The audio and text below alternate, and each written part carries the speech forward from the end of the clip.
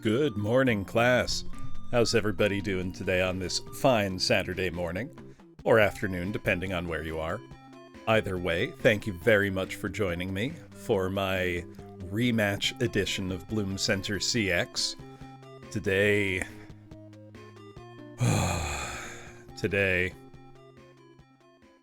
I'm scared.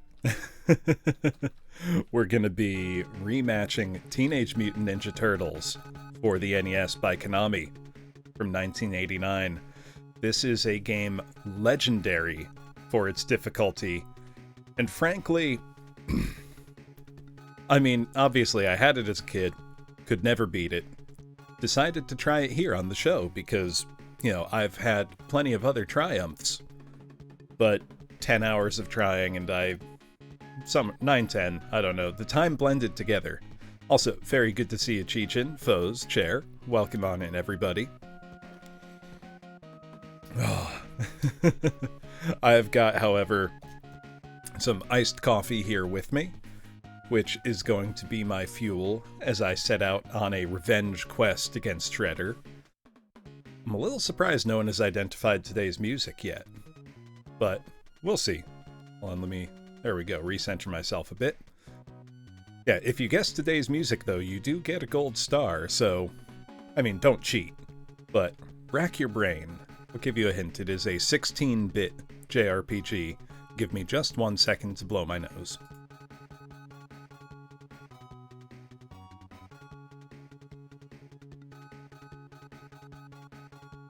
There we go. That's a lot better.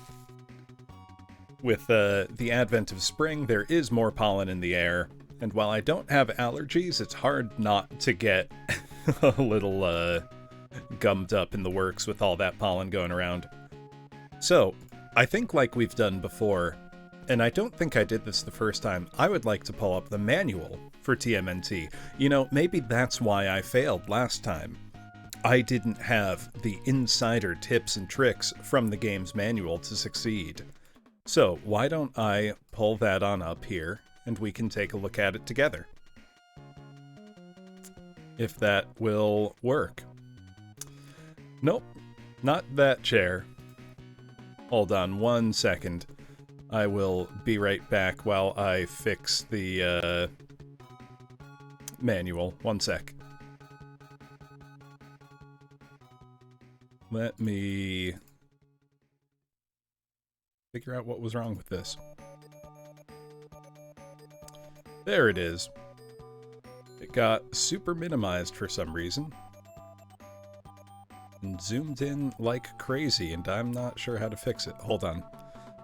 I gotta delete and re-add the source. 1 sec. Wrong system though, Chair. Think 16-bit Sega RPGs.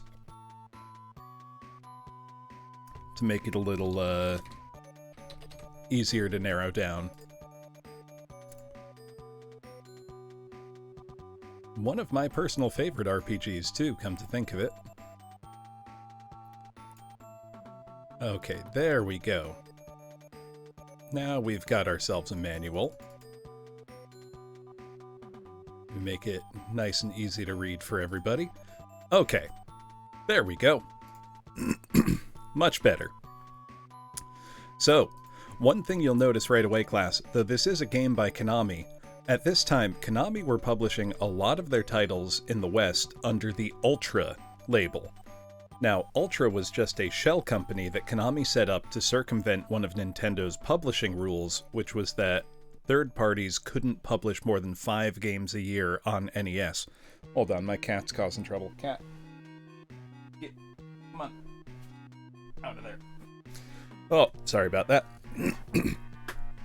Yes, but Ultra, rather than being their own development studio or anything, was really just Konami. So that's a little historical fun for you. Limited warranty. You know, something tells me none of the warranty stuff applies anymore. Just a hunch.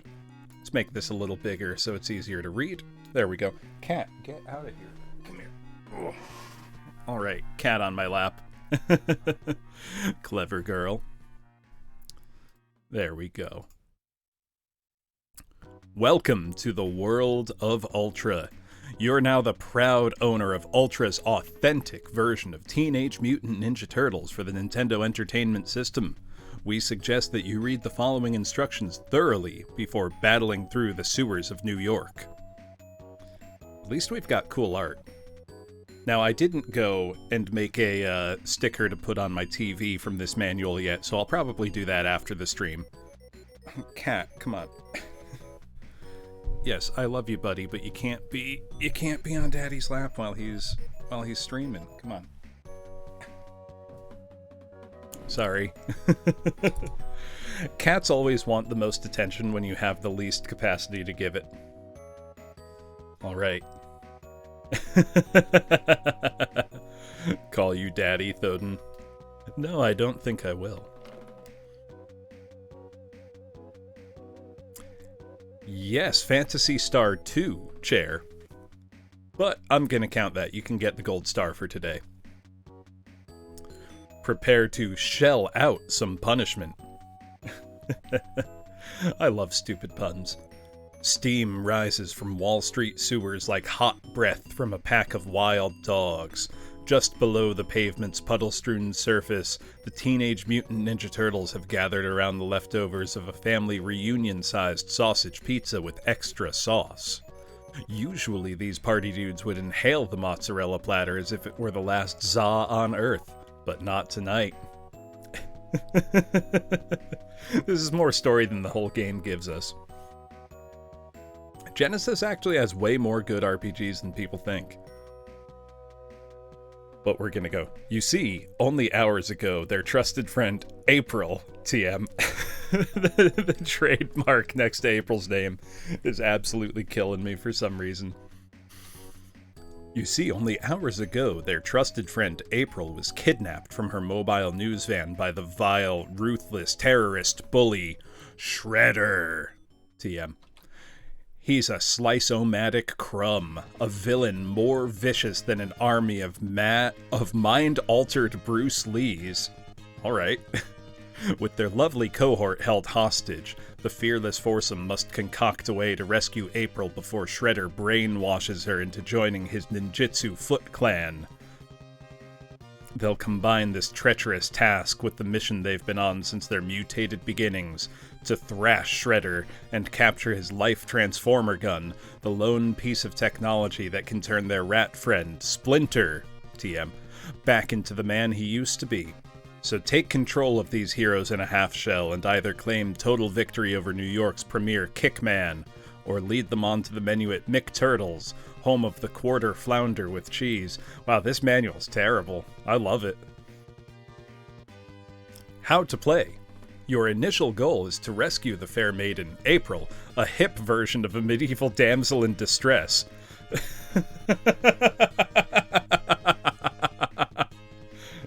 Yeah, right? You were gonna steal it till you saw the trademark, Vaughn.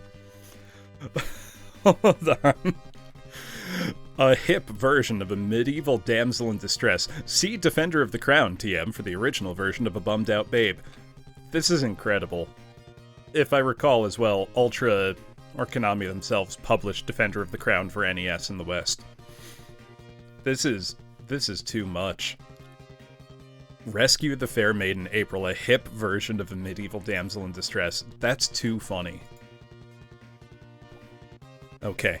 But your ultimate objective is to battle through the streets and sewers of New York until you score a victory at the Technodrome, TM, home of the evil Shredder and his Life Transformer gun. Now, Vaughn, you can steal the Life Transformer gun. They didn't trademark that one. To reach this territory of terror, you must overcome 5 levels of adventure without getting all 4 turtles captured by Shredder's Foot Clan warriors. Each level has several stages. Along the way, your every instinct will be challenged both above ground and below, and imprisonment happens swiftly if your lifeline runs down or you're run down by a roller car. Yeah, if you get hit by a car, you die. No shit, you're a turtle. Once a turtle is captured, he is out of action until you find and rescue him. Prisoners could be anywhere. Hello. Hey, thank you for subscribing, Clytra. I really, really appreciate that. Thank you so much. Yeah, but if your turtle does die, you can find one and release him from prison and you get one back. Let's see, at the end of each level, except level 2, you'll unfortunately find a karate boss who is anxiously waiting to turn you into turtle soup. So these aren't just bosses, they're karate bosses. Now, if I'm remembering right, one of the bosses is a giant Mauser and the other is the Technodrome itself, but apparently, those are karate bosses. Be advised to keep an eye out for weapons, ropes, and life-sustaining pizza pies as you go. To begin, press the Start button for a display of the information screen. This screen should be utilized throughout your quest to read maps and to gain useful hints from Splinter and April once you've rescued her. From the info screen, you'll also choose the turtle you wish to guide. Press the control pad up or down to highlight each turtle, then press the Start button to lock on your decision. During play, you can return to the info screen by pressing the Start button. The adventure ends when all 4 turtles are captured, or if you run out of time in the underwater scene. Remember, like any boy or girl, turtles need their fair share of oxygen. I like how the manual warns you about the damn level. Hold on. The turtles, not to be confused with the Beatles. You know, I didn't see George Harrison wielding, a bow staff. But, okay. The Fab Four of Karate-dom await your beck and call. These jammin' dudes, stars of stage, screen, and comic books, are pumped full of pizza power. Each has a different skill and a unique personality. You must decide when is the best time to control each turtle. I'm gonna give you a hint, class. The best time to control Michelangelo is pretty much never. He sucks. Donatello's the best turtle. This is a fact. Not just in the game, in general, but in the game, Don is just best. Return to the info screen to switch turtles from situation to situation. Remember, these samurai sidekicks are only as gifted in the ancient art of warfare as you. So basically, if you suck, they suck. Leonardo, TM. Hello. Hey, thank you very much for the follow, Mako. Very much appreciated. The trademarks next to their names are absolutely sending me. Leonardo, TM. Leonardo's primary weapon is the hair-splitting katana blade. He's most effective when attacking sewer enemies. Yup, I like to record barbershop quartets by myself, Mako. So that's just for me giving you the, that's a hello, hello, hello, hello, my baby, hello, my honey, hello, my ragtime gal. Everybody knows that one. Yeah, exactly. That's how you differentiate turtle from artist matches. Them saying katana blade reminds me, does anybody here know the incredible, terrible movie Samurai Cop? Samurai Cop came out, I think, in 1990, and it's one of the best bad movies I've ever seen. This cop who's, clearly just some white guy, for whatever reason, has a katana. There's an incredible scene. Oh, Coyote Knight, you really want to be insulted? Fine. You are an odious, fusty renegade. You are an unbookish, beetle-headed ratsbane. Yeah, Shredder's Revenge looks very promising. But I'm gonna play you this scene from Samurai Cop, because Leonardo's description made me think of it. Here we go. We'll do without video for now. He speaks fluent Japanese. Are you Fujiyama? What does katana mean? It means Japanese sword. Yes, exactly. That's the one, Mako. Fujiwara. Fujiyama. What does katana mean? It means Japanese sword. So the katana blade in the manual is just absolutely killing me. All right, let's get our nice Phantasy Star 2 music back on. Raphael, TM. The needle-tipped sai is Raphael's preferred attack tool. The speed and grace of his strikes are what he prides himself on. Michelangelo, TM. Compared to his comrades, Michelangelo's power is only average. That's a very, very generous description manual. Mike sucks in this game. His attack does no damage, has no range. I only use him in the underwater level as a damage sponge. He's terrible. Enemies around his feet fall prey to his nunchaku onslaught, though, and his courage will amaze you. No, it won't. His courage is not amazing. Donatello. The dreaded bow, not to be confused with everyone's favorite 10, is Donatello's form of amusement. Don't be fooled by the fact that it looks like a simple stick, because this baby can take out enemies from both above and below. Wow, we've got an outdated sports reference. It sure is, Mako. This is the original 1989. Yes, 10. I believe that's a reference to Bo Jackson, American football player. So that's dating this quite a bit. But if you ever played Tecmo Bowl on the NES, you're well aware of how good Bo Jackson is. Now, this is my second time attempting this game on stream. Last time I played for about 9 hours, got to the last level 6 or 7 times, and failed every single time, and lost a bit of my sanity in the process. I have had this game, and this game came out in 1989. I think my family probably got it in 1990. I've been playing this game for 32 years, and I have not beaten it yet. It's hard. It's not just that it's hard, it's that it's full of the most infuriating kind of design choices on the NES. And, I mean, everyone remembers the infamous, underwater, timed bomb defusal mission.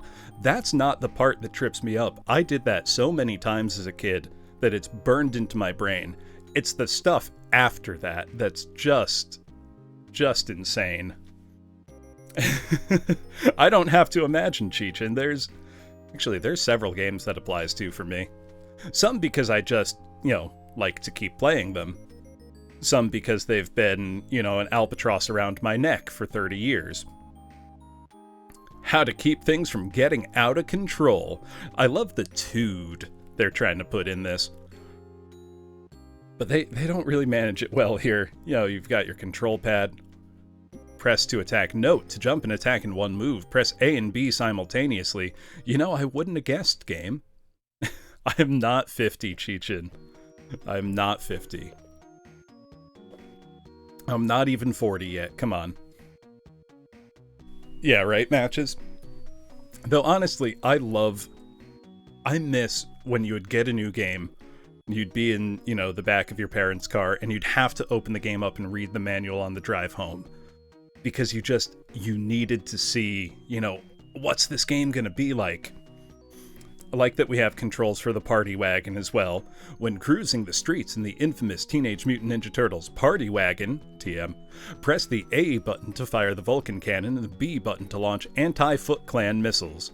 By the way, enter the party wagon simply by climbing aboard and exit by pressing the select button. It super was, matches. The all-important information screen. I love also that their representation of a TV has, the very non-square. Oh my god, Mako, I miss that so much. I'm trying to think when that well and truly died out. And I think the last game that I remember having, a truly amazing manual was probably Descent Free Space around 1998. And after that point, they started getting smaller and smaller until they were just, a little insert or check out the PDF on the CD-ROM. Oh, the Diablo 2. Hold on. Hold on. One sec. Oh no, it wasn't Diablo 2. I have the Baldur's Gate 2 manual right here next to me though. And let's hear the...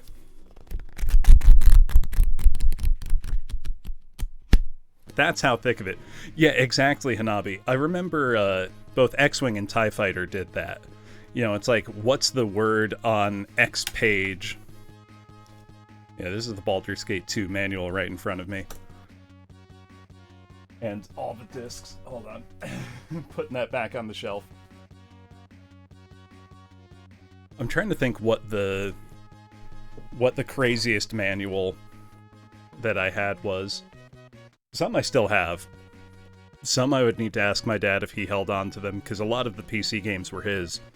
So he'd always been a gamer, he still is. I mean, I have most of my old floppy disks. I don't have... Oh, I do have somewhere an old 5¼ inch drive.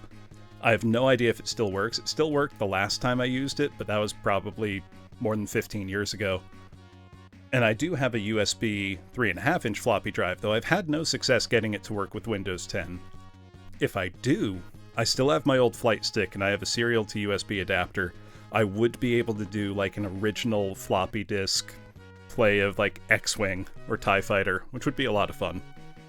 Ooh, or better, Where in the World is Carmen Sandiego, and see how many countries don't exist anymore. Or how many countries have come into being since that game was produced, which is quite a lot. Alright, but we've got our info screen here. Yeah, you've got your turtle's health, you've got a map, and you've got messages from your loyal friends, which are literally never helpful. In the last area, even, Shredder's like, there's too much interference, I can't help you. And it's like, great, the one time I really need your help, Shredder. Death-defying screens. The sunny side of the sewer. The streets of New York. The criminally polluted Hudson River. That's funny. Cat, come on. No, don't scratch at my leg. Come on. Sorry. Cat interference. Lay down, buddy.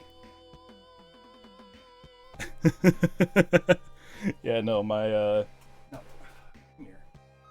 Cat, meow into the microphone at least. Hold on. I'm gonna turn the gain on my mic way up and see if you can hear him purring.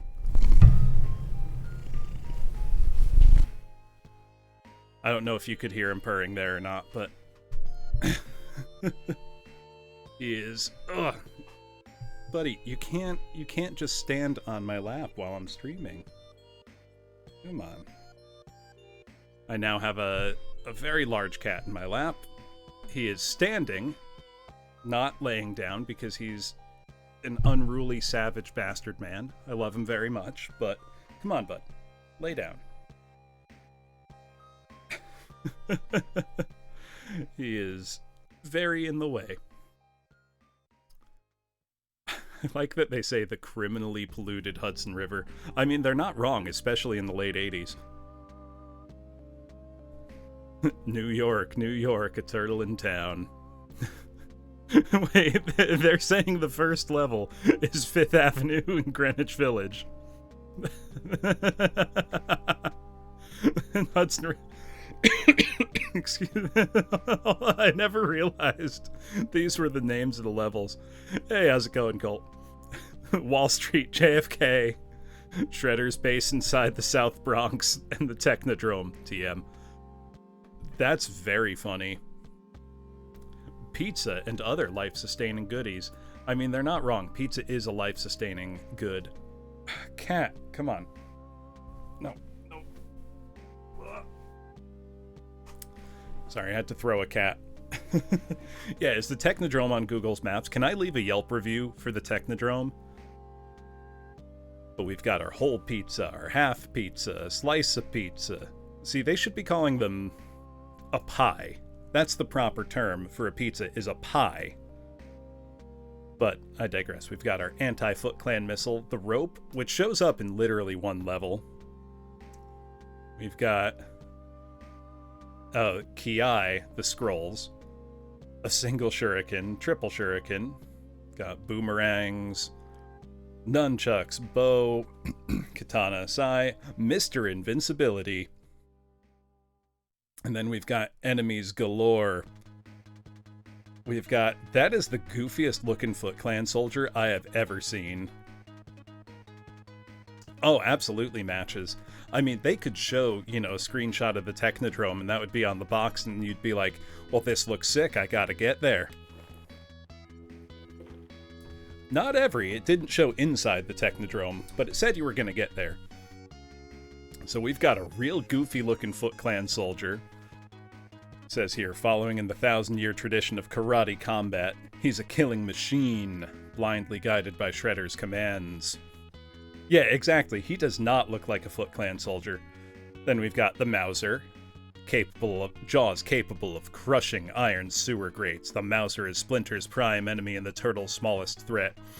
Yeah, it's just a dude on fire. Fire freak. An ex-pyromaniac from Brooklyn. The hot dog. This hot dog takes careful aim before launching fireballs that turn into clones of himself.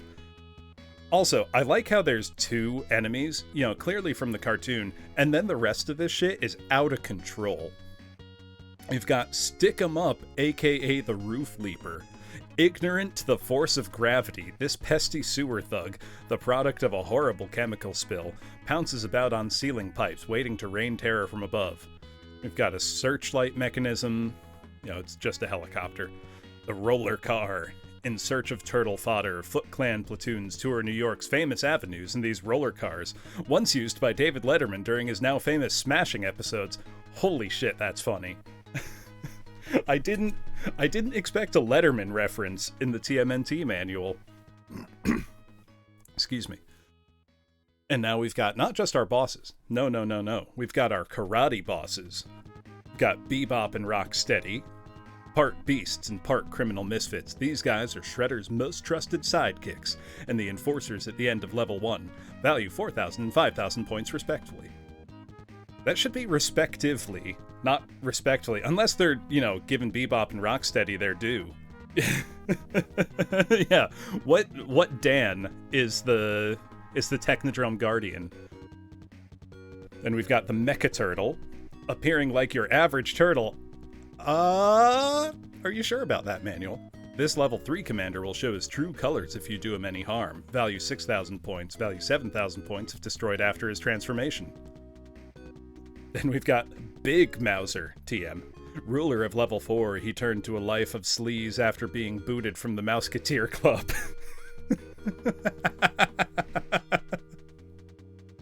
I want to find whoever at Konami US was responsible for this manual and just give them a pat on the back and buy them a beer.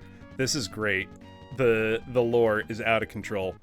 Level 5's mobile stronghold, this roving ruffian will zap you senseless unless you aim for his Cyclops radar. And then Shredder, TM. At last, your arch enemy at arm's length. Of course, he's the meanest of the mean, the dirtiest dirt in town. If you fail to destroy him and capture his life transformer gun, he'll turn you into an ordinary turtle. And considering all of the cars in New York, that would make you a leading candidate for a future roadkill. Value 10,000 points. Yeah, clearly an Ultra Games title, that's my mistake. Treat your Ultra Games cassette carefully. This Ultra Games cassette is a precision-crafted device with complex electronic circuitry. Avoid subjecting it to undue shock or extremes of temperature. Never attempt to open or dismantle the cartridge. Too late, I've done that. I have opened this up and cleaned it multiple times.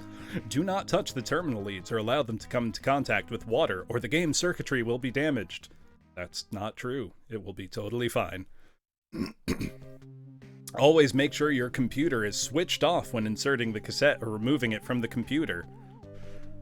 I mean, I know the NES was called the Family Computer in Japan, but alright. Never insert your fingers or any metal objects into the terminal portion of the expansion connector. This can result in malfunction or damage. Oh, exactly, Hanabi. Everyone's like, 5? No, 5's not gonna do. How about I just make a shell company and put out games like that? And it wasn't just bad games under the Ultra label. You had the TMNT games, you had Contra, etc. Compliance with FCC regulations, yeah, I don't care. And then just a couple meager lines for writing down your score. Well, that's a delight. That's an absolute delight. But I think it's time for me to stop dilly-dallying and get to it. Let's pull out the TV.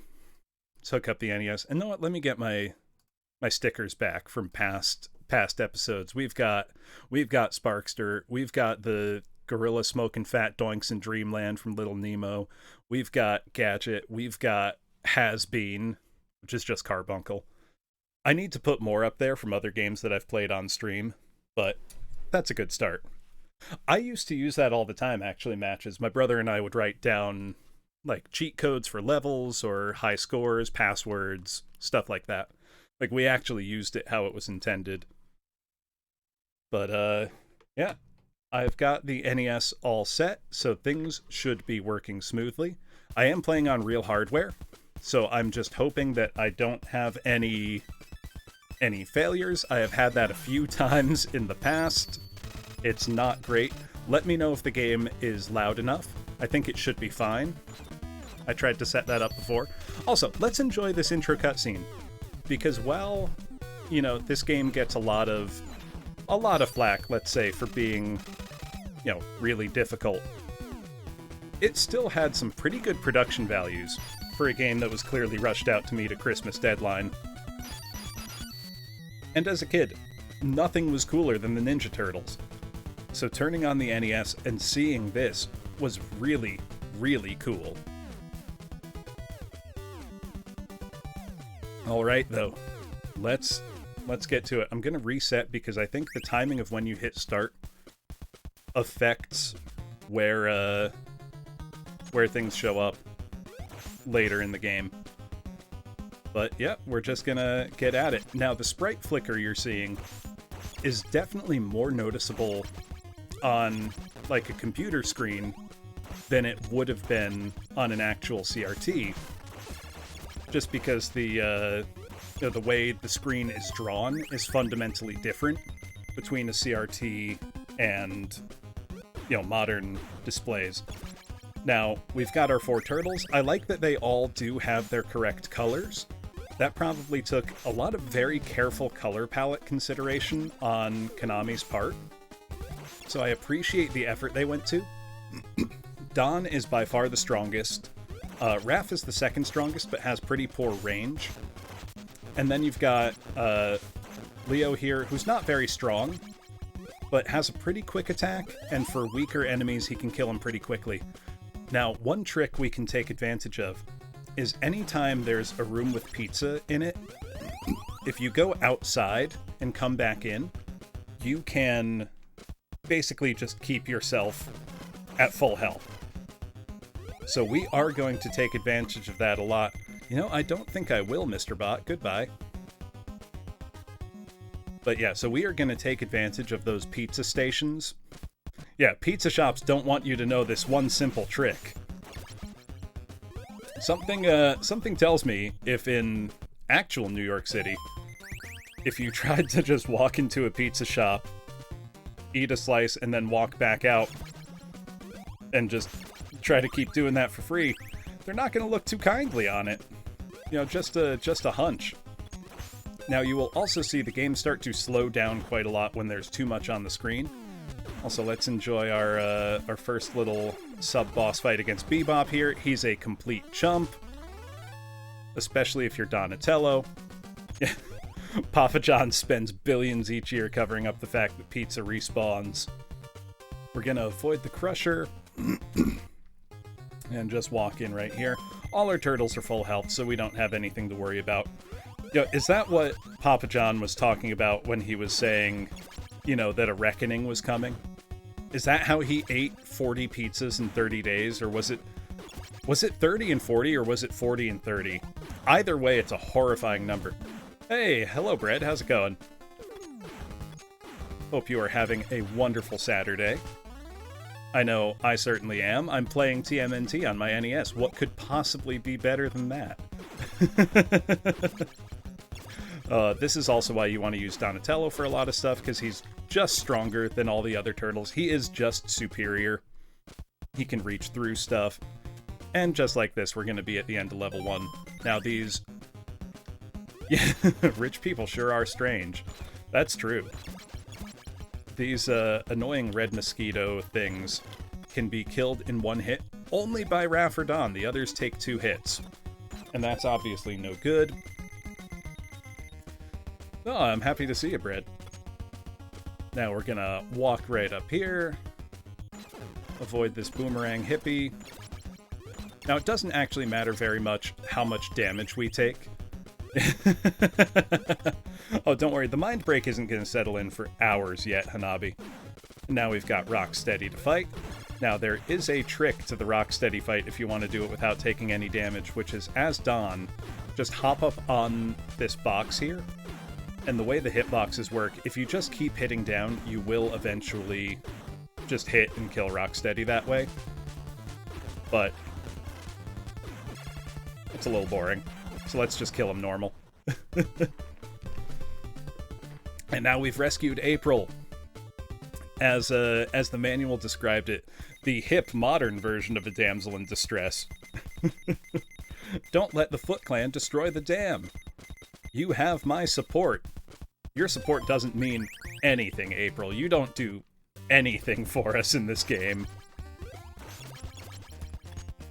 And now, this section leading up to the top of the dam isn't very hard, but it has one of the most difficult jumps in the entire game.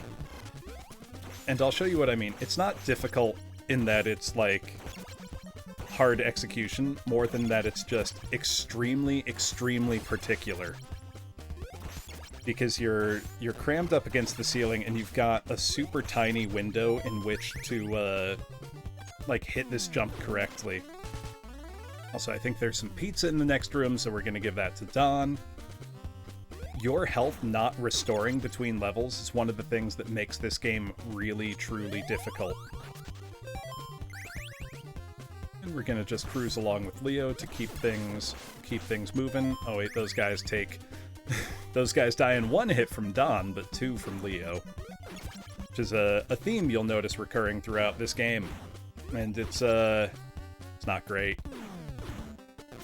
Now, this boss music starts whenever you've got, like, a sub-fight to do, even if it's just, you know, a generic soldier like that. Alright, you know what, let's just stick with Don. He hasn't steered us wrong. Now, I do have pulled up for later levels class maps of the game, because I am arming myself with all the knowledge necessary to give myself a fighting chance. But really, once I get back to level 6, the final level in the game, inside the Technodrome, that's where the trial will truly begin. That and level 4, with the terrible walls that close in to crush you, that's awful. That's a pixel-perfect type of thing. Seems a waste to give the full pie to someone who's only taken a little health, a little damage, but no sense wasting a perfectly good pizza pie. Now I really want pizza. I know it's still 10 a.m. Oh, thank you, Tane. I have still never, in 30 years, I've never beaten this game. But today will be the day. This is the jump. You have to get to the very edge, and instead of doing a full jump, you have to just tap the A button. And I didn't get it. So now we gotta go back through the stage, and enemies respawn. Every time you scroll the screen, anything that was off-screen can respawn. Ooh, thank you, Spartan. Give me one moment. Let's mute. Yeah, we'll mute that. Let's see, and where's my reverb? Yeah, there is only a timer in the underwater level, which we'll be at pretty soon. Let's see, where is my... There we go.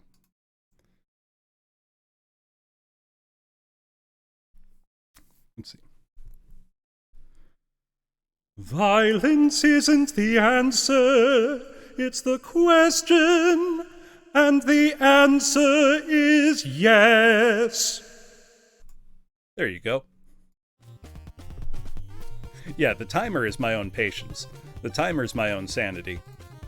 Now, I have set aside pretty much a maximum of 12 hours.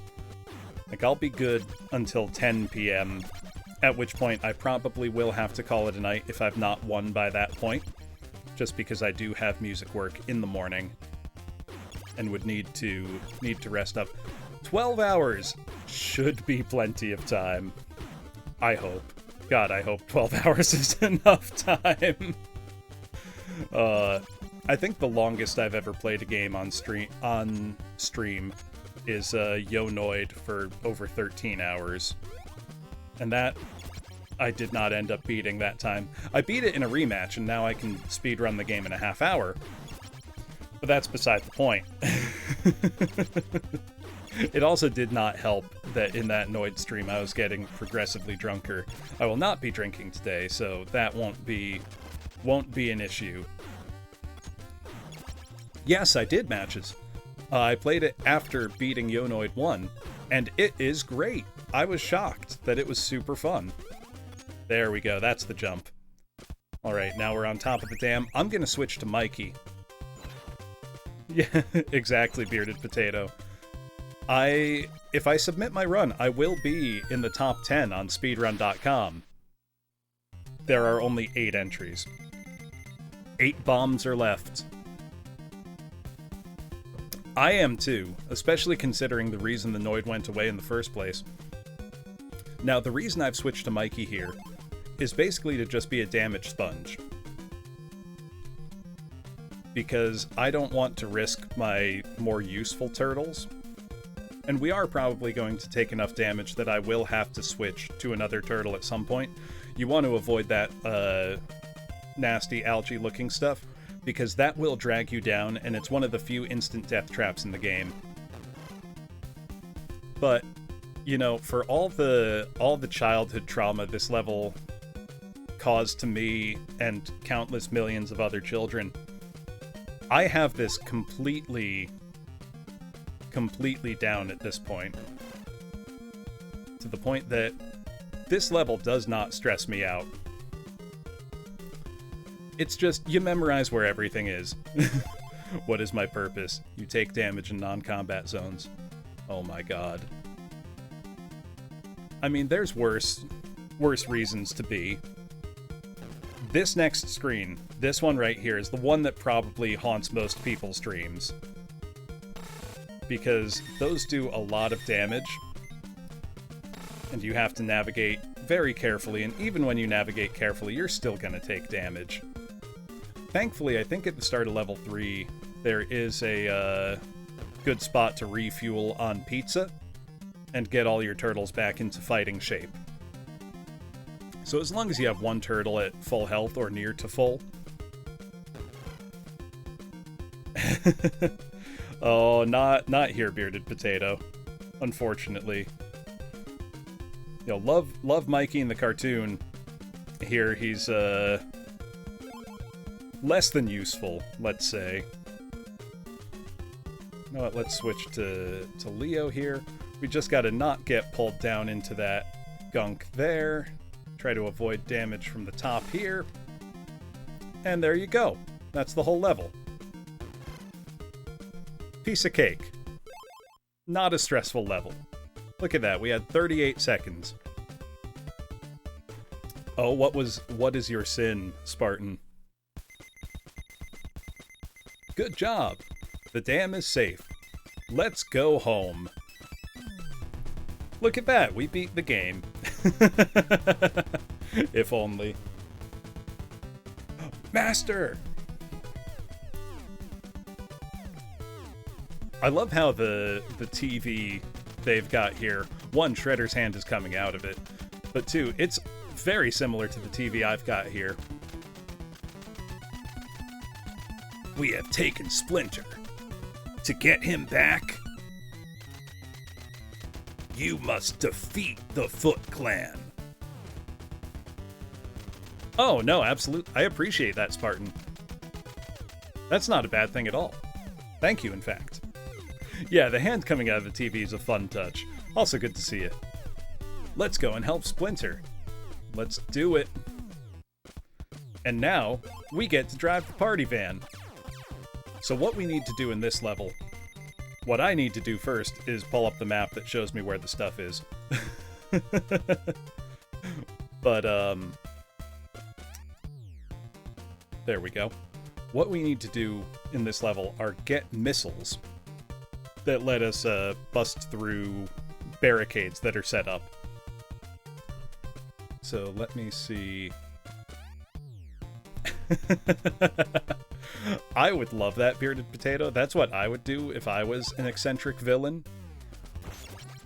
Okay, I think this is our first pizza room. We'll see. We've got lots of really annoying enemies in this level.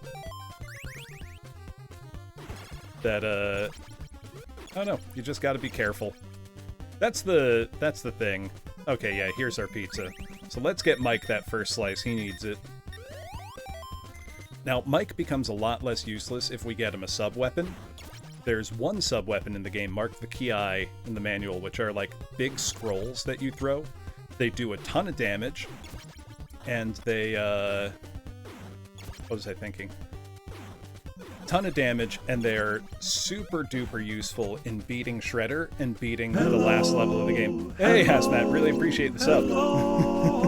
Continuing. We're doing it. We're doing it. Now, I think if I'm careful, I can get that guy to... Yeah, we can just walk him off the screen, and we can cheese the game a little bit. This jump, if you hold left right at the top of it, you can kind of clip right through and end up right up there. And then instead of jumping that gap, you just walk across it. So we're off to a pretty good start. I'm going to go do that like 3 or 4 times just to give us way more missiles than we need.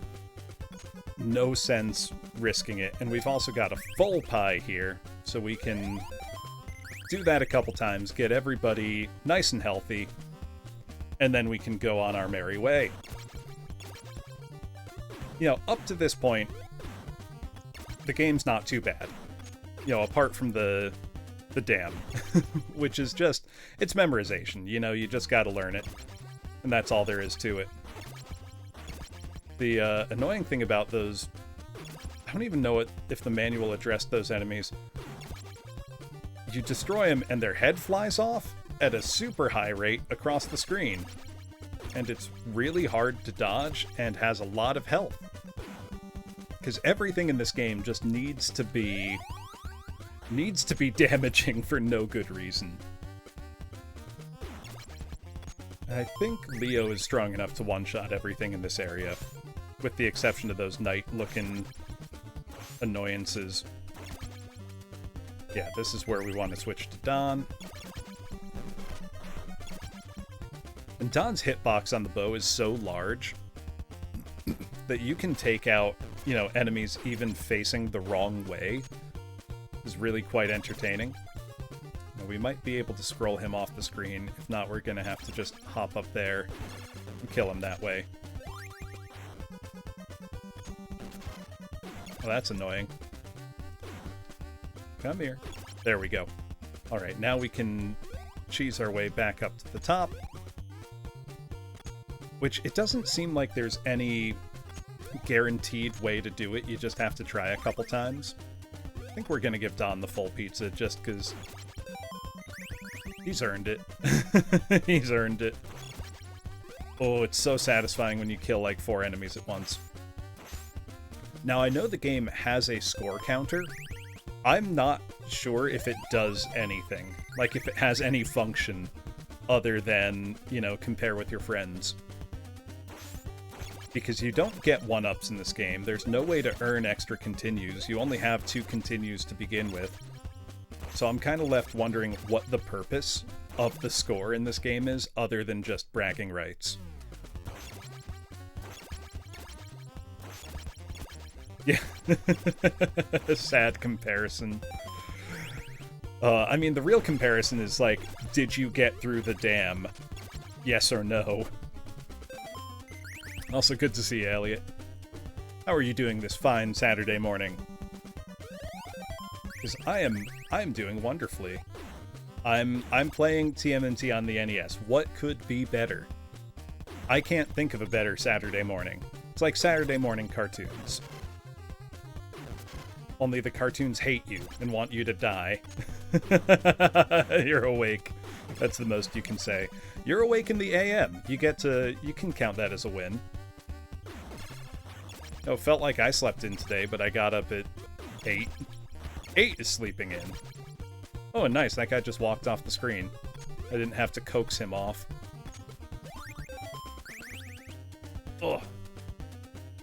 And I've got my iced coffee here. So I couldn't be happier. Every enemy wants that Turtussi.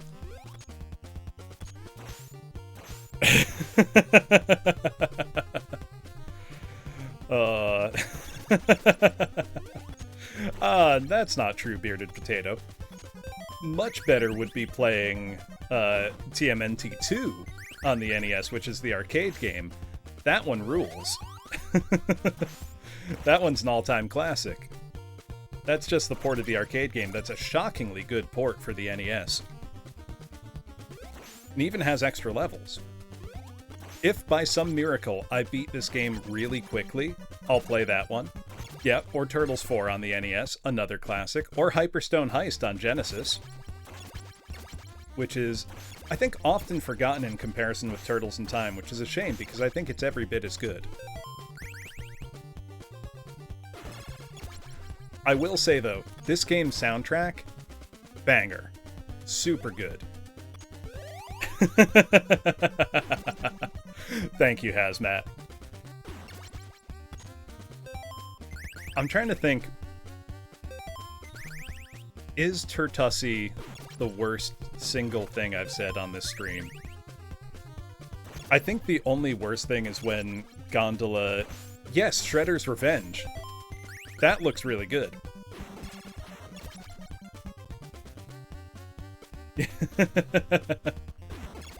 Right, Tane?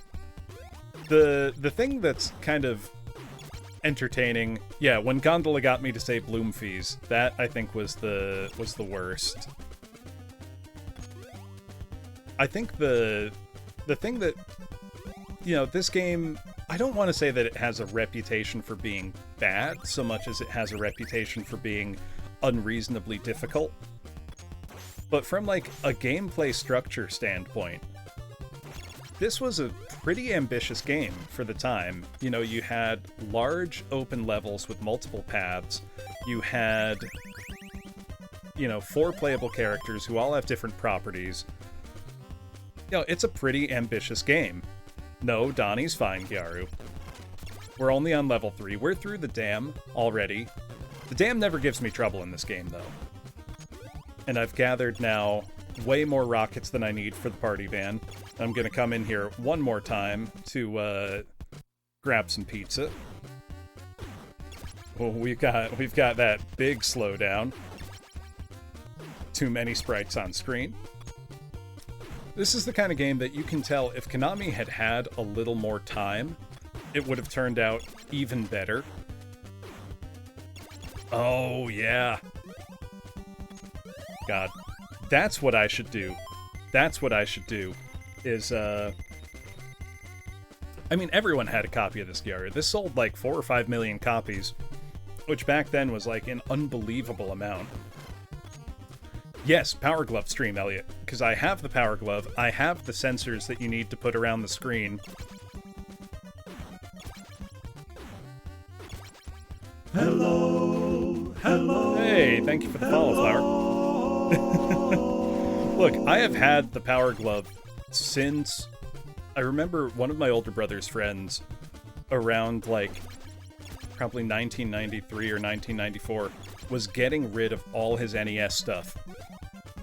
You know, partly because he had upgraded to a Super Nintendo, part he just didn't want it anymore, and instead of just going to, you know, Funkoland, he offered it to us. So we got... That's not true, Gyaru, because I think Contra was an Ultra-published game. That's great. But yeah, so we got from him a Power Glove, we got a Rob the Robot, we got... I forget what it's called, but it was that AVGN did a thing with it, that stupid headset you put on and, like, you say fire to make it shoot and you tilt your head around to make it work. So I've got one of those. They all work. I mean, they work as well as they ever worked. Hey, Torgo, how's it going? Yeah, you all... So he wasn't exaggerating very much with that. You do just have to make a noise over and over and over for that to work. And it's very funny. Alright, now I just gotta remember the path to take here. But now we've got the missiles. Actually, let's let Mikey drive the van. Give Mikey something to do. The rockets help us break this. Also, you can just run over. Yeah, exactly, Hanabi. It's like, has anyone here used the U-Force for the NES? It was a motion sensing controller. And, like, you would wave your hands in front of it. And it did not work very well. Now, I know I could go into that building to get some scrolls, but there's another spot on stage 5 where I can farm scrolls. And that's probably the better choice overall. Yeah, iToy long before iToy, much less sophisticated.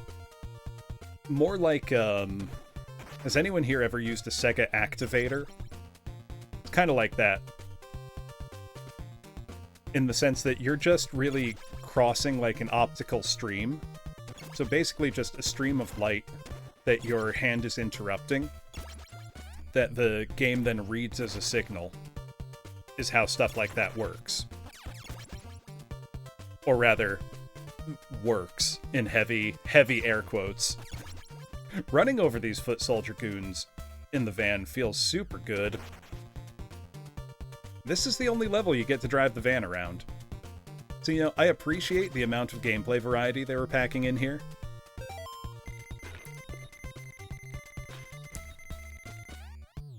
Yeah. I mean, by the time the Wii added Wii Motion Plus, that had refined it a lot. Whoops. If I got to fight Shredder in that, I'm just running his ass over. He's done. No, it's fine, Gyor. They're robots. They don't have rights. Oh, yeah. No, I unironically, I love the Wii. I think it's a great system. And I think it's got a way better library of games than most people realize. Because it was kind of the last stand for a lot of arcade-style games back in the, you know, that console generation.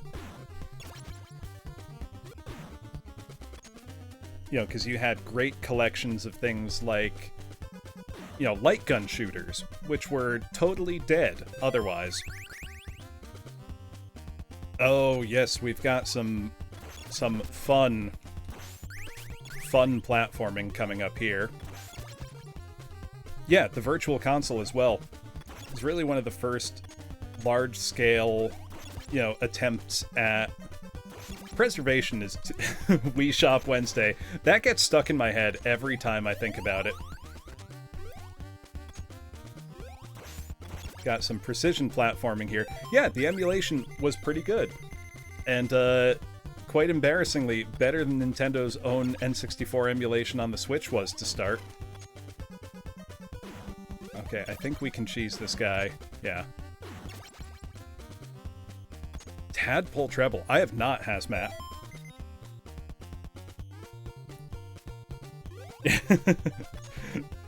Super Mario RPG. I like very literally every kind of music, Spartan.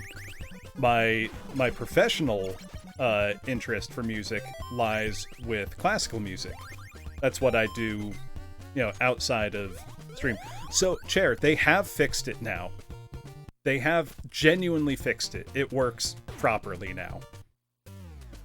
The fact that it was allowed to work so poorly to start is a real shame.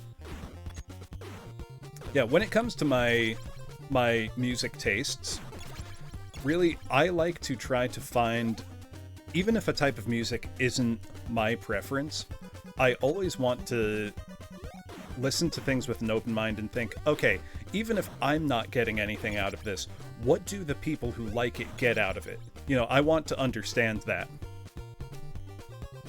That's sick, Gyaru. You know, because I feel like if I can't understand what people are getting out of the music they like, that's a failing on my part, not the music's part. So that's how I think of it. Which is probably not a super helpful answer. But yeah, there's always something to learn, always something to study. Oh yeah, now we are on the streets of New York here. We're gonna fight the Mecha Turtle. We wanna use Don because we can die super quickly if we're not careful. I was mixing up my own health bar with his. Let's hit him with some shurikens. Yeah, right? A stage that makes this look like a normal NES game. Ho ho, let's not die. Alright, Mikey, it's your turn to shine. Mikey, what are you doing? Okay, one more hit. There we go. That was bad. I did terribly there, but I didn't die.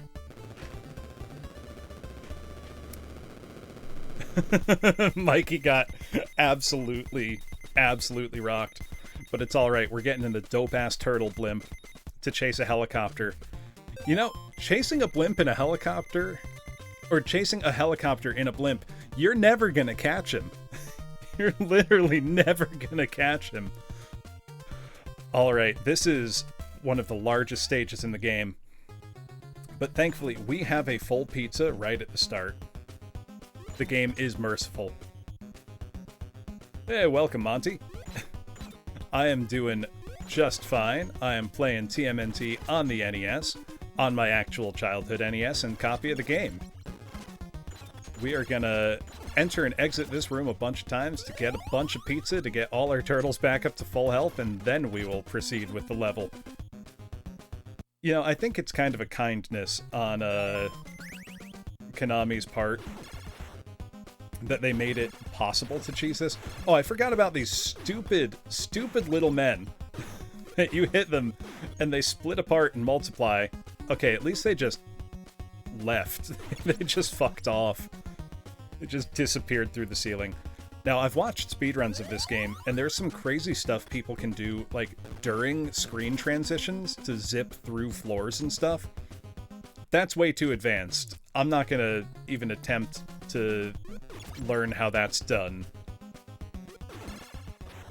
Yeah. Yeah, Army of Darkness, exactly, Chair. So I think if I just wait, they kind of go away. Yeah. Like, whatever, man. So I don't dislike Metal Gear NES nearly as much as you do, Gyaru. I'm not defending it. You know, it's not a very good port of a game that, you know, has also aged a lot. But I still like it.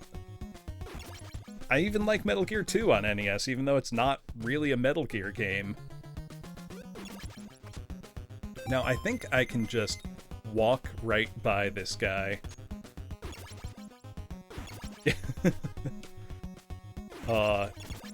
You know, I've never played any of the Evil Dead games. There's been a ton, and I just haven't played any of them. Now, I'm pretty sure I can just... Yeah, he despawned. Alright, now we can continue on. Now that everybody's got their health back.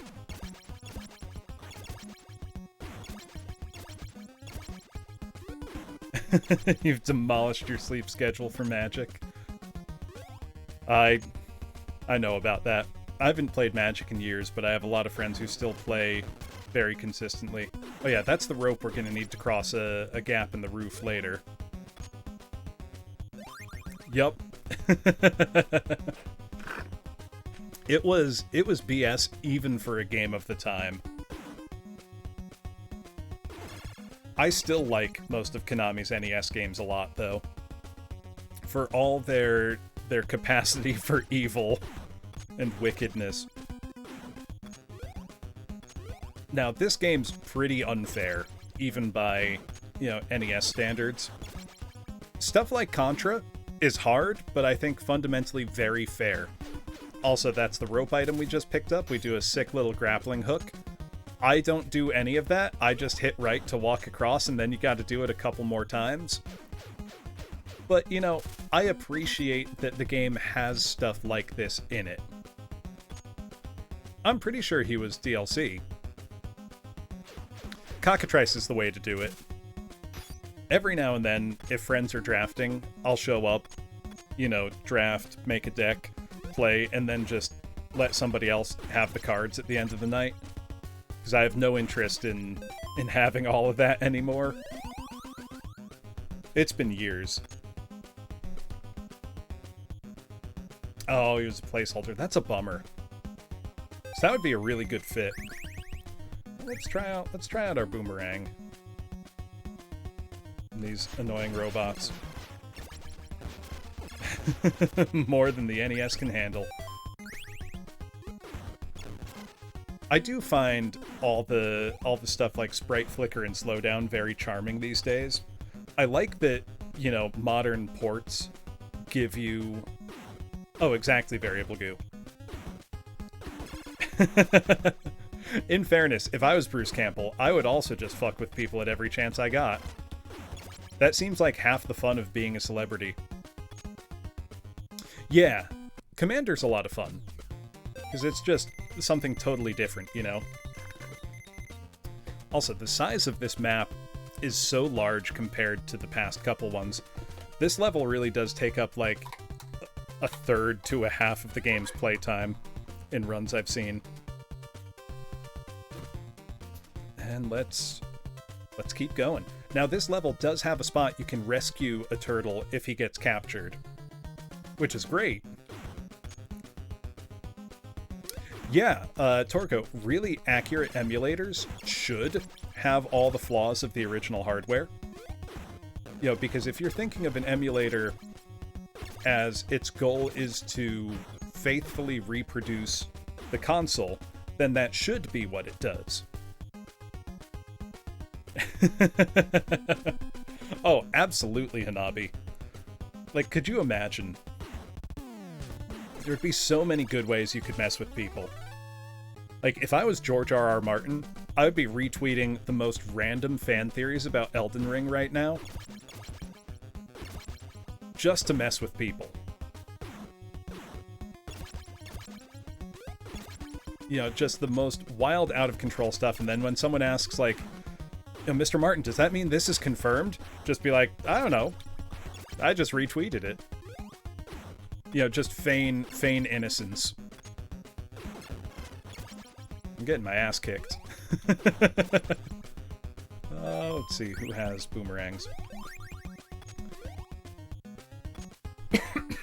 Excuse me. Draws 3 at the end of every turn. Good lord, man. I'm just gonna deny everybody else the chance to play. Okay, let me see. I'm consulting the large map to see where what the most optimal path to take is. I think 4A is my best bet. Oh yeah, you also have to watch out for bombing here. Yeah, that's why I like whenever there's like a modern compilation variable goo for it to have the option. You know, so I know Konami's got a collection of all these old Turtle games coming out pretty soon. So I would love to have the option for, you know, the original games with all their warts, and then like a definitive edition, let's say, where they're still the same games, but maybe we've fixed some of the problems, like, I mean, look at the bottom of the screen. My health bar is flickering because the NES can only display so many sprites per scan line. No, I don't think this is the way I wanted to go, but it's the way I've gone. So I gotta live with that. We've got these annoying magnets. Thankfully, the spikes are not an instant kill. If they were, this would be miserable. I mean, it's still pretty miserable, but... Oh, Lord. I'm gonna need to find some pizza pretty soon.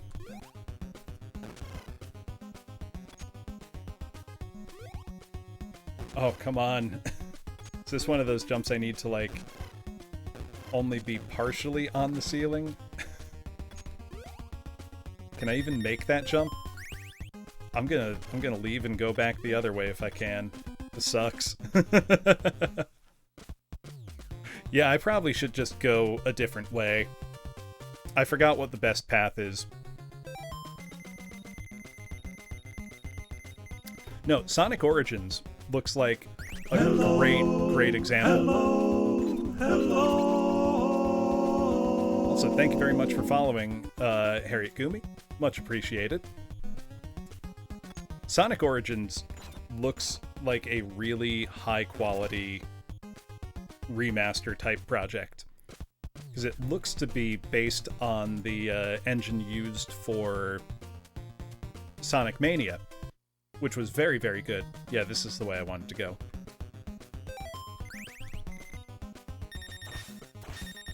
And it's just nice to see those old games with new options in full, proper widescreen, running nice and smooth, you know, as they should. Alright, can I... There we go. Okay, yeah, this is the way I want to go. Even TMNT 3, Giara? It's been years since I've seen it. I don't know if it's as bad as I remember it being. I do like those movies. They have the perfect, like, cheese factor for me. Oh god. I'm pretty sure there's a full pizza in this stage. I hope there is. Oh god.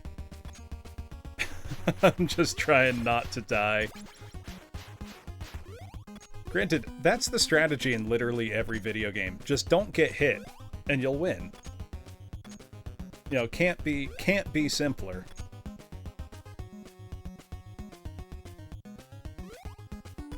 You know, well, oh no. It begins.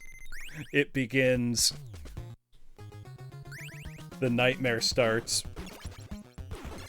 Though this is the stage where at least you can rescue a turtle. But getting to the turtle to rescue them is also dangerous. It's fine. It's fine. I just gotta hit the get good switch in my brain. And the remember where stuff is adjustment. Oh, I thought there was a pizza here. Yeah, no, just don't get hit works for when you want to beat the game. When you want to master the game, that's a different story. Now, I'm not pretending that I'm going to master this game. In fact, far from it. I am going to be happy to get through it by the skin of my teeth. Any win is a win in my book. I don't need to put on a convincing performance where I crush this game. I just want to clear it. I just want to clear it, man. That's all I need. Especially since I've already failed this game once on stream. That's the real... It's can I claw back some dignity for myself? Okay, now I think... Let me look at the map. Okay, 10A to 10B. I think 11... Okay. Okay, I can get a full pizza coming up real soon. Yeah, exactly. Yeah, dignity, what's that? Oh, that sucked. In my defense, the hell am I supposed to do there? Other than just not go in that room. That was close. Shit. Alright. That's our first game over. Honestly, absolutely not. No, honestly, that's not too bad. Yeah, you just gotta know it's an evil room. But now we are underway. In a way, this is like a relief, you know? No longer burdened by the need to do well. I can settle in for the grind. For the long slog to beat this. Yeah. now everyone's dead, so everybody comes back. And it means I get a fresh start. The game only having 2 continues is a bit sadistic. You can input the Konami code to get 4, but honestly, don't know that that's worth it. Maybe I'll do it after the first, like, permanent game over. We'll see. We'll see. I do like that you get a mixture of, like, topside 2D, you know, big outdoor overworld, lots of evil platforming sections underneath.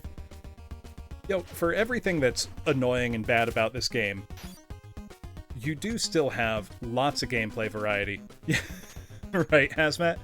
And it's not just that they use it that many times in a row. It's that that's literally the only place it shows up in the entire game. You don't use them a single other time. There we go. Okay. Start of that level's not too bad. Now we'll be getting into the top-down portion soon. And that's where, now that I've got the map open in front of me, I should be able to do a little better job remembering what the optimal path to take is. So that's really half the battle, is knowing that there are rooms that are basically a dead end. There's no reason to go into them. Yeah, no, this gets us out to room 2 here. I do like how they're all labeled. We can just gradually make our way. It's important to try to remember not to scroll the screen back to the left or right, depending on what way you're going, just because that's how enemies respawn. So you can basically get yourself stuck over and over and over with an annoying enemy if you're not careful. Which I apparently need to work on being careful. Now, I did not practice this game off stream at all. So I am... the last time I played this game was 2 months ago, or whenever it was that I attempted it. Should I have practiced? Probably. Am I going to? No. I don't want to play this game more than I've already agreed to.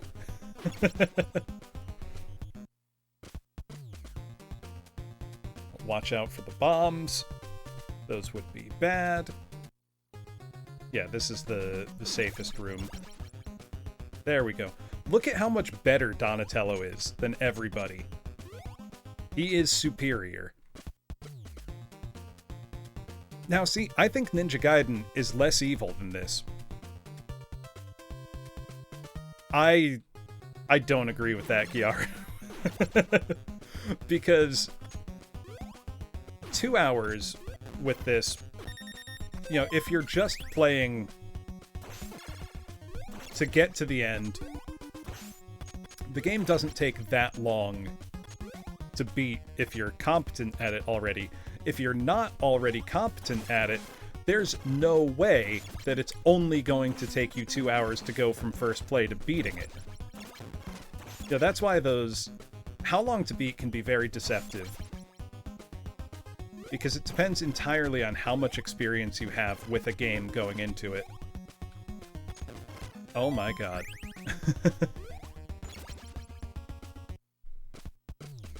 I guess. What do they have Yonoid for NES clocked in there? Because I'd be super curious to see what... Yeah, they're all Giga Chad. Yeah, no, Ninja Gaiden having unlimited continues. You know, I think pretty much anyone can beat Ninja Gaiden if they sit down and just really give it their best. It's not... I don't want to say it's not that hard, because it's hard, but it's very achievable.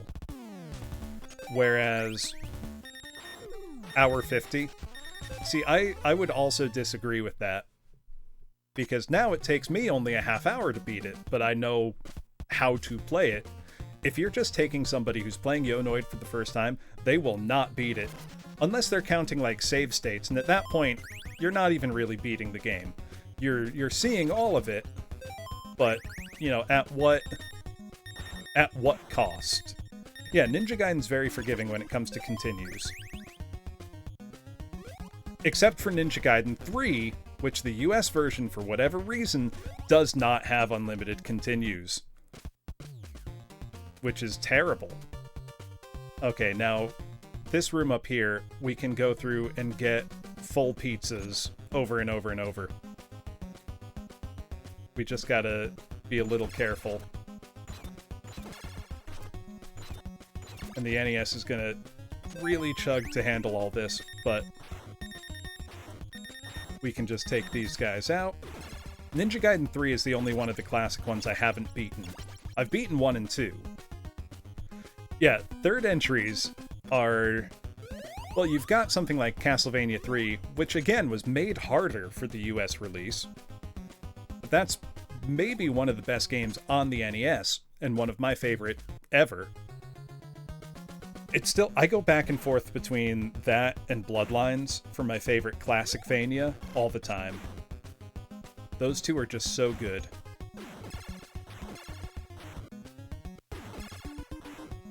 But you've got Mega Man 3, which is, you know, one of the best in the series. I like 2 better, but I think that's just preference. I think I like 2 more, and if I had to say which one's a better game, 3 is probably a better game. You know, quality and subjective liking are very different categories. Oh, why'd you respawn? Super Return of the Jedi. I actually don't have that one. I have Super Star Wars and Super Empire Strikes Back. I don't have Super Return of the Jedi. How does it stack up to the other two? Because I like the Super Star Wars games. I mean, they're way better than the Star Wars games on NES. I have Star Wars on NES, and I played a lot of it as a kid, but it's one of the most bullshit games I've ever played. Because you've got the absolutely insane floaty moon jumping, tons of blind leaps of faith through all of the levels. Triple that? Good lord. So what you're saying is I should pick up a copy. Yeah, NES Star Wars is mean. I never like those games with the super duper floaty jumps. Okay, I'm gonna go get a pizza. I went into a room, got bullied, and I'm immediately turning to pizza to solve my problems. Yeah, one NES game that a lot of people love that I just never got. I have. That game's insane. One NES game a ton of people love that I never was able to get into, mostly because of the very floaty controls and the weird way you attack stuff, was Wizards and Warriors. That's one a lot of people love. Absolutely love it, and I just... not for me. I don't like the sequels either. Iron Sword. You know, even though Iron Sword has Fabio on the cover, and that's pretty sick, doesn't make up for the game being... it's the type of platforming that I can't stand those super big floaty jumps. Apologies to any big Wizards and Warriors fans in the chat. And it's not even that the game's that hard, it's just... it doesn't vibe with me. Like, it's just not my style of game, I suppose. Okay, what room do I want to go into? I want to go into 12. 12 to 15 to 17. Looking at the map and decoding it. And room 13 is where I go if one of my turtles gets lost. And just avoid the planes with that sound effect straight out of Contra. Like literally the exact same sound effect. I mean, Konami had their stock library of sounds. You know, why use it for only one game? Alright. I've just got to... I swear, those jumps are almost impossible to make. Oh! There goes all the health I painstakingly gathered earlier. I think there is at least pizza to be had in this stage. Oh! Oh, damn it. The pizza was right there. You needed to uncover... Yeah, his pizza and optimism gone. And I'm... There we go. The slowdown was messing with my ability to get that. Yeah, the secret pizza, I think I'm gonna go back and grab again.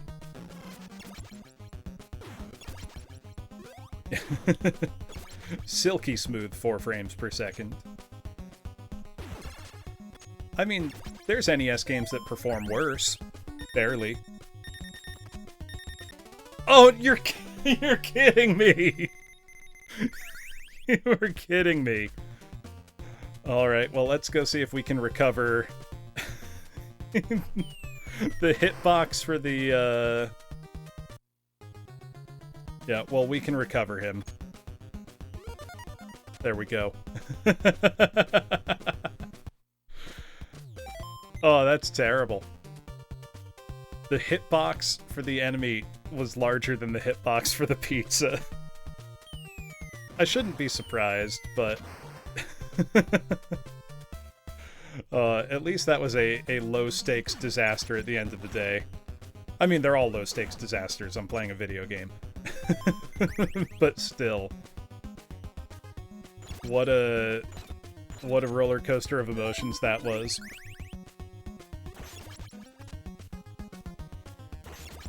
I'm trying to think other games from this period that, the difficulty's just out of whack. I mean, there are some games where the difficulty comes from the game just not being particularly well made. You know, that's a big part of the difficulty here, is that the design decisions that Konami made are actively antagonistic to you as a player.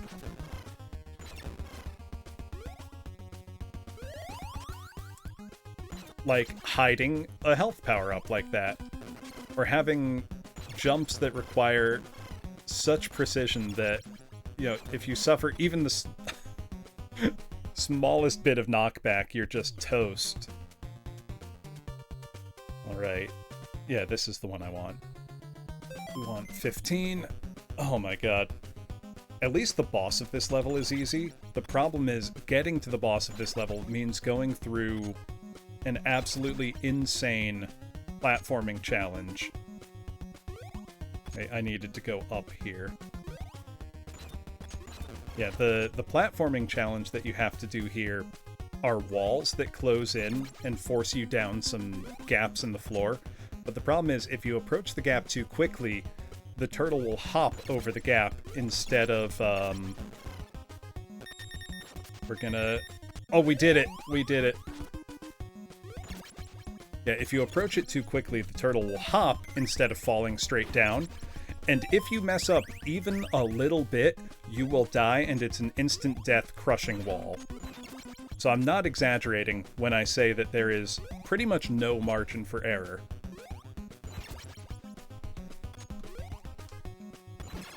So we've just got to get there. Pull your weight, Mikey. Oh, also that lava? Fire? Whatever it is an instant death pit. Because, of course, there's an instant death pit on a conveyor surface. Because, of course there is. Why wouldn't there be? And this is such a long level. Alright. We're doing okay, though. We're doing okay. God, it's been so long since I've seen the AVGN episode for this. Did he even get to the end of the game? Because I'm... I think I'm a fair bit better at video games than James is. And I can't imagine him having the patience to grind it out.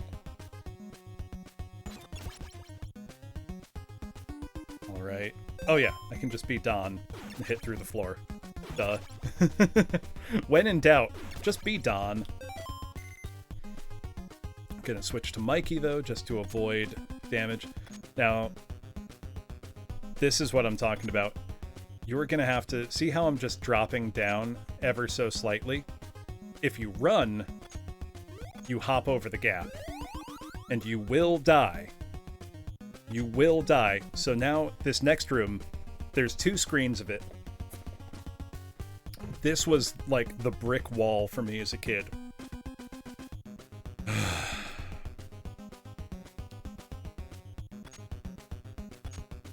And they put items like just out of reach to make you want to go get them. Like that pizza is a death trap. It's impossible to get that pizza. Okay, we got through it. First time. I feel good about that. I feel really good about that. And now the boss, the giant Mouser, you can cheese him pretty easily. When his weak spot shows up, you can just pause the game. And it will stay visible, and then you can just hop up and hit him. And win. And then his head explodes. I feel pretty good about that. That's a rare display of skill from your teacher. Okay, now the overworld for World 5 here, which the manual very funnily called JFK Airport, and it looks more like a military base, has you need to go underground to find where the Technodrome is hiding, and it could be in one of 3 areas randomly, which is awful. But there is a pizza refill room that we can get to fairly easily, and then a place we can stock up on scrolls. A rare display of skill. Look, I think I'm okay at video games, Hazmat. You know. Yeah. That's true. No, I joke about being bad at Doom, but I'm quite good. For games like this, you know, good or bad almost don't matter. It's just, you gotta just get through it. So we're gonna use this room to restore ourselves to full pizza health. Now, when you're climbing on these ladders, you can't attack, which is obviously not great. Oh, that's funny. You can see the garbage at the top of the screen. That's normally in the overscan area. I also hope that doesn't mean that my NES is going to crash. So I would probably cry if I was doing well and then my NES crashed. But let's get everybody back up to full health. Enemies respawning is the worst thing in the world. Raph is fine, and then we'll get Leo back up to full health. And we can start attempting this absolute bastard of a level. Thankfully, the Technodrome itself as a boss is not that difficult. There's a pretty easy pattern you can follow. Now, there is a full pizza in the room above us, but it's not worth getting. What we're gonna want to do, though, I think I'm gonna go attempt to fill up at least 3 of my turtles with 2 sets of scrolls each. Now, the scrolls are just a really powerful weapon, and they're going to make level 6 a lot easier, but once I have them, I need to be very careful not to pick up other weapons. And part of the difficulty is that getting the scrolls requires careful navigation through this rather difficult room.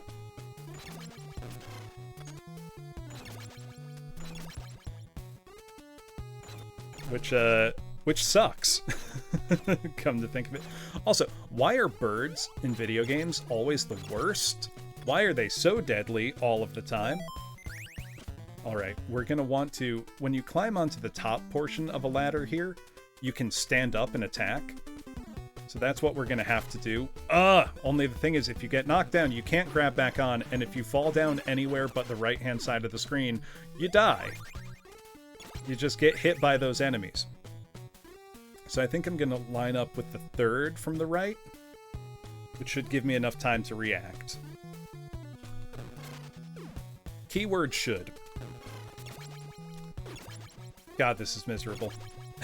I don't know if the scrolls are worth this, because I'm gonna go have to refill on health again. What about over here? Okay, I think that's the spot I want to be at. Switch to Raph real quick to not risk Don further.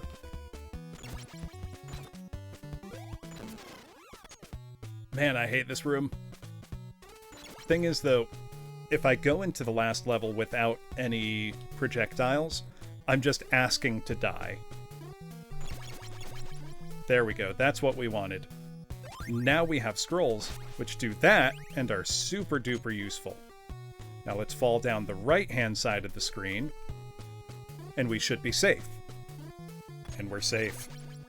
So now, same thing as before. I've just got to clear these guys out, carefully make my way up to the top, and we're gonna do this like 4 or 5 more times to get our weaker turtles on parity with Donatello by way of these magic scrolls.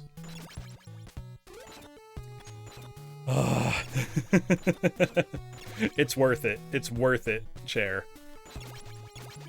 Because wait until you see this one hallway in the last level. Oh, shit. Shit. That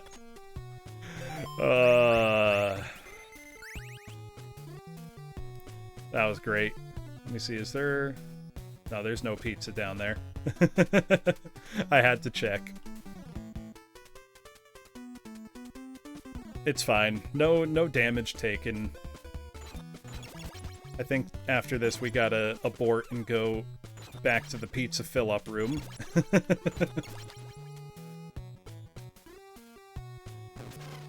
God. Their hitboxes are so big! I'm really risking it here. There we go. Success. Let's give Leo some scrolls. Let's fall down the right-hand side of the screen so as to be safe.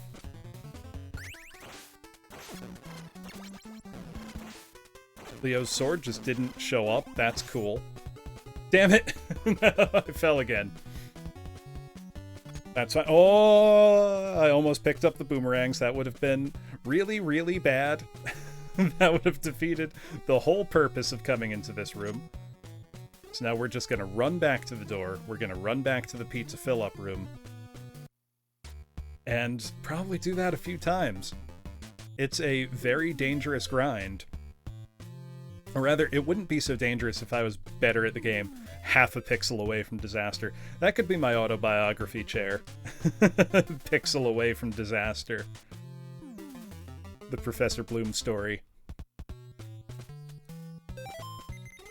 Yeah, can't risk my stronger turtles. Oh, I guess Leo can one-shot those guys. Well, let's get Don some health. I think there's a half pizza right up here, but I don't think it's worth the danger. It's never worth the danger. None of this is worth the danger. But that's fine. Okay, now that Don's at a competent level of health. That was good. That felt pretty good. You know, part of the challenge here is just trying to get better at this game. Because it's... The controls are hard to describe. If you haven't played this game, they both are and aren't responsive. Like, they do exactly what you tell them, but they feel weird when you're doing it. You know, they could feel a lot better. The worst part is, this isn't even the hard part of the level yet. We're not at the hard part of the level yet. The hard part of the level is when we start going underground and have to find the Technodrome because it's in one of 3 spots that are determined at random.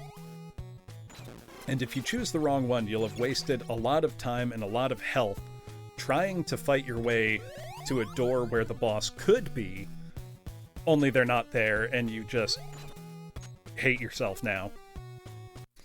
I think he'll always be in the same spot if you start the game, exactly when you've hit start, but I don't know if dying resets that timer or not. And I think it does. So basically, it's a big crapshoot, a big who knows. So we just gotta try. That's all there is to it. And honestly, the more times we get to the last level, the more secure I'll be, and the higher my chances of victory get. Honestly, already, I am hours ahead of my pace from last time, because I did not get to this level at all until hours into last time. So we're doing good. We're doing good. Let's do at least 2 more scroll runs, because I want to get... I would love 40 per turtle, but we'll see. That might not be realistic. We'll see how much damage I take. Oh, I don't think this is the run, Torgo. I don't want to get that that ahead of myself. That would be amazing. But I'm not going to say that. I'm not going to say that until I am face to face with Shredder and he's exploding. That's when I'll say it's the run. Okay, but I think I have a pretty good... I think I've got the system down for getting the scrolls. I think I'm getting there finally. We'll see. We'll see if I can get through here without taking damage for an entire scroll run. That's a really good sign. That's a really good sign. All right. I'm now feeling a lot better about my chances. Yeah, granted, I only have 1 continue left. I need to remind myself. I did take that game over in level 4. But all things considered, I think I'm doing pretty good right now. I've got this system down. Yeah, so let's load them up.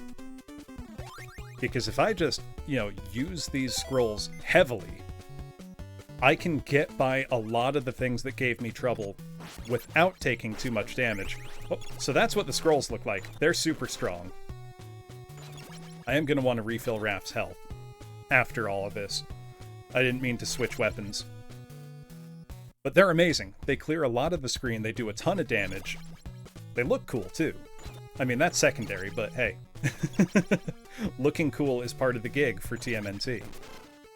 But what I absolutely don't want to happen is picking up another weapon by mistake like I almost did right there. Granted, there's times when it's pretty much out of your control. They should have put that in the manual as like, make the slowdown seem like a feature, not a limitation of the system itself. Shit, shit, shit, shit. This is why it's so important to not fall down the center. That's fine. We'll complete this run, then we'll switch to Donatello and do a couple more and then go refill on health.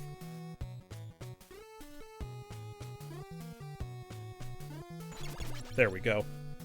That was almost bad. But we made it. We made it. We're safe.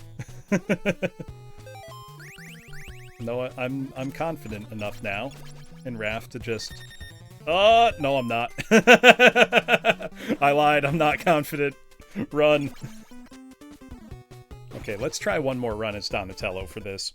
That'll give our 3 other turtles 40 scrolls each, more or less. Give or take a couple. And I think that's a pretty good starting point.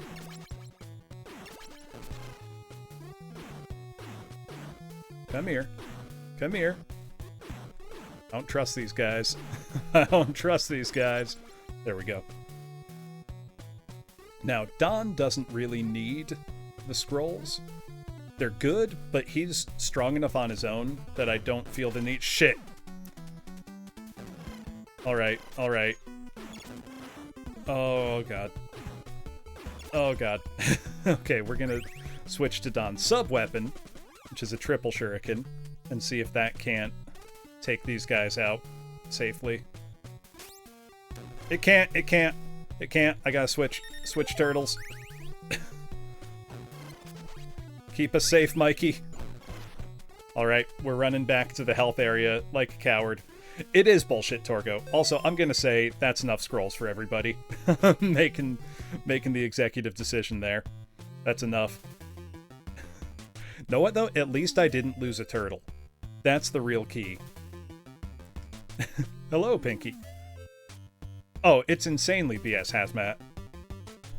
And the worst part is that it's going to get more BS than this really soon. Like, it's gonna get worse. If you can believe that. Okay. Let's start getting people their pizza. Oh my god. And it just keeps going on. It goes on and on forever. That evil, evil hallway. I seriously think that I had a dream about that game the night after. This sure is, Pinky. This is my second time attempting it on stream. The first time, I got to the last level 6 or 7 times and died every single time. I did not beat the game. It is one of only 3 failures here on Bloom Center CX. The other 2 were Yo Noid and Rocket Knight Adventures, both of which I beat successfully on Rematch. So, this is the only game to remain unbeaten that I have attempted. Will it stay that way? We'll see. I sincerely hope that I will be able to beat this game, because if I can't, I'm gonna be so sad. I'm gonna be so sad. Let's see. Yeah, we're gonna do a couple more pizza runs, and then everyone will be nice and healthy, full of pizza, ready to fight. You know, they need all those calories. Yeah, exactly. Battletoads is hard, but relatively fair, all things considered. Yeah, full of pizza. So they brought their turtle to the vet for an MRI, thinking, is my turtle pregnant? No, they're full of pizza. It's like that image of the cat that's just full of soup. Yeah, full of pizza, in their lane, moisturized, fully motivated. Alright. Couple more pizza runs. This is the pizza hack the pizza shops don't want you to know about, class. This is their secret. Oh no, I got through that already. I've actually never failed that part on stream, Pinky. That part is so burned into my brain from playing this game over and over as a kid that the dam does not bother me. No trouble with it. This is much later in the game than that. This is the penultimate level. This is the second to last level. The dam is easy by comparison. Yeah, this is where the game really starts to get evil, though. No, Don's fine. Everybody's doing good. Everybody's healthy. Everybody's healthy. We've got the scrolls. We're doing good. We're doing real good. Overall. You know, we could be doing better, but that's always the case. We've had 1 game over, but that means we've just used one of our 2 continues. Okay, so now... It's only my first run of the day, Pinky. That would be shocking if I beat this on my first run. Okay, I think I'm gonna want to check out the area in the top right to start. I think that's the most likely location. Because the boss could be in one of 3 spots in this level, and it's decided at random. So that's annoying. But you'll see what I mean about this is where I'm going to be abusing scrolls. Because these enemies down here are incredibly deadly. And you're often fighting from a position where it's hard to see them, or hard to get a good angle of attack. But what we want to do is keep going down. I'd rather have the triple shuriken than the boomerang, so we're going to let that disappear. Don can stay with the triple shuriken. He doesn't need the scroll. I mean, you're right, but I wish you wouldn't put it that way. Oh, God. Yeah, we're just going to let him fly off the screen. Now, this is where the Technodrome could be, but isn't. So we're going to have to backtrack, get back up to the surface level, and we're gonna use these scrolls to try to get us through safely. We've got to go up one more layer. There's another offshoot from here where he could be. So we'll see. Hold on. If I'm reading this right. There's also some pizza we can pick up on the way out, so that's good. But yeah, the enemies in this level all suck. They're all very deadly, attack super quick, and are generally hard to avoid. Look at how many hits from Mikey it takes to take one out. Ridiculous. Could you imagine how scary it would be to see a floating jellyfish in a cave? Like, I want you to think about that, class. Yeah, exactly, Chair. They're all like that. Also, that shows you how much stronger Don is than Mikey. Like, I wasn't just being mean to Mikey when I said that he sucks in this game. He really sucks in this game.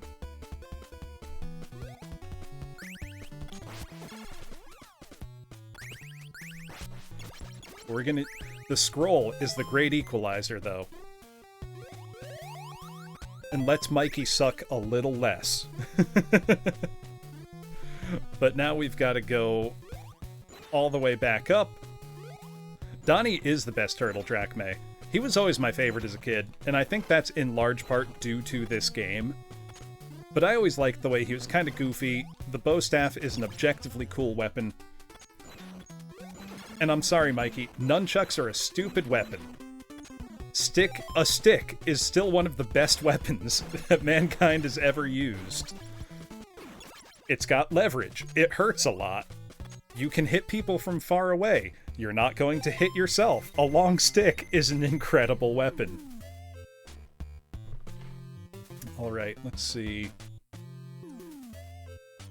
Alright, I know the next spot to check. I mean, they're cool, but they're not effective. Oh yeah, that, was it Shadiversity?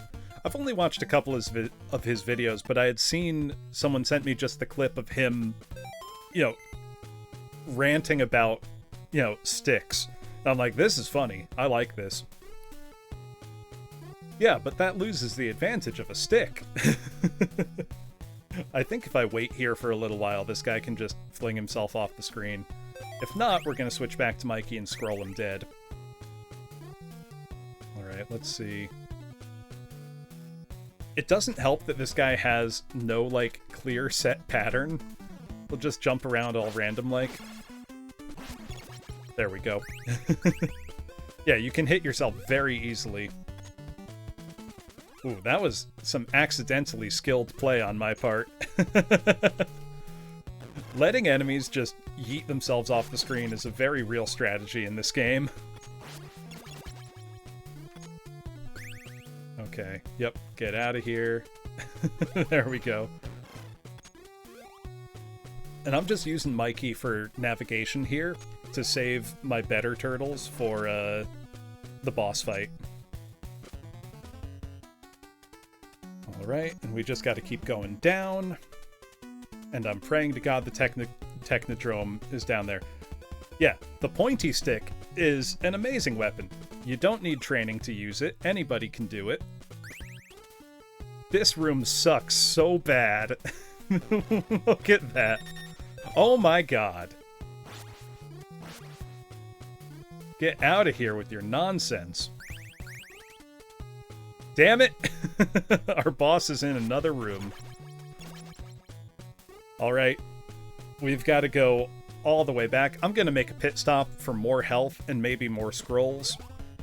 Because now there's only one place where the boss can be. Which one, Gondola? Which one? Also, good to see you. Yeah, you gotta backtrack through all that. All of them. I think my favorite is the one where I'm saying, I don't need anybody but Don. Don's the best, and then die and say, I need everybody else. Because you can just hear the despair set in. Alright. Let's go restock our health, and then we'll get some more scrolls, and then there's only one place that the boss can be now. It's like getting waterboarded, but the water is scorpions. You're not wrong, Arthur. Also good to see you. Let's get Mikey his pizza. Though I am still on my first run. I've had one death, but we're doing pretty well overall. One game over, that is. So we're on our first set of continues. But I'm pretty happy with how things have gone so far. We're going to pick up some more scrolls as well, probably refill health again, and then we'll be... then we'll be on to the last level, which is the Technodrome inside, and it's the worst. It's the worst level. Raph at least is strong. You know, he's the second strongest attack after Don. He's just got so little range, which is why Leo, despite being weaker, ends up being a better choice in a lot of rooms. Alright, but Raph, I've got the system down pretty good for harvesting the scrolls with Raph, so we're gonna go do that, because then there's only one place left where the final boss of the level can be, which I love that the manual... So if you weren't here for when I read the manual class, the game's manual is hysterical. Like, it's got a Letterman reference in there, it's referencing Bo Jackson. Because a stick is the best weapon, Bearded Potato, and Donatello is the coolest Ninja Turtle. These are facts. Yeah, exactly. Donatello walks softly and carries a big stick. That's why. Because Don out here big pimpin'. And purple is the coolest color. Obviously.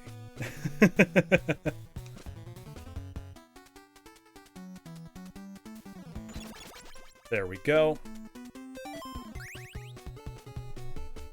Honestly, yeah, though. Like, if you've got someone with, you know, a sword, and someone with a quarterstaff, and they're both equally well trained, the quarterstaff's gonna win.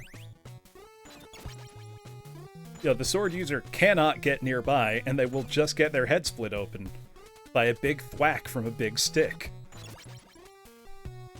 Swords are cool, don't get me wrong. But, big stick. You can't beat big stick. Okay, we can just walk by this guy. Okay, I've got my scroll. It's shorter and heavier, though. That's the thing. The stick has the... I am.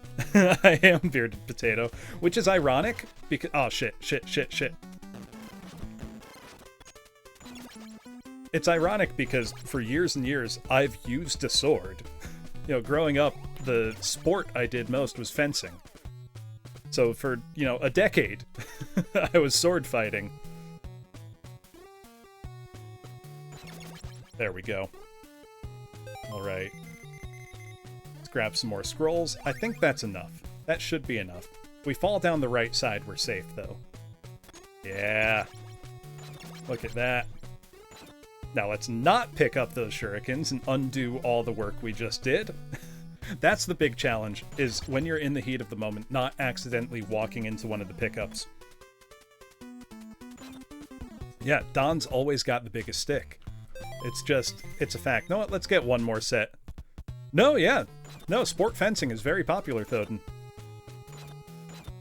Actually, fencing scenes in movies and sword fighting scenes in movies in general always kill me because they're so slow. Pretty well, actually, Hazmat. I am kind of just dicking around in K-Lid at the moment, having a really good time. Fencing does have crazy metagaming, Moon from Mars. It's, you know, when you hear someone say that it's like part game of chess where you're, you know, trying to get inside your opponent's mind, it sounds like pretentious BS, but it's true. You really are trying to feint the other person into doing something to your advantage. And then, you know, you see the opening and you act and you execute. It's really fun. The movie... Well, there's some older movies that have excellent fencing scenes.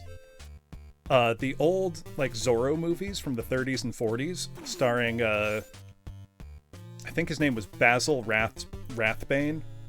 Some amazing name like that. He was a fencer, like a real actual fencer.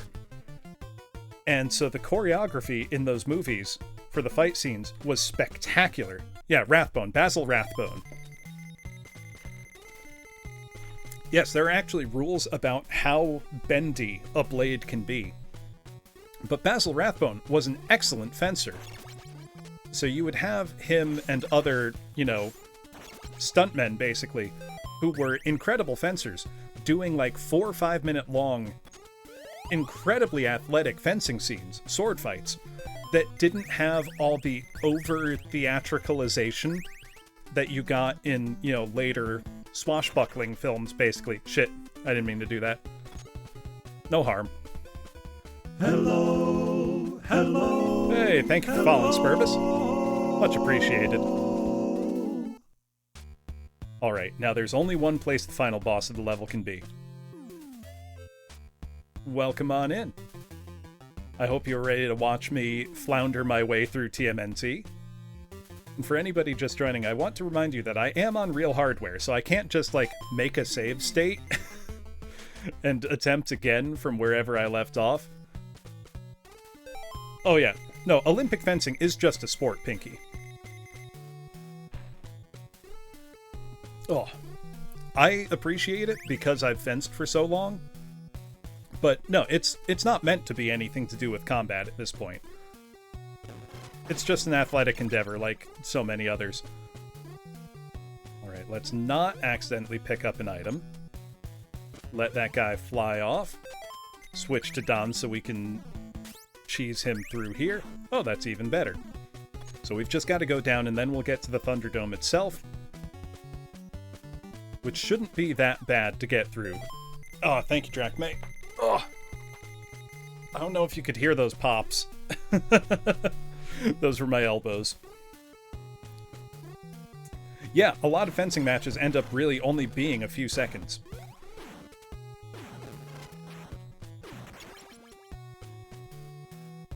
Yeah, just go the right way. You know, I forgot to do that, Jones. But we're in pretty good shape this time.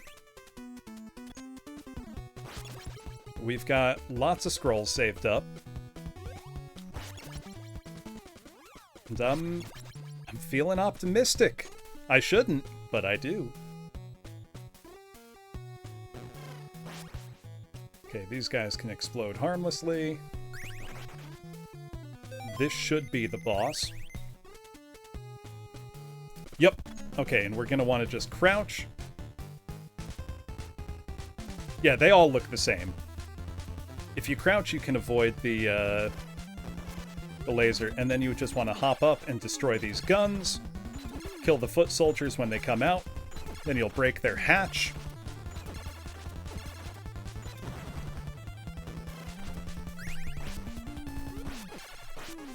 Why not use some of our scrolls?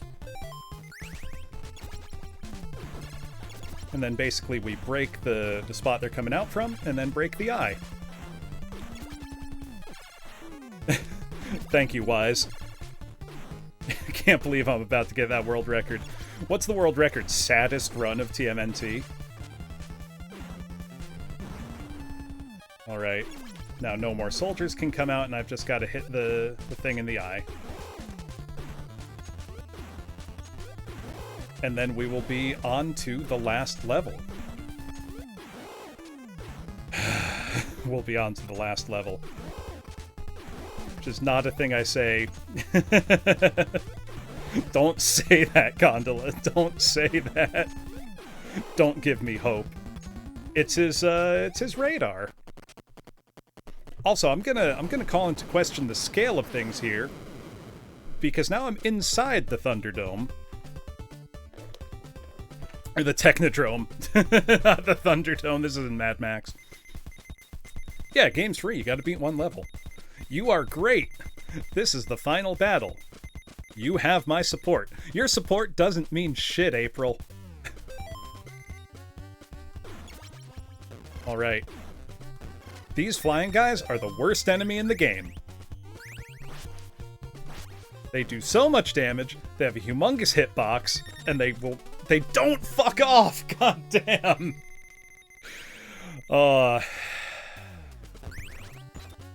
Inauspicious start.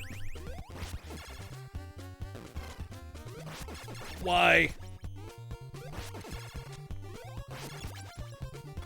Oh. That hurt. Well, we're down one turtle already. That's great. That's just wonderful. Alright, there is a full pizza. Gruff-looking crime dog guy? What do you mean? That's Master Splinter. Alright. We're gonna switch to Leo, and we're gonna use our scrolls to get Don a full pizza. I can still win, Gondola. The dream is not dead.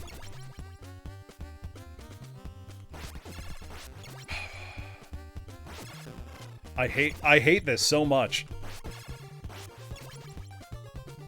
It never throws that many at you that quickly.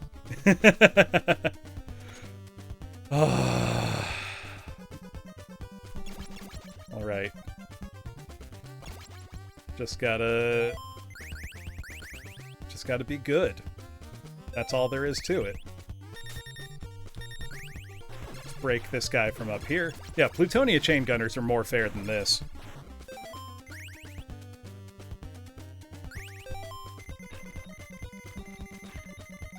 Jones, that's not true, and you know it. I know skeletons can't lie, but... Alright, but we have a delicious full pizza coming up for Dom. I don't care that it's wasteful on the scrolls. I do not want to take damage.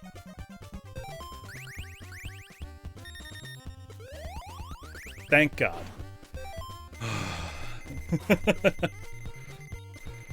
Oh, I hate this so much. I'm so upset. Just generally. Don's had a stressful day. He deserves to eat a full pizza. Let's see, I'm trying to think what the best way through from here is. Because I could go down, there's a spike floor, but then I can get to door 2 pretty quick. Yeah, ruled by the debt collector.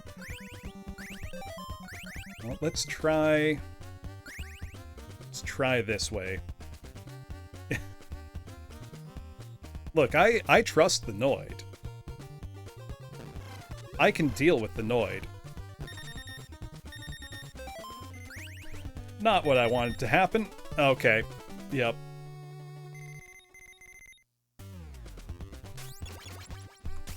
Well, let's not go that way.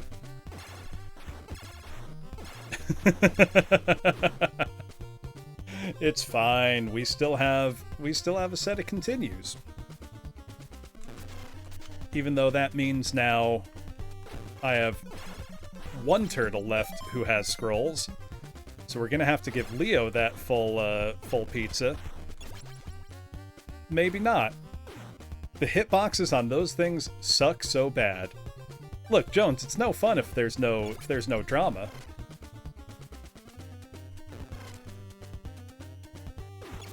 God, these hitboxes are just evil. Just evil. Look, I just needed to get reacquainted with my good buddy, the last level. That's all. You know, it doesn't matter that I've been seeing this place in my dreams for months now.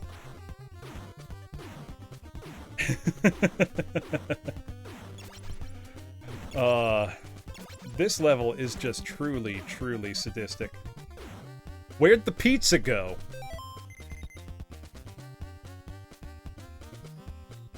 What? The problem is you can't run past them, Hazmat, because they hit you. Like, their hitbox is too large. It will still just hit you. The pizza... I ate the pizza on the last set of lives. It's supposed to respawn.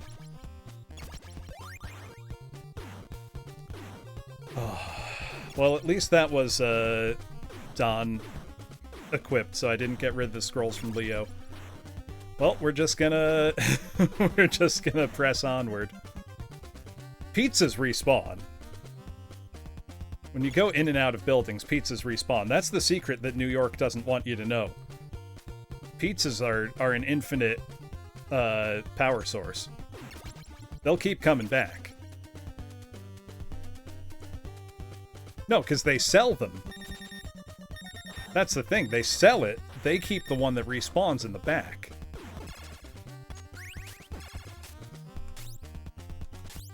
I hate these stupid kangaroo-looking things. They are the worst.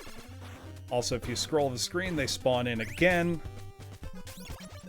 Yeah, exactly. It all makes sense now. Ugh.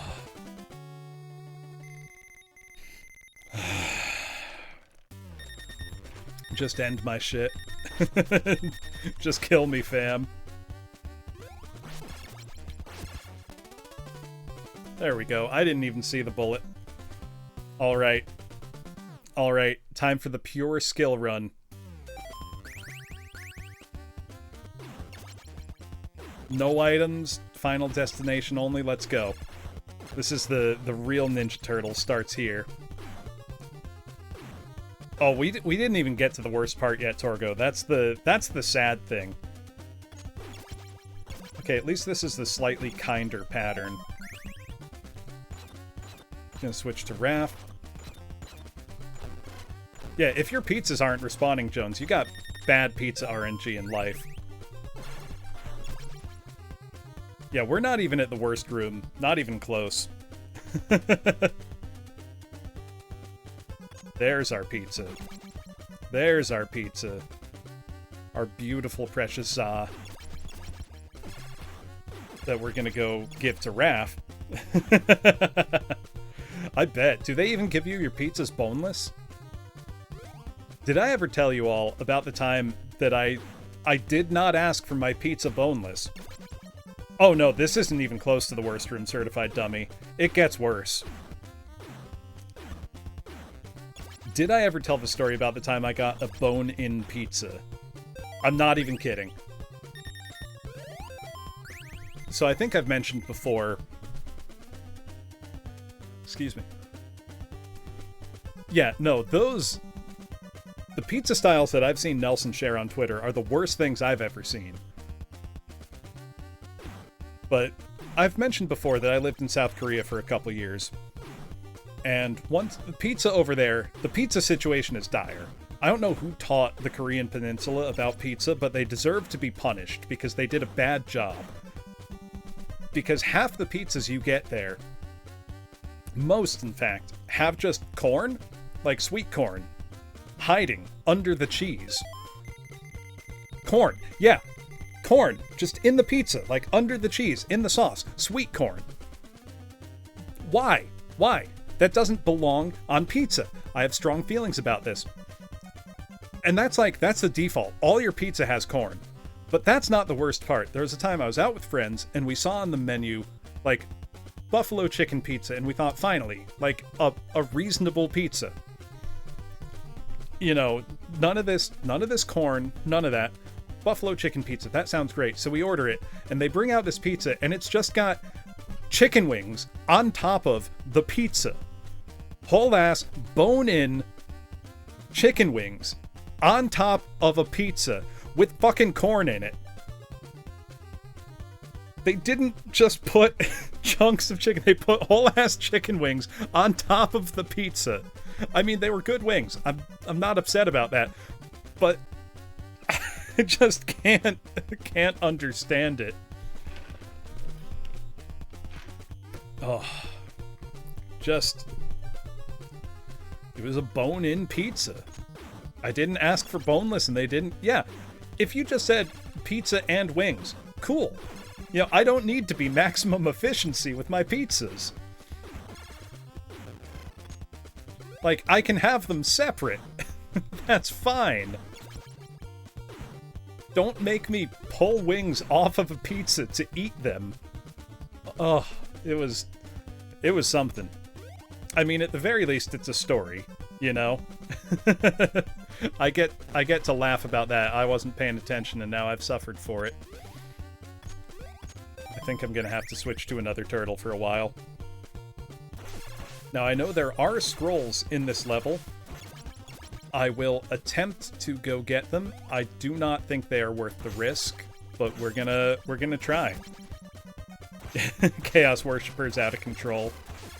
Oh my god. Just die. Just die.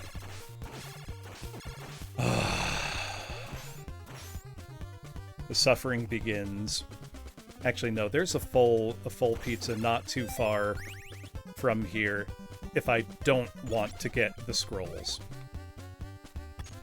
Yeah, if I hop across that gap, there are scrolls I can get. The problem is trying to kill that turret is really tricky. Okay, we failed. Which means we're moving on. I'm just going to avoid combat whenever possible, in the interest of not dying.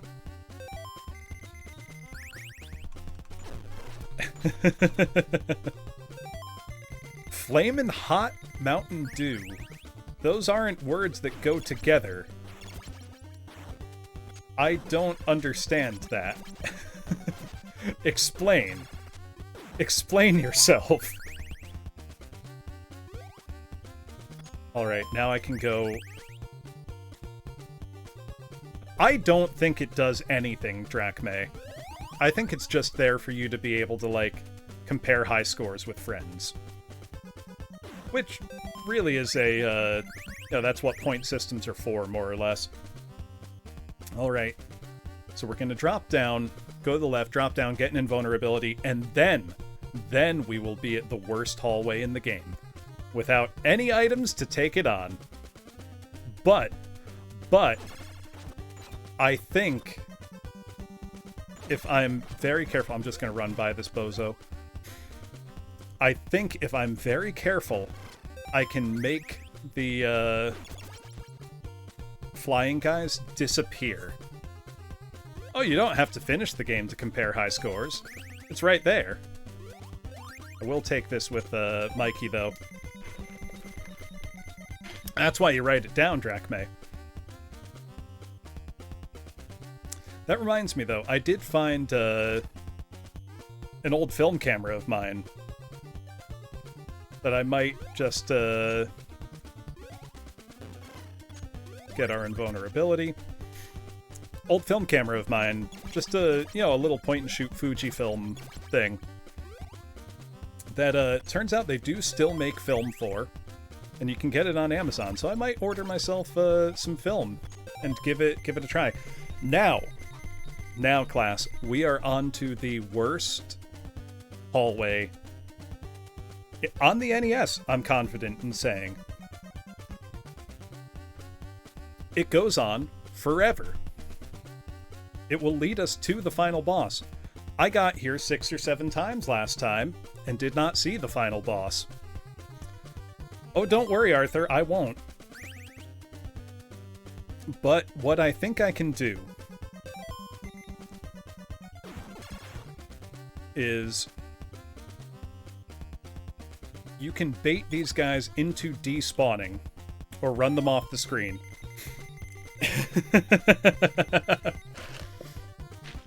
The thing is, you can pretty much skip through screens like that, Jones. There is like a whole thing you can do. Okay. That's enough, game.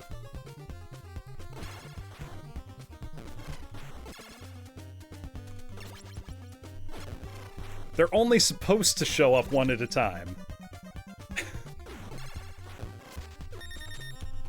Oh my god.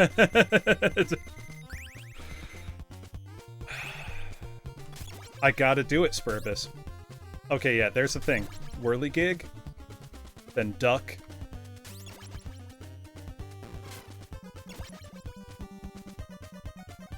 I've just gotta inch my way. This is like the Haruhi Suzumiya of NES games. This hallway. This is just... And it just keeps going. Okay, now I think... This is why I wanted those scrolls, by the way. Because they're much better for this. I got through. Now we have to fight another one of those guys, and then we fight Shredder.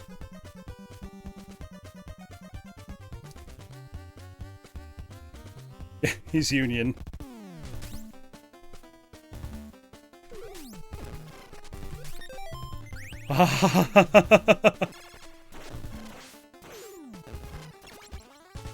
Good lord. Good lord. Okay, it's time for the Shredder fight. I don't have any of the items for the Shredder fight. I know you can basically get him into a corner with Don. I'm gonna read up real quick on how to do this.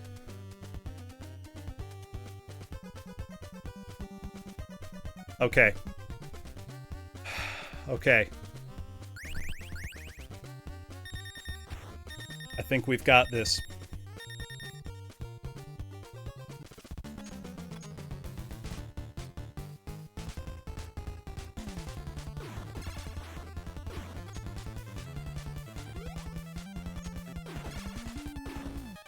Shit. I messed it up.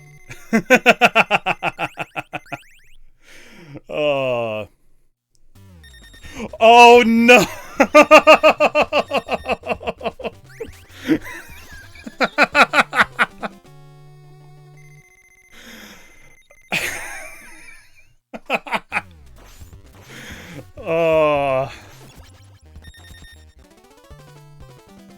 Oh man. Oh man. You ever just you ever just feel? You ever just experience emotions?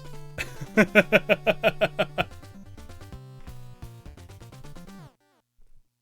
I think that is, yep, that's our big game over. So we're going to reset to start as soon as we can, because I think that should manipulate the RNG for the first level. Or for the Technodrome boss.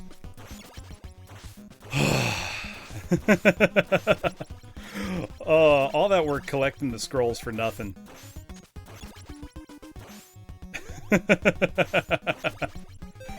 Oh, man. That was... See, the thing is, this is still a pretty fun game overall when you're a kid, because it's TMNT, and TMNT is cool. And getting to play as all the different turtles is cool. So, you know, it doesn't matter that the game's bullshit and you're never gonna beat it, because you didn't usually play games to beat them, you played them to have a fun time playing the game. Oh, man. Yeah, no. Battletoads is immensely more fair than this game. This game's deeply unfair. This game's difficulty doesn't necessarily come from, you know, like, challenging level design. It comes from just BS like that and how much of this game is governed by RNG. I think that's a good way to think of it, Jones.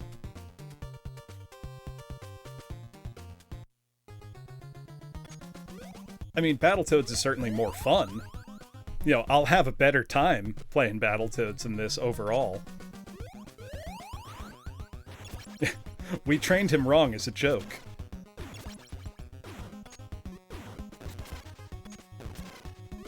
I mean, of Rare's NES output, Battletoads is almost assuredly their best game. I also don't like the Wizards and Warriors games. I've never been a fan of the way they control. My personal favorite Rare game on NES, though, is probably Captain Skyhawk, which is a super fast-paced isometric shooter. Or like kind of top-down, quasi-3D-ish view. That game's great.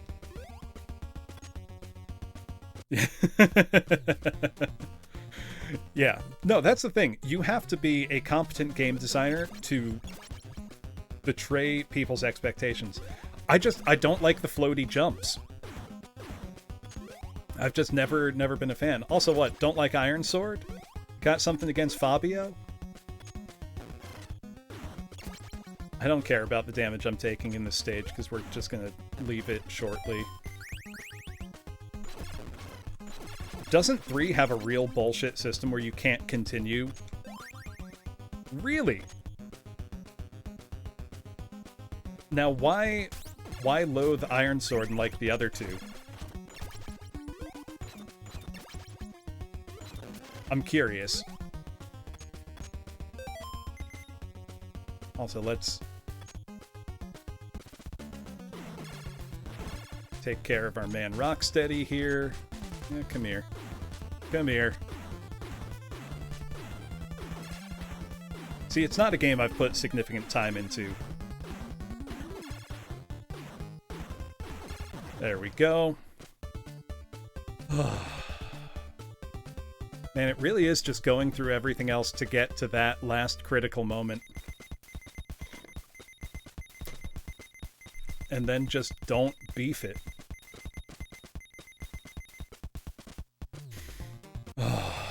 Man. I'm gonna have to look at a... So I wear, you know, a Fitbit, like a fitness tracker. I'll be very curious to see what the graph of my heart rate looks like for this morning. Because I can guarantee you that it went up for that boss fight. Normally my resting heart rate is somewhere between like 58 to 62 or so. So I'd be curious to see what it got up to while I was suffering that. 3 lives, no continues, no item respawns, and there's a finite amount of damage you can take. That sucks. That sounds like a not fun game. Then again, there are those NES games that, like, if I could go in and make a couple tweaks, like make a modern director's cut, that I think would be genuine, like, all-time classics. Like, we've talked about this. If Yo Noid had actual boss fights instead of the pizza-eating contests, easy 9 out of 10 game. And maybe if you just swapped the order of some levels to flow a little better. Like, easy 9 out of 10. I know in Iron Sword, you can, like, cheese the dice cup gambling thing, or like the, you know, the Plinko thing. Like, there's a set way to mess with it, and you can basically just give yourself infinite money. Because I remember, as a kid, I had this couple VHS tapes that were like, you know, tips and secrets for NES games, and Iron Sword was one of them, even though I didn't have that game. So it was showing you all these, like, strategies, and I'm like, this is cool, but I don't have this game. It also showed stuff for Fester's Quest, and it never helped me beat that game. Fester's Quest is bullshit. The thing that makes me maddest about Fester's Quest is that they fixed it for the European release, which came out later, but didn't for the US one. So Europeans got a perfectly lovely game with Fester's Quest. Know what you should try, Jones? On NES, Legacy of the Wizard. That was the Famicom port, NES port, of Dragon Slayer 4. And it's got a humongous map for standards of the time. And tons of, item-specific stuff. Yeah, no, they fixed a lot of the main problems with Fester's Quest for the later European release. But for the original NES release, your projectiles couldn't travel through walls. So if you were in the sewer and you had, the wave, or the, wavy pattern weapon, you just couldn't hit things that were directly in front of you. And a bunch of other small stuff like that. Because the bones of a great game are all there, including the music, which is great, because it's a Sunsoft NES game. Their music is always excellent. But you just had a bunch of stuff that, didn't work very well in the US version. That, and as a kid, I always thought the interior, first-person parts were kind of scary. So I just didn't like playing it, because then you'd get to the boss and he'd be a huge, freaky, screen-filling thing with, whips for arms, and I'm like, I'm good. I'm gonna peace out now. Legacy of the Wizard is one of those games that if you play it through, with a guide on hand and knowledge of what you're supposed to do, you'll have a lot of fun playing it, but without that, it would be, miserable and unplayable. But it had 5 different playable characters, which at the time was, a lot. Not many games did that. There we go. And you needed to use the different characters because only some could use certain items. So they all had their own areas in, the main dungeon. Very creative. Oh, yeah. A lot of people used to get motion sick with any first-person games. Which always struck me as odd. I can understand why people get motion sick playing Doom, because it's got the whole, bobbing up and down thing. But with, something like that where it's basically just updating every other frame, I mean, it is pretty disorienting. I get it, but... Yeah, I always like when an NES game, or, any 8-bit game, has characters that are different and actually play differently instead of just being reskins. The Turtles all play pretty differently in this game, in terms of just, what their attack stats and whatnot are. But this level's a piece of cake. I think people just remember the trauma of getting here as a kid and not knowing what to do. Yeah, exactly. It's all about having those, actual decisions to make. I also like how you have cutscenes in this game. That still wasn't a common thing in 1989. You had Ninja Gaiden doing it. You had this. Golgo 13. Shredder's inside your TV. You can't skip the cutscene, which is, not ideal, but... We have taken Splinter. To get him back, you must defeat the Foot Clan. Gee, I wouldn't have guessed. I thought I was just gonna not have to defeat the Foot Clan. Oh yeah, that's... Honestly, I think there's games that Nintendo of America just straight up didn't play.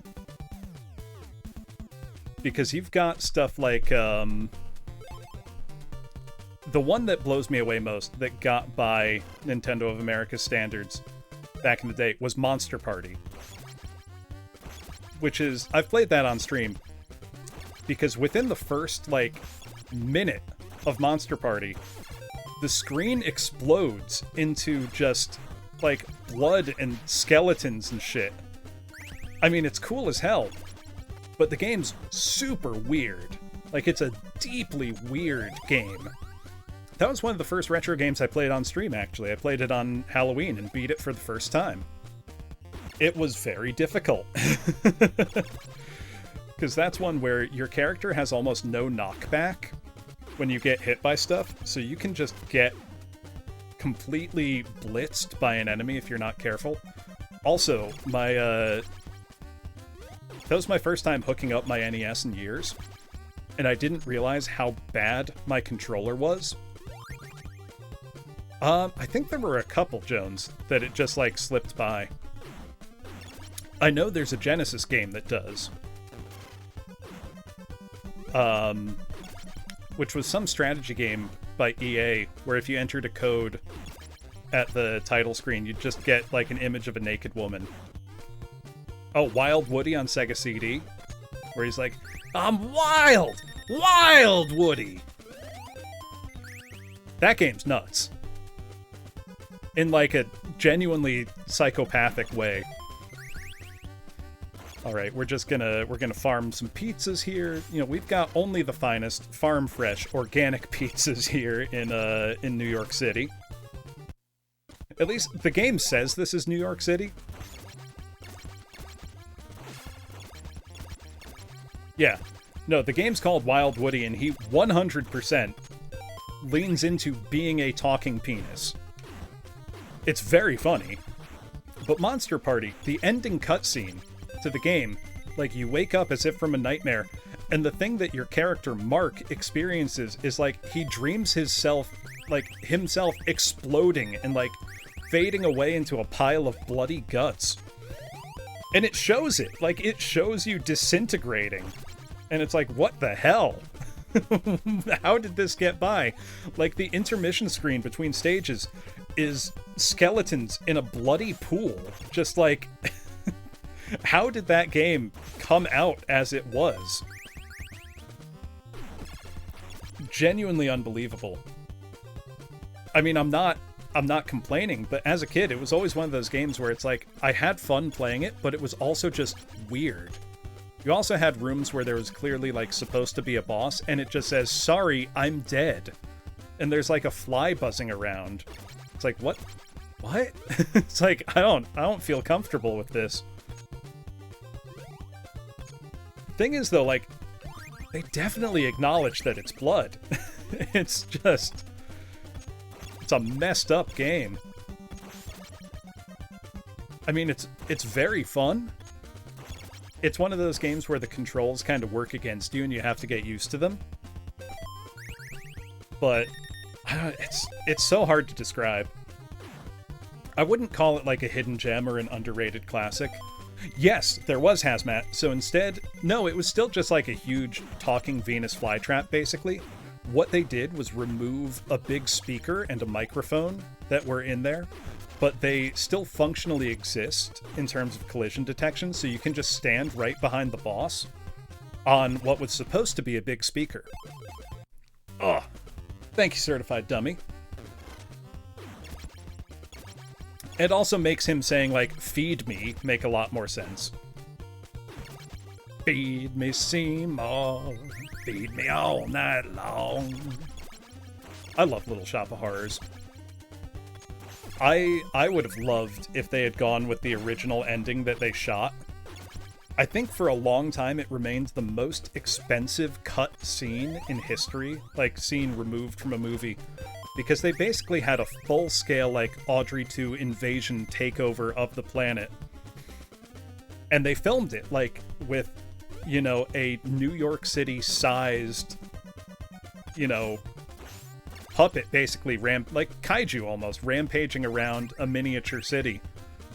And they filmed the whole thing, and the studio said, "People are going to hate this, you have to go back and shoot a happy ending."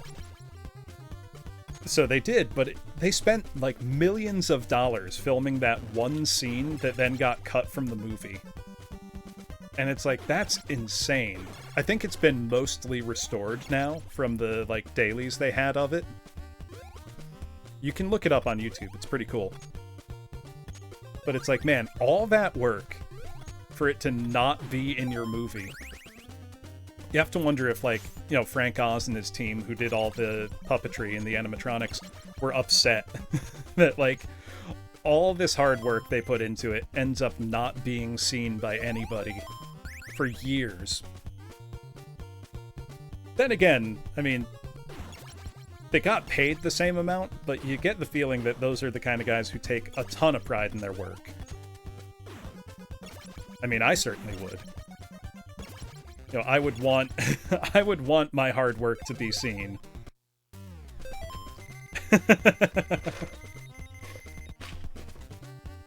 I am not yet ready to join the cult of Dark Souls 2.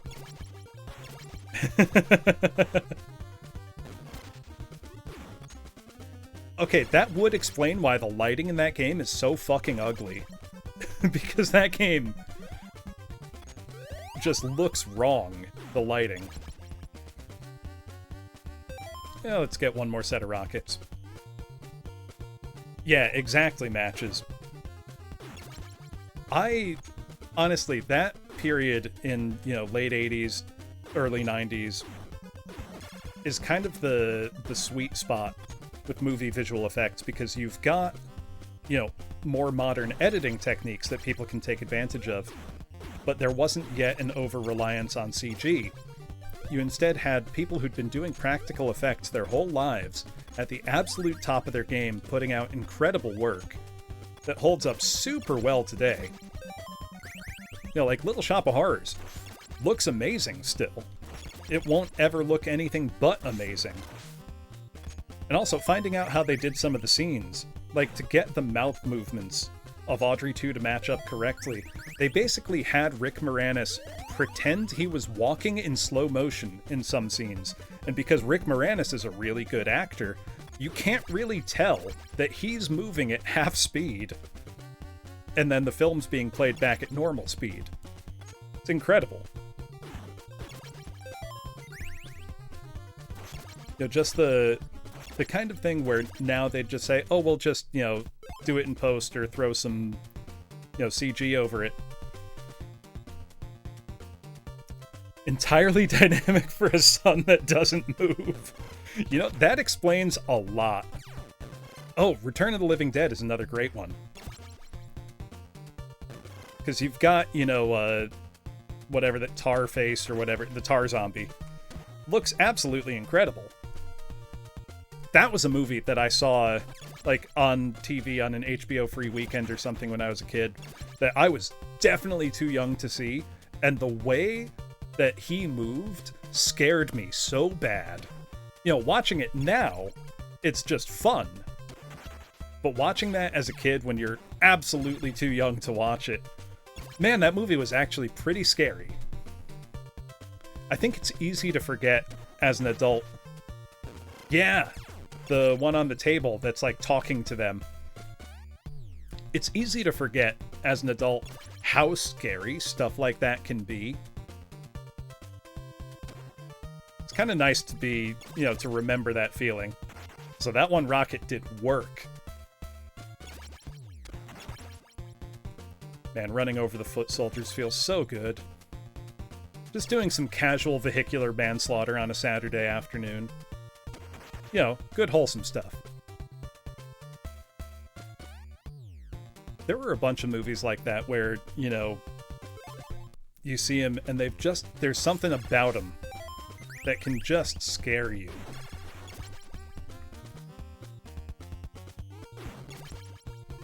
All there but unused. Was it just a time thing that they, like, didn't have time to implement it all, or did they just want to get the game out the door? Because that would be a real shame. It'd be cool if somebody ever did, like, a definitive edition, like, fix patch kind of thing. Also, I'm taking a ton of damage. I'm just being lazy. Alright, let's switch to Leo, because he can one-shot all the stuff here. Almost all the stuff here. We just want to avoid falling in the water, because then we get swept outside and have to do it all again. You don't actually take damage from it, it's just a nuisance. Let's switch to Don to get some health back. That's super weird. You gotta wonder, like, why go through all that work to even have it in the beta of your game, only to remove it? Alright, I think I can just... yeah. Piece of cake.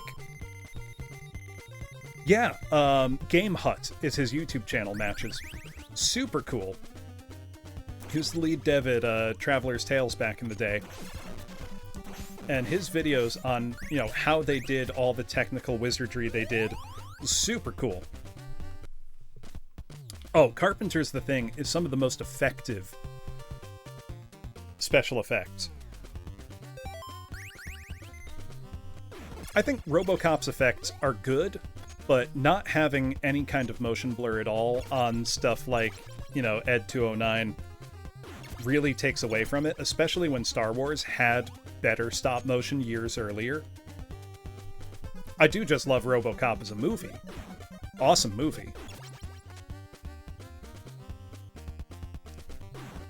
But stop motion was one of those things that was so hard to get right. Oh.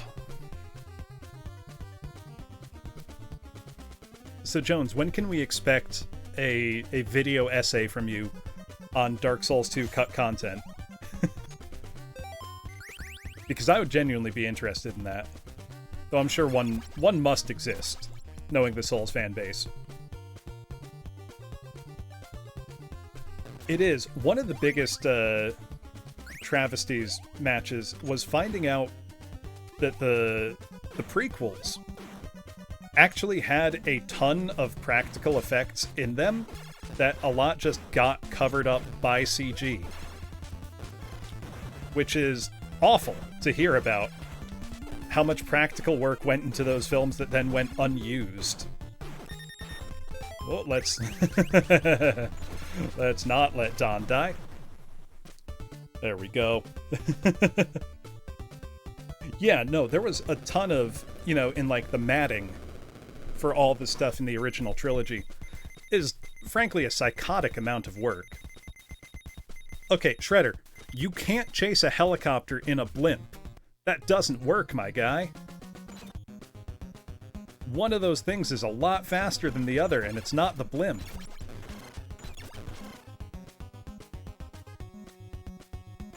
It's so funny to me that you have to down patch Dark Souls 2 of all things. Alright, let's get Don a full za. There we go. Alright. Alright.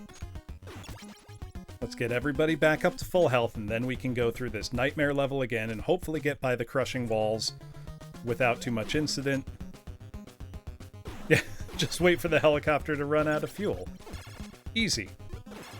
I don't know what half of the enemies in this game are supposed to be, because I don't remember little guys that turn into more little guys at any point in TMNT. I could be misremembering, but doesn't remind me of the show. Also, I didn't want to do that, but we're gonna live with our mistakes, I guess. Just gonna run away. When in doubt, run away. Tiny little jumping men. Good enough. I just want to get back to the last level so I can suffer more. Though there's high potential for suffering on this level and the next level as well. Yeah. From that one episode and that one scene that didn't exist. That's the thing, like, in the manual for this game, you get two... you get, like, the Foot Clan soldier and the Mouser. And the Foot Clan soldier is drawn like a weird, sad-looking clown. It's just...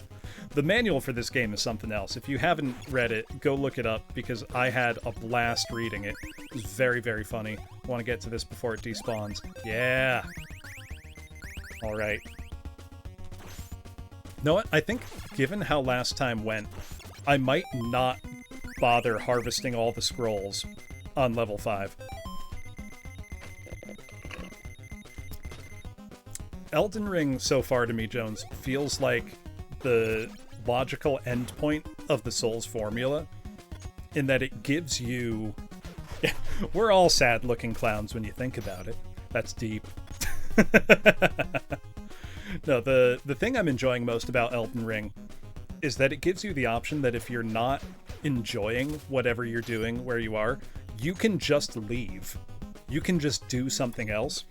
And I think having the freedom to do something else in a Souls framework, it does make the game way more accessible for new players, but it also makes the game a lot more fun, even if you've played plenty of other Souls games, because it means that you can dick around.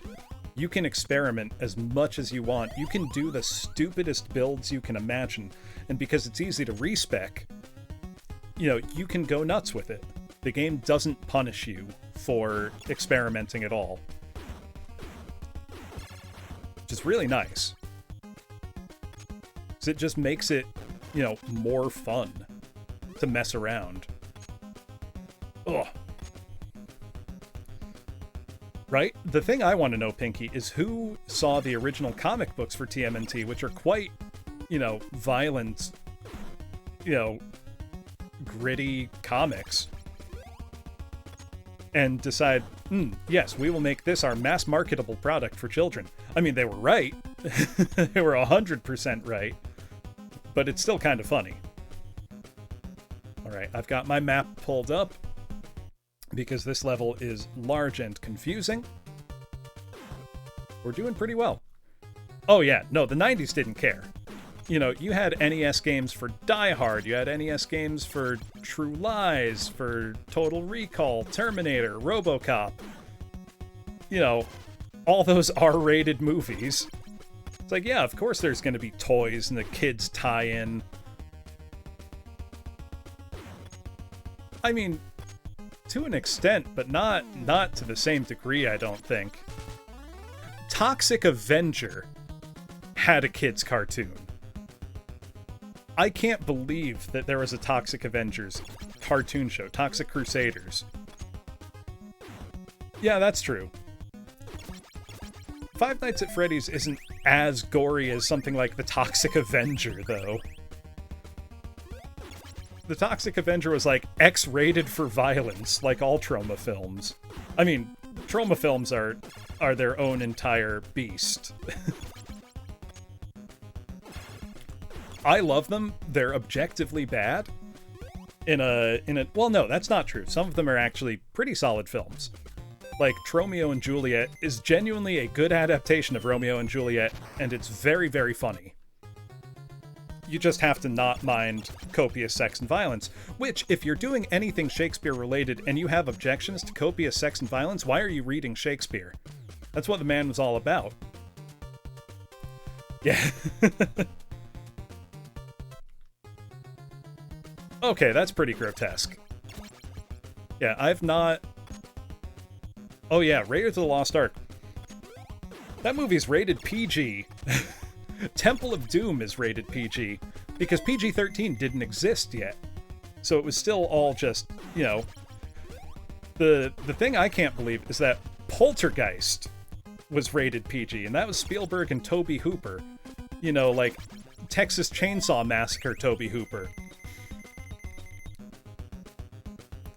And the story went basically, when they sent the film to the, MPAA for certification for a rating, they came back with an R, and Spielberg basically just went to them and said, yep, Poltergeist is Spielberg and Tobe Hooper.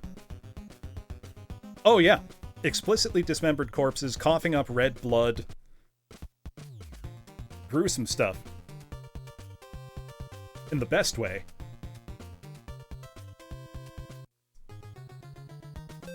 But, for Poltergeist, he got, an R rating, and he went to the MPAA and basically said, come on, is this really rated R? And they said, I guess not, and just gave it a PG.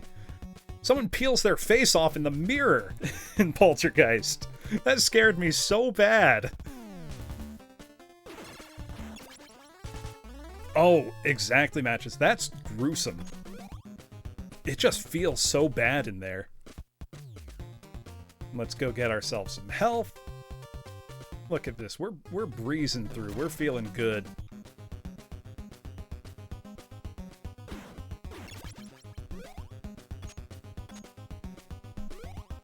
It's wild to think what you used to be able to get away with in a rated PG movie. I mean, it was explicitly Indiana Jones and the Temple of Doom and Gremlins that made them think, you know, maybe we need something in between R and PG. You know, something that's, you know, not as extreme as an R rating, which was really meant for films meant for adults. Versus, you know, what it is now.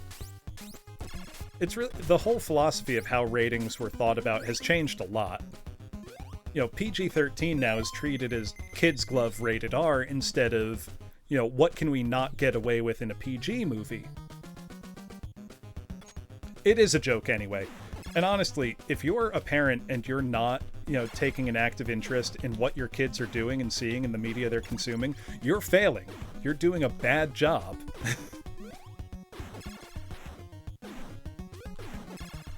You know, because there are rated R movies that I would feel pretty comfortable showing to, you know, like a well-adjusted, you know, 12-year-old.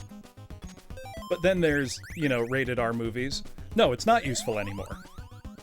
Because it's totally divorced from any, you know, philosophy of what the movie is about. You know, does this movie have adult themes that a child wouldn't understand? Should be your criteria.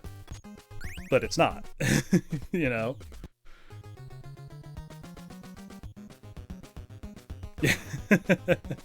Well-adjusted 12-year-old's an oxymoron. I'm trying to think what my first was. I know the first I saw in the theater was The Matrix. But I had seen ones on home video before that. Oh, absolutely.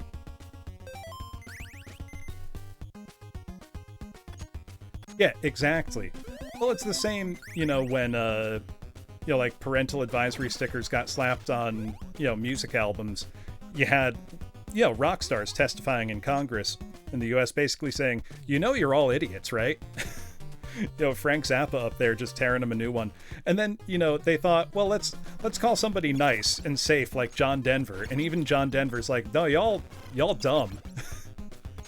Or Dee Snider, who they thought would be, you know, a poorly spoken oaf, gets up there and talks very eloquently because Dee Snider's a very smart person. Also, I messed that up so badly that I need to go get more pizza.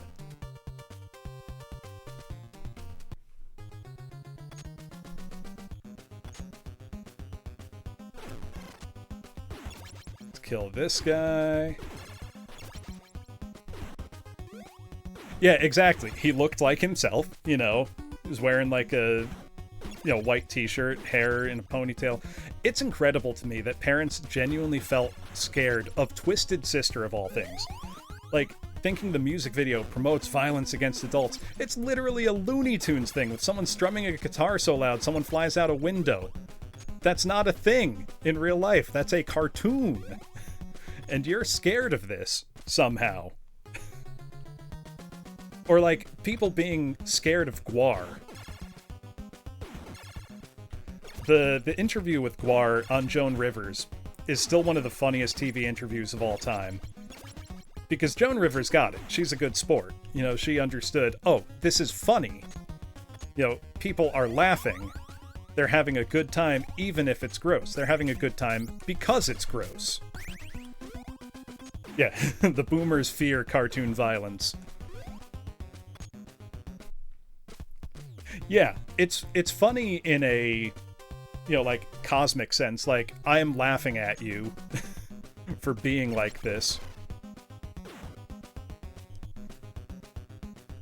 And I mean, the moral panics are always the same thing, just over and over and over. You know, if it's not video games, it's heavy metal music. If it's not heavy metal music, it's Dungeons and Dragons.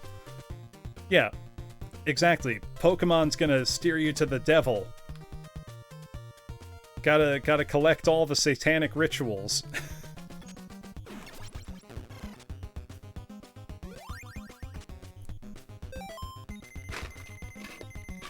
Yeah.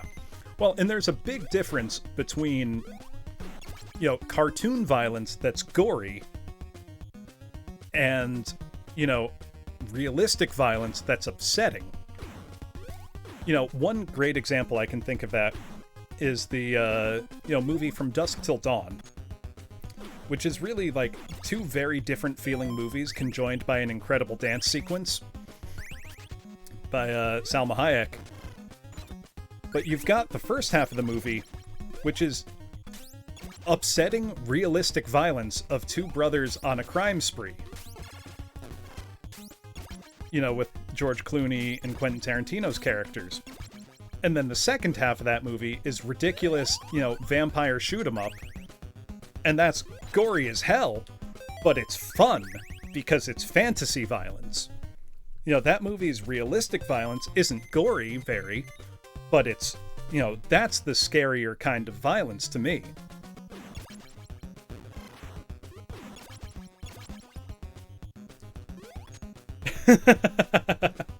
Sans Undertale is the moral panic. I also don't know why hearing him referred to as Sans Undertale makes me laugh every single time. I don't know why, I just think it's hilarious. Shit, I'm getting my ass kicked.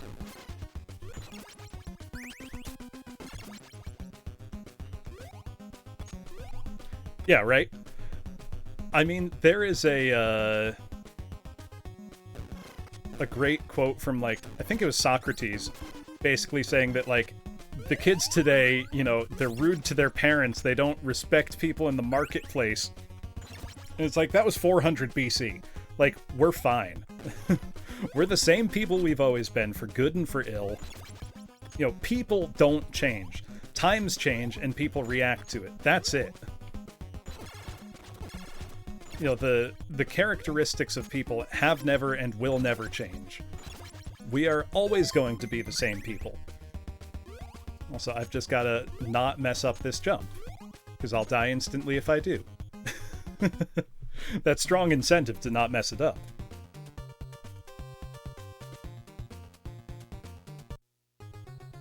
No. Socrates, I think... I need to look up what his,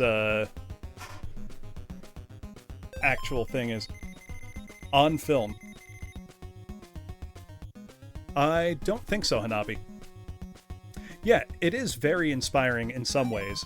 Like, you know, we are still the same people capable of, you know, the greatest things humanity's ever done and the worst. You know, and it's up to us which we want to be in any given moment. And in some moments, you're whatever bastard designed this game. And I'm just imagining whoever was at Konami deciding, hey man, fuck them kids. They don't deserve to be happy. And then they designed this room.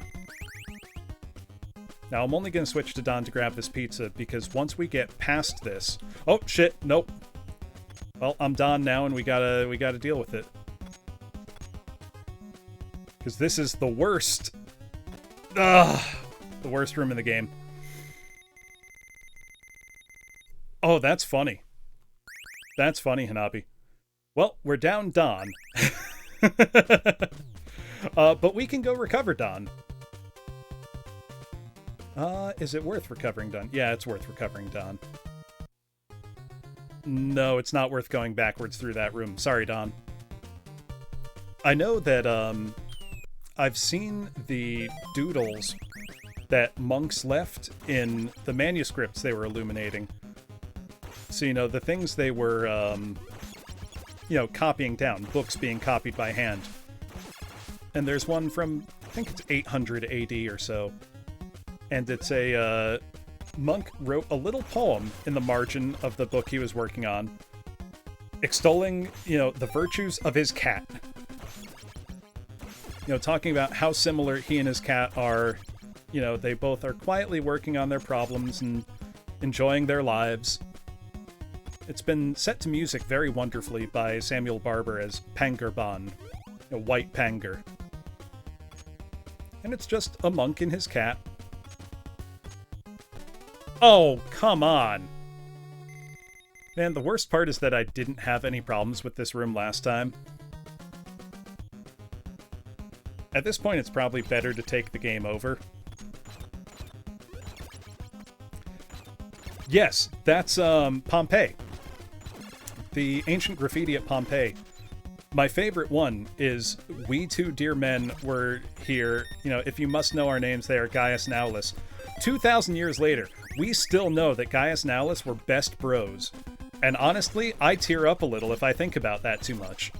Because that makes me so happy. There was also two great pieces of graffiti referencing somebody named Apophra. And the graffiti say, respectively, Apophra is bald and Apophra is bad at ball games. So 2,000 years later, we know that this Apophra dude sucked. Couldn't play sports and was bald. Fuck. At this point, it is better to take a game over, but I'm gonna keep trying. Oh wait, hold on. Imagine being bad at games. I wouldn't know anything about that, Gondola.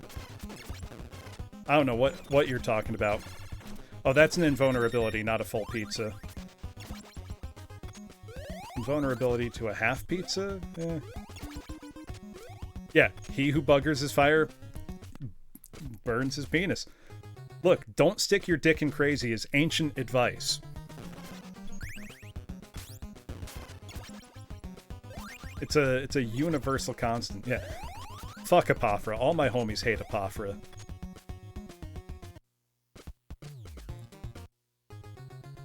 There's another great one that says, "Weep, glorious femininity. My penis has left you behind. Now it penetrates men's behinds." That's the eternal mystery, Gondola. Yeah. I mean, they're just speaking figuratively.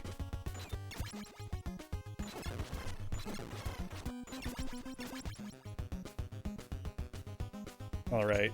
At this point, it doesn't matter if I mess this up or not, because I don't really... You know what, though? If I can get through the next level before having to take a continue, that's a net win. Nope. Nope. Ugh. I think the oldest recorded joke we have is from ancient Sumeria. And it's along the lines of,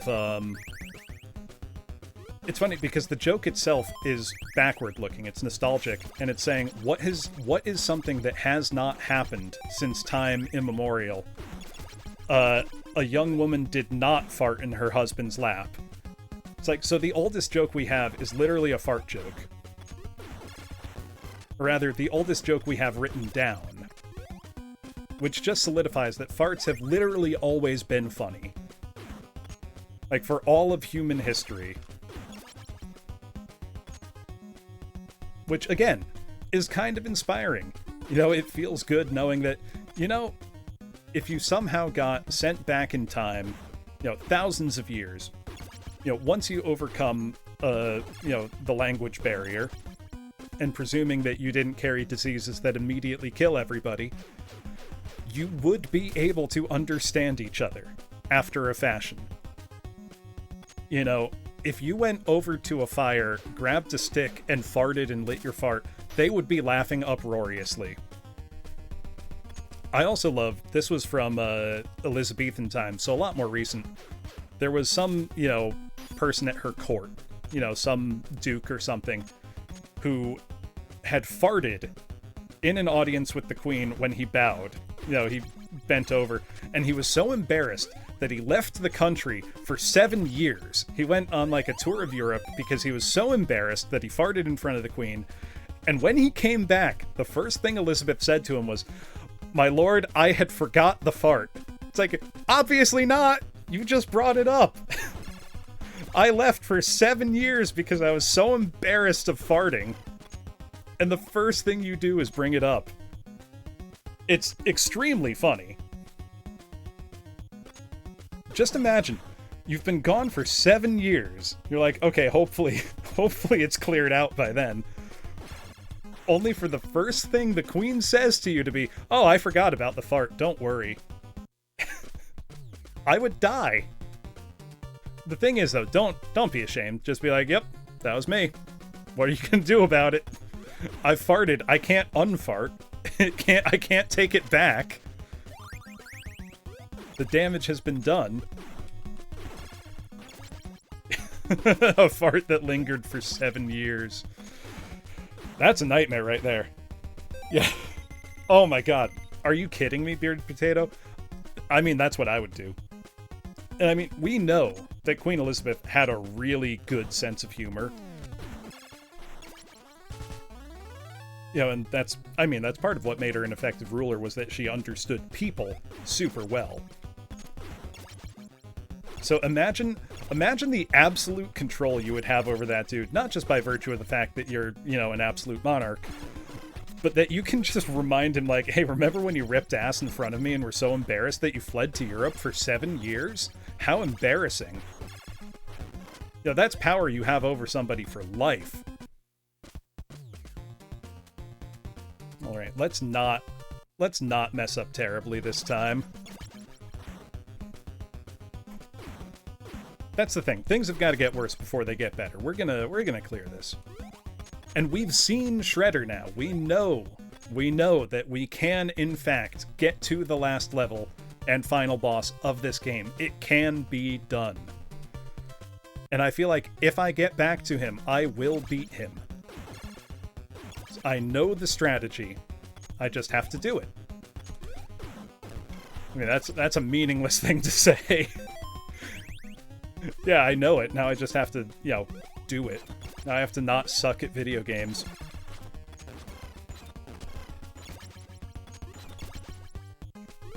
We're doing the streamer don't suck at video games challenge. Impossible.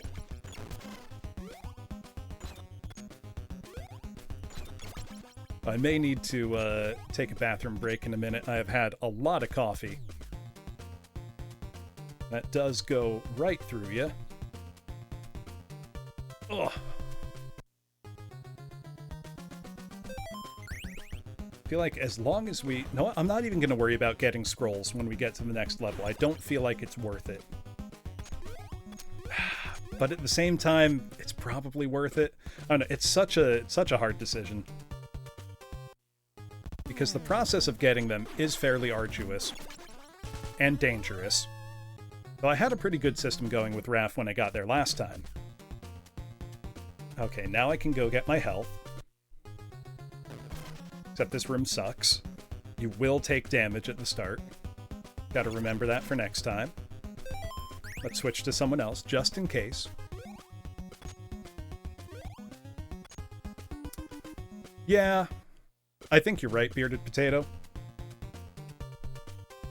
Especially because if I can get to the last boss, I know there is a strategy with Don where you can beat him fairly risk-free.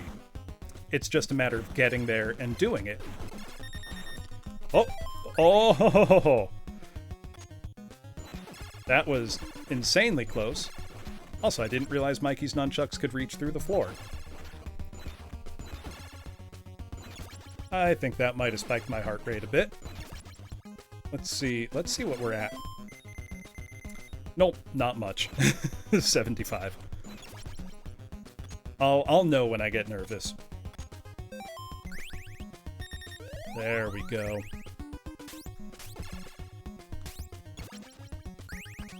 There we go. Okay, how are we on? Yeah, we can get Raph some health. I just gotta not mess up the encroaching walls this time. Which, man, it's embarrassing failing something that you got perfect the first time. Like, the first time I didn't lose a single turtle, I did it without making it look like I broke a sweat at all, only to mess it up 4 times in a row. Which probably means I've just got the jitters out now, and I'll surely do fine next time. So there we go. I hate how sometimes you get 2 enemies and sometimes you get 1. I don't know if that's RNG, or if it's that I scrolled the screen too far and there's another that showed up somehow, or what. But it's pretty obnoxious. Well, that was nice. That felt good. That wasn't nice. That felt bad. Absolutely. Give me 1 sec, Spartan. Class, you know, I really appreciate you coming out for an extra session on a Saturday. That really shows your dedication, and I notice that, and I appreciate that. Thank you all very much.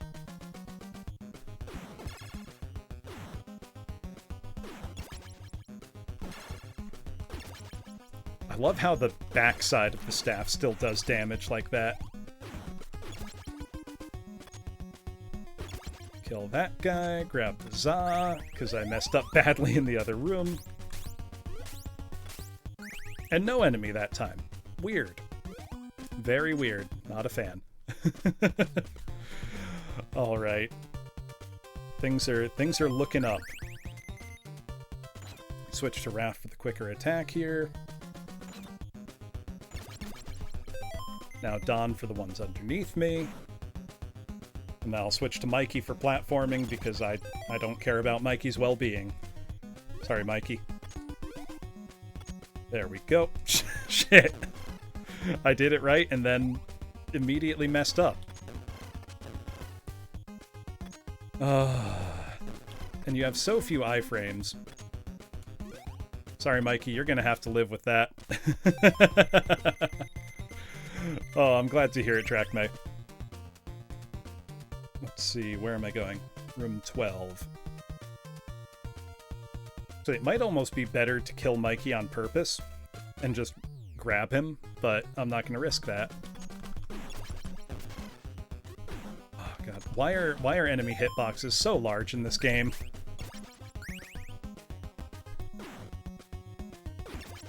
Some enemies, it's just like almost impossible to avoid damage.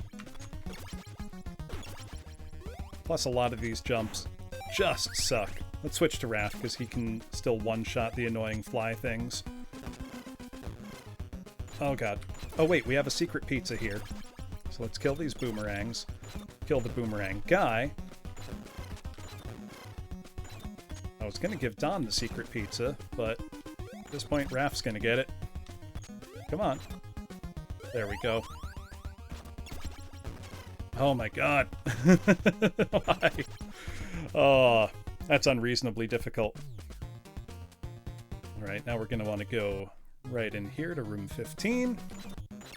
I think there's another half pizza we can get in here.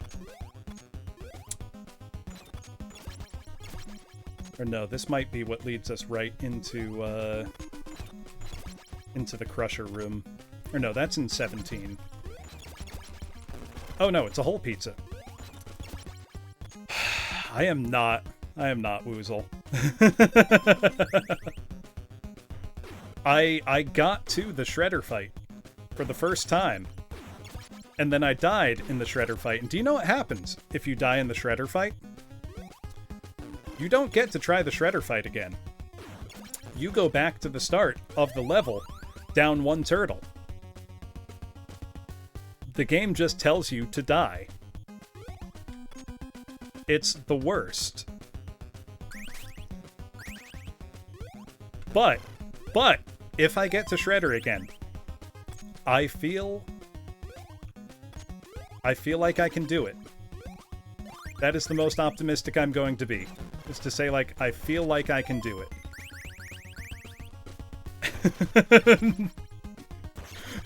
God damn it, Woozle.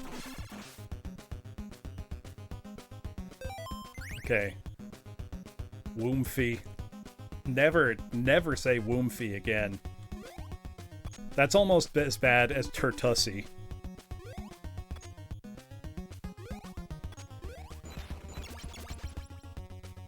Turtussi did some psychic damage to me. Not gonna lie.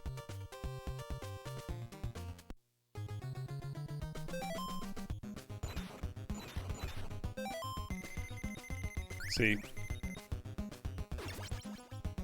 Now, Woozle, we've talked about this. You can't just add oomphy to any word to make it into things. Doomfy, hoomfy, woomfy. You can't keep doing that, Woozle. I know you think it's funny, but you're gonna get sent to the office if you don't knock it off. You're making the other kids uncomfortable. Yeah, Turtussi made me laugh really hard. Turtusumfi. See, at that point, it's so divorced from anything that it ceases to have power.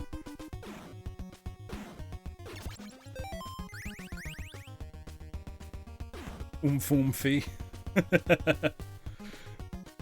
I will not say that, Woozle.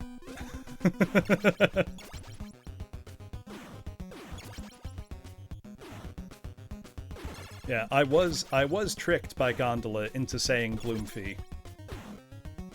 That wasn't great. All right, here's the cursed room. Where you've got to just... You can't carry any momentum across because you will die. Let's see if I can't finesse this.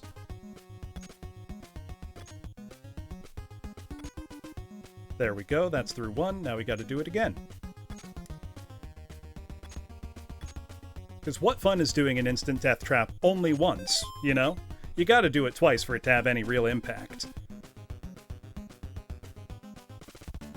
Alright. Onto the giant Mauser. He thankfully does not move, and we can cheese it. Oh yeah, no, that pizza is there 100% to tempt you into dying. It is a trap.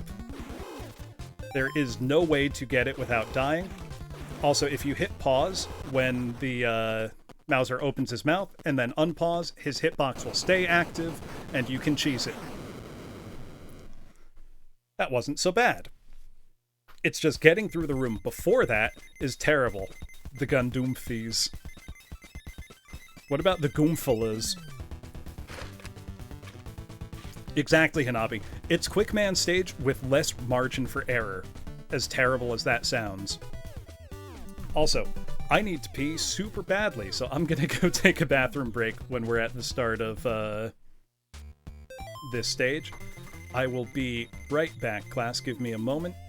I will get us... Yeah, no cheese strat is the thing. So, give me 1 second, and I will be right back. Let's leave you... Know what? People have already guessed the first soundtrack of the day. So here's another. I will be right back, class.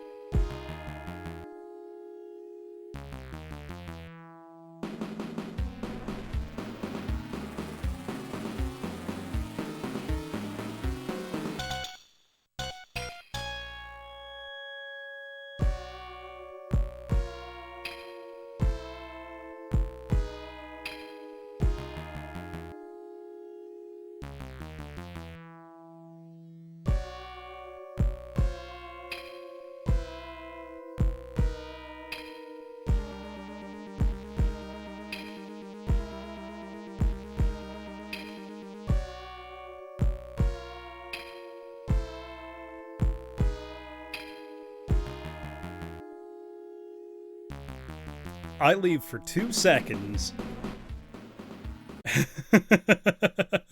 I leave for 2 seconds, and what happens? Do I need to send you to the office, Woozle?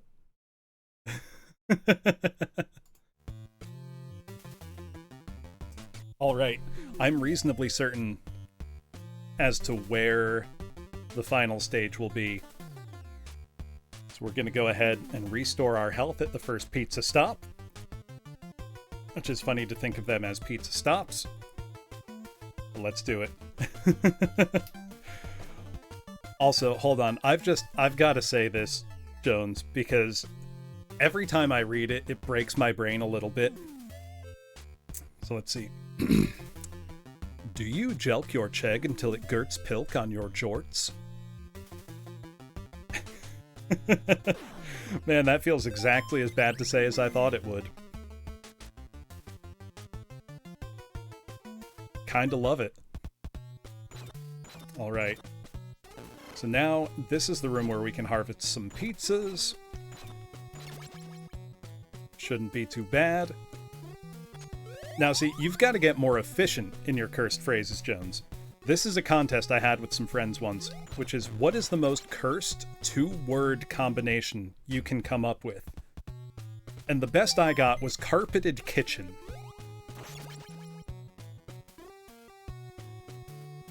So just, what's the worst two-word combo? You know, that can elicit the biggest, like, ugh, reaction. Because carpeted kitchen is pretty bad. See, I feel like Fussy is so out there that it loses some of its power. I'm glad you appreciate the art, Woozle. Toilet alcohol. See, that's not the worst. Because I did one time at a, was at a Denny's with friends at like 3 in the morning. Completely unprompted, a guy in the booth behind us just turned around and said like, "Hey, you guys want to know how to make turlet wine?" So I've been exposed to that phrase in the wild. So that, I mean, it's terrible, but white collar. That's the real horror. That's the true nightmare. That's the man-made horrors beyond our comprehension.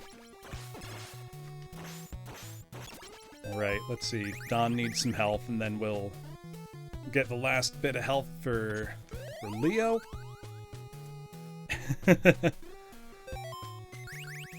Yeah, I've been inoculated against... You know, I'm gonna say olive oil. What you could do is do, like, EVU, you know, extra virgin olive oil. EVU lean. That kind of fits. You know, it's stretching a little bit, but... Now, see, lean aioli has a different connotation. That's just, like, made with lower fat something. But if you say aioli lean, now you're talking. You know, the order of operations matters for that one.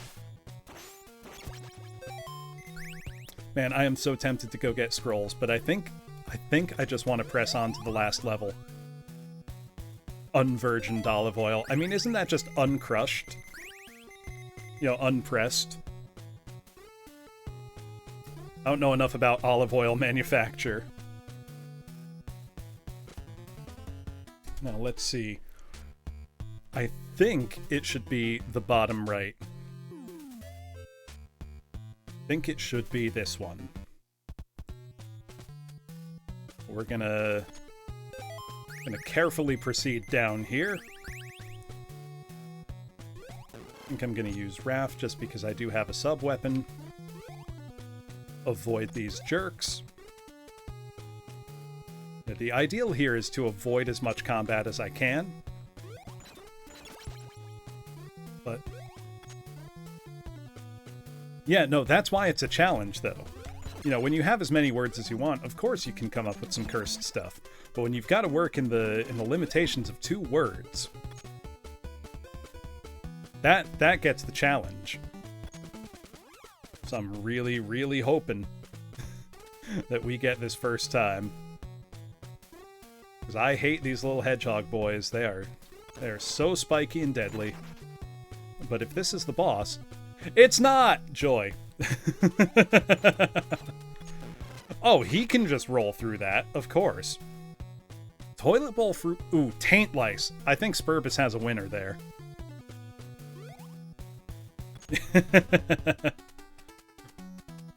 Taint lice is powerful.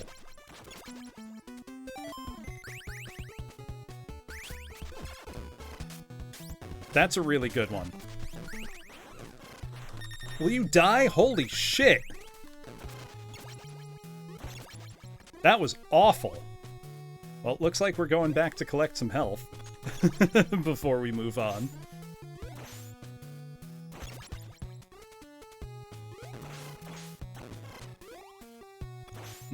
Used coat hanger's pretty bad. Trying to think other... That's the thing. You've got to think of something that you can have, like... You've got to be able to imagine it with all of your senses. You know, you want a 5-sensory reaction.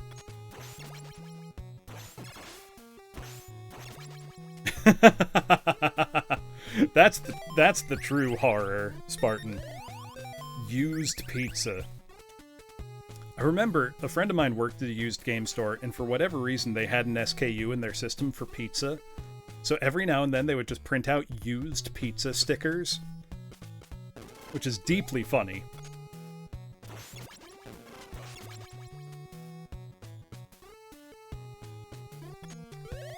See, free... Free, it's got to be something... Found cake.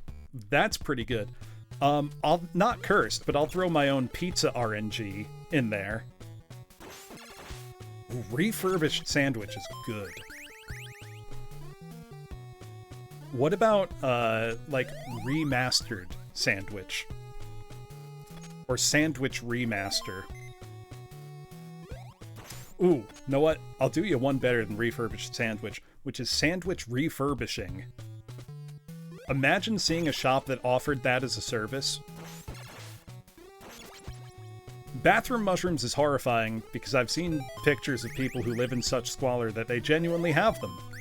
And that's awful. That's a thing that I never needed to see. Reconstituted milk? I mean, that's just, you know, powdered milk made into milk. Bathroom mushroom pizza. That's pretty bad. I still can't believe that on my Noid Day challenge, that the pizza that won for pizza that I would have to order ended up just being a cheese pizza. I lucked out so big. Like, I couldn't have gone better. I'm also still, Jones, I still take great pleasure in having first attempted that first level's ending with Cappy, just for how upset it made you.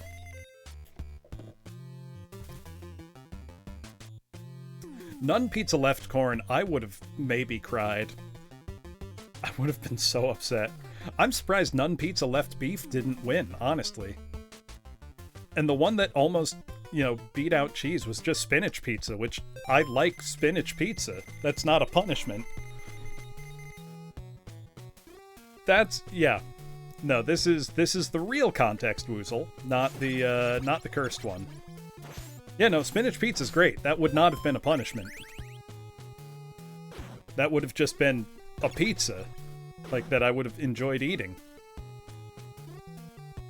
Oh, come on. Oh, I hate this guy so much. Get in there, you jerk. Crussy. Crussy's pretty bad. I don't think this enemy has a set pattern at all, and he takes at least 4 hits from Don to die. Why is he in this game? Why are there subterranean bugmen in TMNT? Like, this is TMNT, not Chud.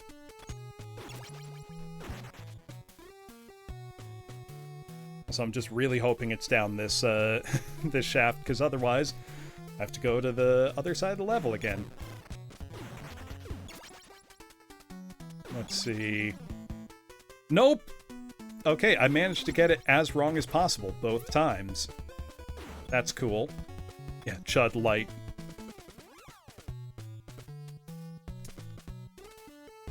I'm trying to think. You know, light beer is already a pretty depressing phrase. We can make it worse. We can do worse than light beer.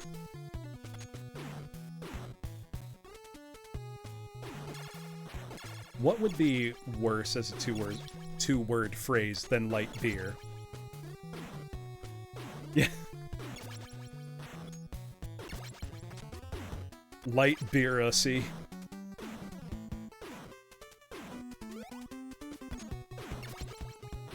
I'm trying to think just like diet beer. Calling it diet beer is just worse. I mean, it's the same concept, but it's somehow so much worse.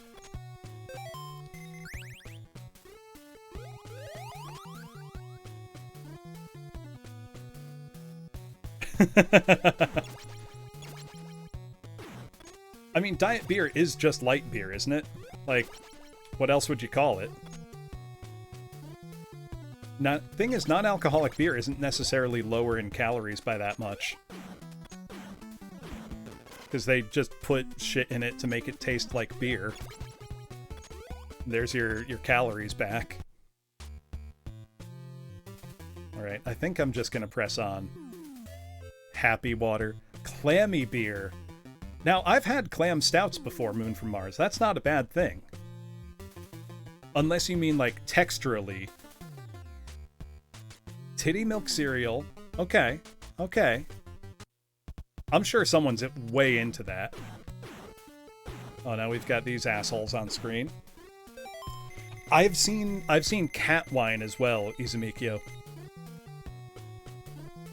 Which is just like liquid catnip, basically. And that might be one of the saddest products I've ever seen. Oh! Funny that you mentioned chewy beer, Woozle. I have a story for that. Last summer, for whatever reason, my friends and I bought a big container of Thicket, the water thickener. And we were at a, like a backyard barbecue type thing. And we decided, how thick can we make a beer? And we made that beer the texture of applesauce. You had to eat it with a spoon. It was vile. It's absolutely terrible. Completely cursed. Water thickener does serve a real purpose for, people with, any esophageal disease or difficulty that makes swallowing things without texture difficult. Hard beer. I mean, beer by definition is hard. It's alcoholic. Ooh, expired water. That's what you should just call, the glass of water that you leave by your nightstand and forget about for a week. No, that water's no good now. It expired. Oh, God. We've just gotta... Oh, of course, that time he didn't go flying off. Instant water, just add water. How did you burn water, Woozle? I'm curious. I would like to know. Did you just scald it? Like you were trying to make soup or something and you messed up?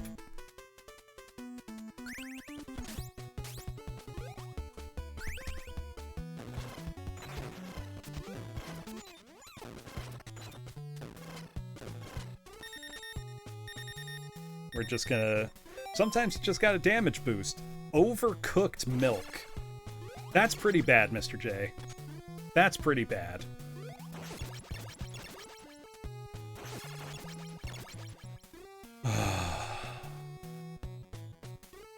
We should... This has to be the boss room. There's no other option. I don't know how I got it wrong every single time. Okay, yeah. So now we can just hang out here, duck under the lightning. Oh, yeah, that's true. That's like if you mess up while making cheese, Mr. J. Also, making your own cheese is actually really easy. I first tried it one afternoon when I was just bored, so I went out and bought a gallon of milk, some, lemon juice, and made paneer. It's actually really easy to do. Very tasty.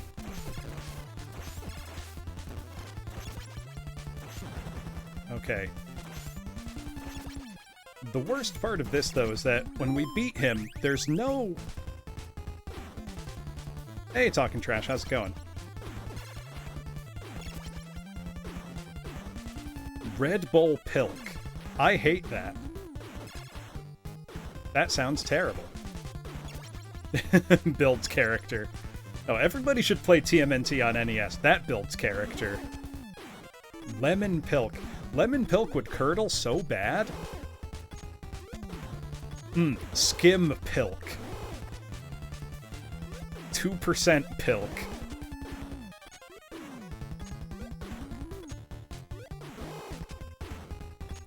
And it's weird that there's just a big ol' eyeball on this thing. Whole pilk.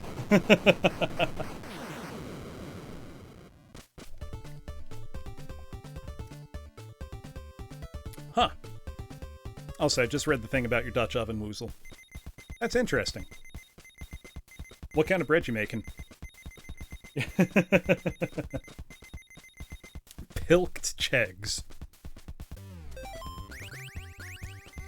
All right, we're gonna be in some trouble here. So we're just gonna try to peace out until we can get Don our full pizza. At which point we can breathe a little bit easier, maybe. This is awful. This is absolutely awful. No knead bread. Kneading does suck.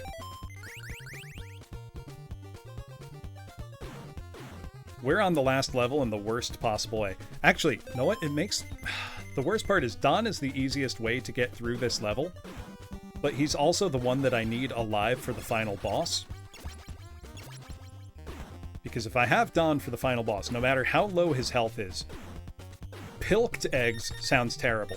Pickled eggs, I like. Pickled eggs are good. Oh my god. This is awful. This is a nightmare. Sloppy steak. That's a bad two-word phrase, but like I can just imagine somebody did a poor job making steak. You know, I don't have to think the worst immediately with that. Low pulp milk. That's pretty bad. That's pretty bad. I do think it's very funny that the British call pulp bits, so you can have your OJ with, like, reduced bits, which just makes me laugh. That's very funny to me. They've already forgotten, Mr. J.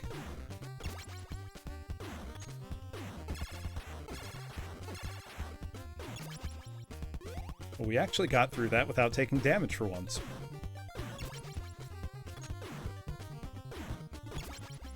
I'm going to be as careful as I possibly can be.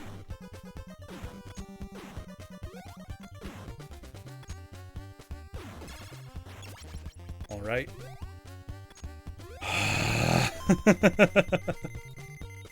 This is awful. Low pulp pilked eggs. That's bad. That's bad. I'm trying to think. I love how it says, radar is not working, so I am lost. Beat Shredder or peace will be lost. You can do it. Man, I appreciate the vote of confidence, Splinter, but it is ill-placed. Right, we just gotta not get scammed. That's all it is. I just gotta be good. I just gotta get good. That's all there is to it.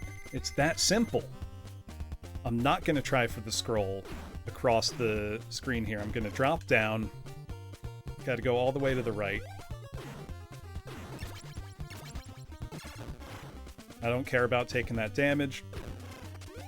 We're gonna get Don another pizza. He's right over here.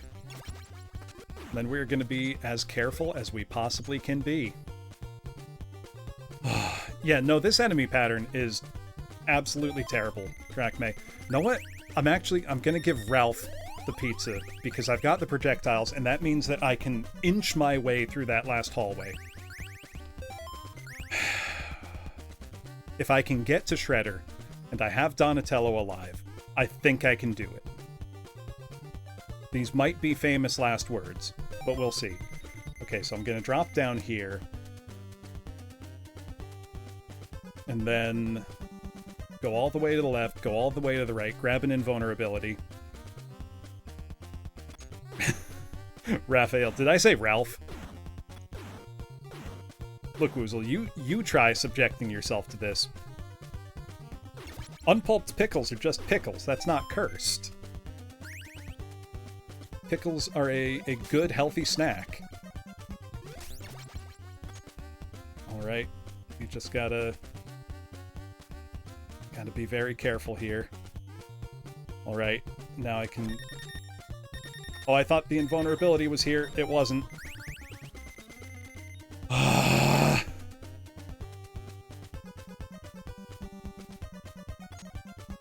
Is it one more floor down? I think it's one more floor down. No, I just missed it somehow. Okay.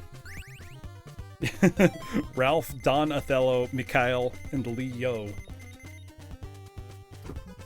Okay. This is it. It all comes down to this.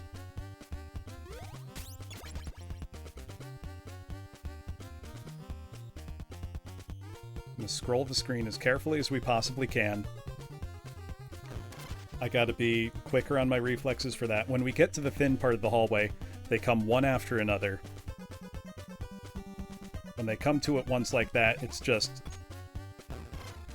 I hate this so much. I hate this so much. This is the worst. This is the worst game on the NES. I take back everything nice I've ever said about this game. Oh.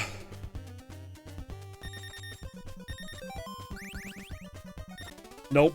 I didn't have anybody who could survive a single hit.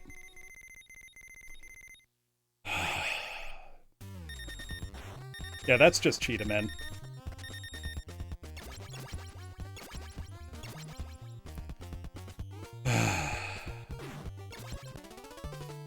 Alright, let's just take the game over. Do you not know Action 52, Woozle? Oh, Woozle, you should do an Action 52 stream. Don't look up anything about it. Just get right into it. You'll have a great time, trust me.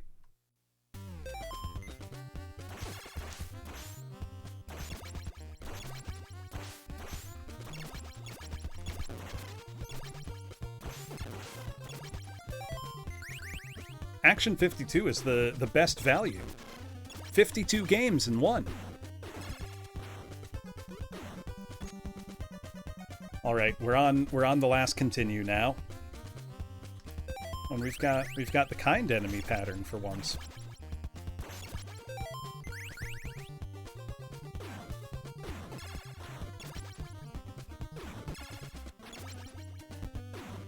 I mean, the average quality of the games on Action 52 are pretty low, but they're not, like, the worst.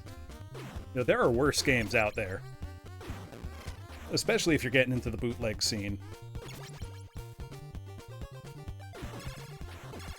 So, Woozle, Action 52 cost $200 when it was new.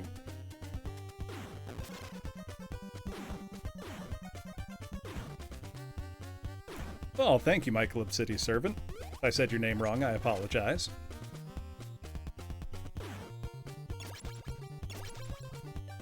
I think a good rule of thumb, just interacting with people online, is just treat them as if you were talking to them. Hello. Oh, thank you for following, Winter Balloon. Much appreciated. How's it going? I am on the last stage of TMNT on NES on my last continue. We're playing on real hardware, so there's no save states to get me out of tight spots here. If I fail, it's do it again.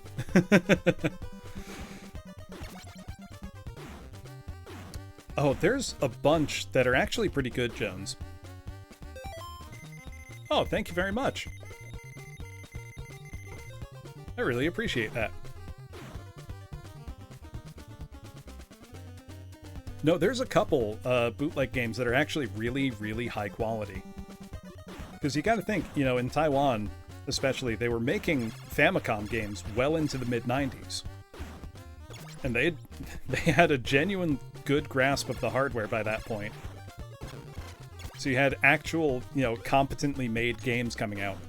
Like essentially the demake of Final Fantasy VII is a perfectly serviceable version of the game. Alright, we're just gonna skip past this guy. There we go.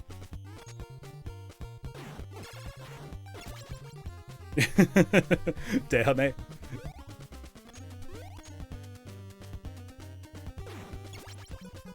There we go. Hey, thank you for following. Much appreciated.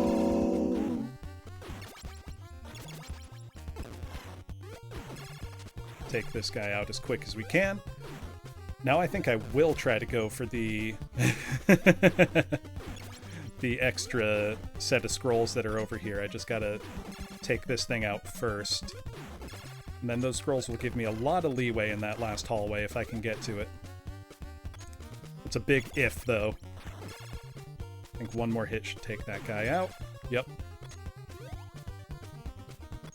Okay. Oh, no. There was another. This one's easier to take out, at least. And then we can grab a full pizza after that. Let's give it... Who do I want to give it to? Give it to Mike, I guess. And get this scroll. Let's switch to Raph until I can go get myself... So I'm going to have to drop down, go left, hop across a gap, and then I can get a full pizza for Don. It's very, very important that we keep Don alive, because he is legitimately our only hope. Oh no, oh no, oh no, oh no, oh no, oh no. No, I am not, Pinky. Things are going bad, in fact. Shit, there goes my chance at the full pizza. Okay, we're just running. We're just running. That's our only hope at this point. At least we've got, well, it's time for Mikey and his scrolls. Be our shining light, our hope, our chance of victory in the darkness.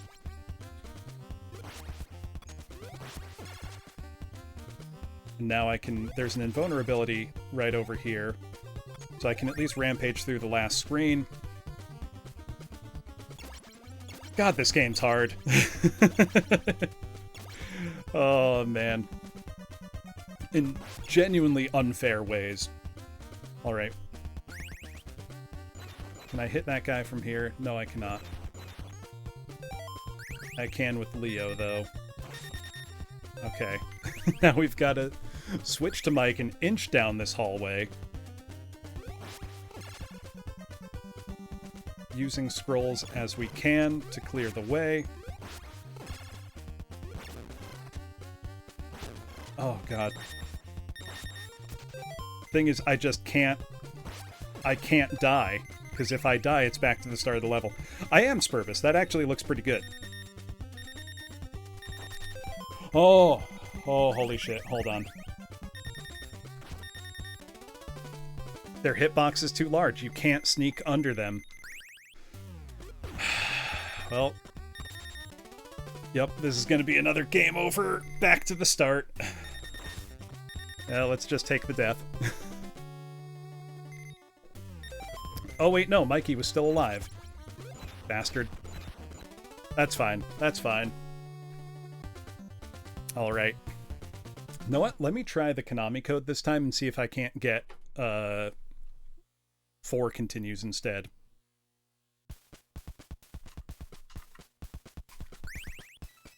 That might make things a little easier. Maybe. If we're lucky. I think... Yeah, well, I input the continue code. The thing is, it only gives you 2 more. Yeah, it's the Ultra Games code. Not Konami. Silly. Who's Konami? This is by Ultra Games. You know the game is good. It says Ultra right on the box.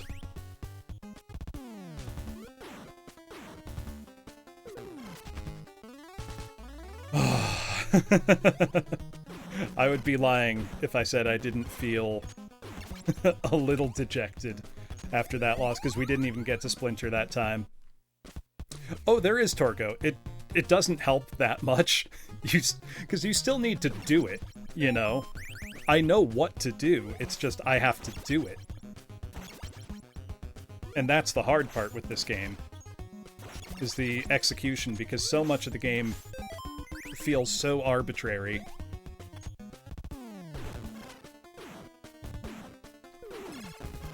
You know, with things like wonky hitboxes. You mean my NES has screen flicker, Woozle?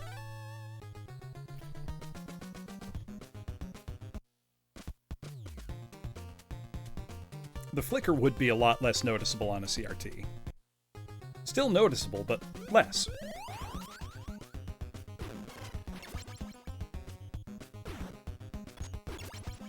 You know, I don't know why I feel the need to kill enemies that there's no actual need to kill. Yeah. Donatello's hard staff. Now, I don't remember a giant mutant frog thing at any point in TMNT, and that ironically would have fit in there. Or a man who's just on fire constantly.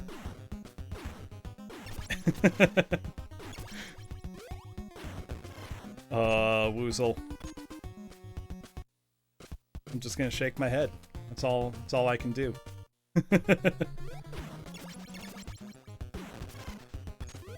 That's all I've got. That's all that's left in me. Everything else has been beaten out by the game.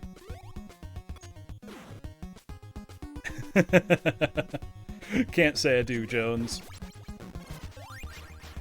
Okay, we've got a sub-weapon now. Don's not the one we necessarily want it for, but, you know, whatever. Alright, Rocksteady. Come here. Time to die. You'd think Rocksteady would think, you know, maybe if I point the gun up, maybe if I point the gun at where he actually is, I might kill him. But I think Rocksteady's got about one brain cell. So it's amazing that he can walk. There we go, nice and cheesy, just the way I like it. He shares it with Bebop. How's it going, Yusha?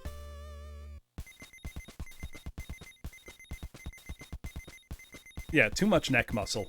He can't move, he can't look up and down. It's the same reason Doom Guy can't. I am not winning, Yusha. Not even a little. I have gotten to the last level twice and failed twice, though I did get to see the final boss this time, which I didn't last time. If that's his best won't do. That's his best, he's bad, and he should feel bad.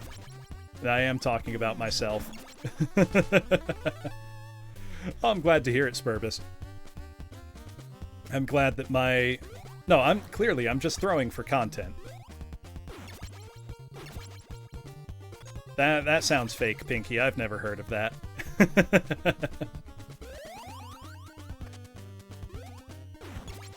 Alright, let's just breeze through this here level. It's funny, you know, so many people remember the terrible anxiety of the underwater level. And that doesn't even register in my brain as a stressful thing anymore. It's one of those things, I did it so many times as a kid that, you know, I'd need to mess up pretty badly to fail it. Watch, now that I've said that, I will somehow manage to fail. Because I can't ever not jinx myself.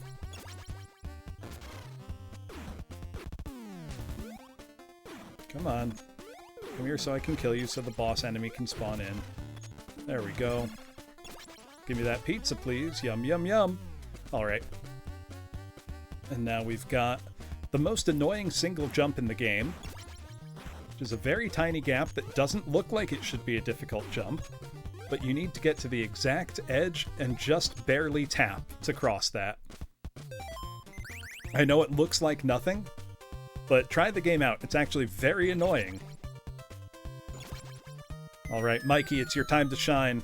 It's your time to shine, Mikey. You are the sacrificial lamb that we throw into the water. Go defuse those bombs. Be a hero, Mikey. Be the hero we all know you want to be. Don't fall into that annoying stuff that kills you in one instantly. I do love the music for this level, though. You know, of all the things that are, you know, frustrating about this game, probably not talking trash. Actually, I don't know. I have no idea. Of all the things that are, frustrating about this game, the production values, like the graphics and music, are very good. That was never the problem with it. No, Konami never missed when it came to its music. And they only got better over time.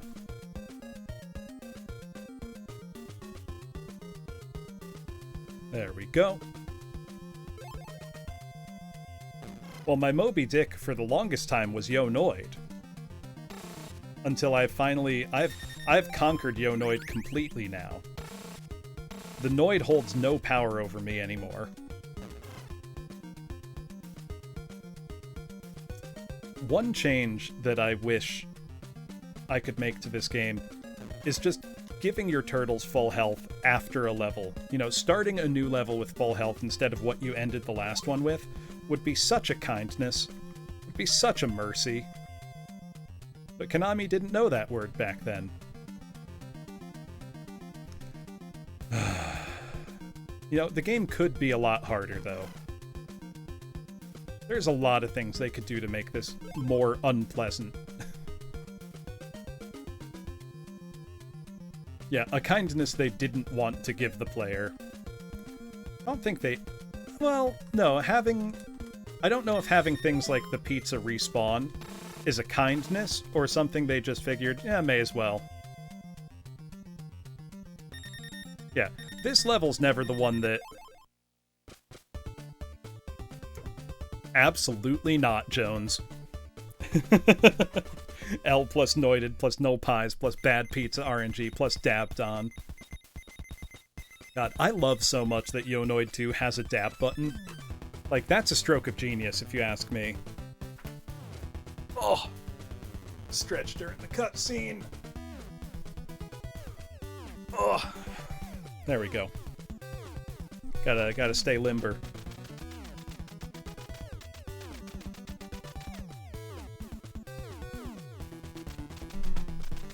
I do like how his hand comes out of the TV a little bit.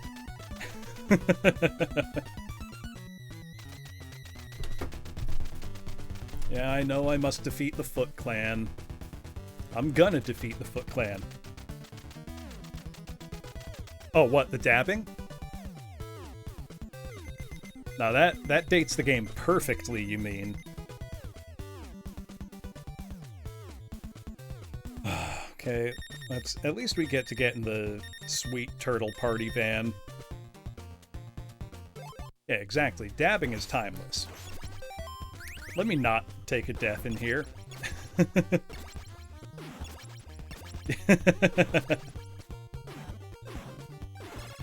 I think they'd have more members if that was the case, Mr. J. Alright, Mikey Boy's almost dead. Kidnap Splinter to get him. No pizza, 100% speedrun ASMR. God. I mean, I'm pretty sure there are playthroughs of this online of completely, like, hitless. Like, no damage runs of this game. Yeah, it's just at Prof Bloom VTuber, all one word. Thank you very much. Very much appreciated.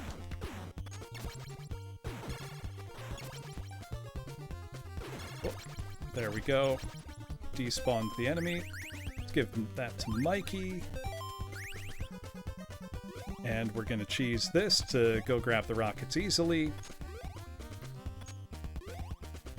Gotta love the weird collision detection that allows this. There we go.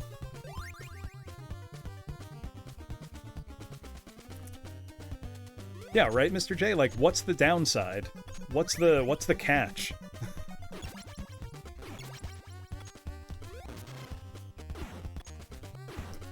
Oh, yeah. I can just, It's just exact... Hello, hello. Hey, thank you for following, Skelson.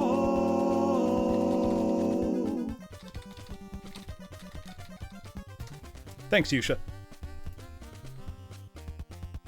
There we go. Oh yeah, April's actually giving us advice. Find a rope to cross the gap.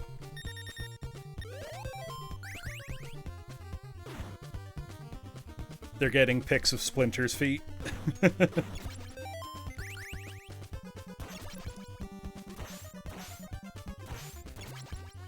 God, could you imagine if that was their motivation this whole time? Alright, now we can keep going in and out of this building. She does! Find a rope to move to the next building. You have my support. Granted, it's not very useful advice, because you have to do that anyway. But, you know, it's a nice gesture. Alright, let's get Mikey some more pizza. Alright, I'm feeling better now. I sure do, Pinky. My cutoff is 10 p.m. Eastern. Because I have my usual music work in the morning. So that's my cutoff, but we'll see. If I call it earlier than that, this will be the first and only game I've double failed. And if that happens, I will need to let everybody decide my punishment. Now, last time that I failed this game, I ended up playing High Glide on NES as punishment. I had a great time playing it. It's a terrible game, but it made for a lot of fun on stream. So I could do the logical thing and spend like $80 on a copy of Virtual High Glide for the Sega Saturn and play that. Or I could do something like the One Chip Challenge and then immediately try to sing afterwards. That could be some good comedy value. You know, there's a lot of options if we double fail. I hope I don't double fail. I'll be very sad if I do, because this will be the only game to remain unconquered that I've attempted. I'm still shocked that I beat Rocket Knight first try on my second attempt. That was extremely satisfying, I want you to know. That felt so good. Rocket Knight Adventures rules. If you haven't played that class, absolutely play Rocket Knight Adventures on the Sega Genesis. I'm gonna chalk my failure the first time. I will, Izumikyo. I also need to go back through the list of all the other games I've played and make stickers for them. Because I like those. Or I could rotate which ones I have up. My favorite will always be the gorilla smoking a big stogie from Rocket Knight. Okay, give me a sec, Pinky. Just go back and do it a third time. No. No. We'll see. We'll see. Because I think I can do it. Alright, Pinky, let's see.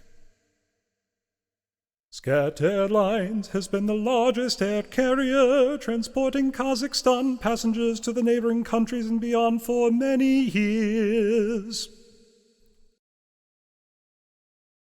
There we go. Gorilla smoking big doinks in Dreamland. That's what it is.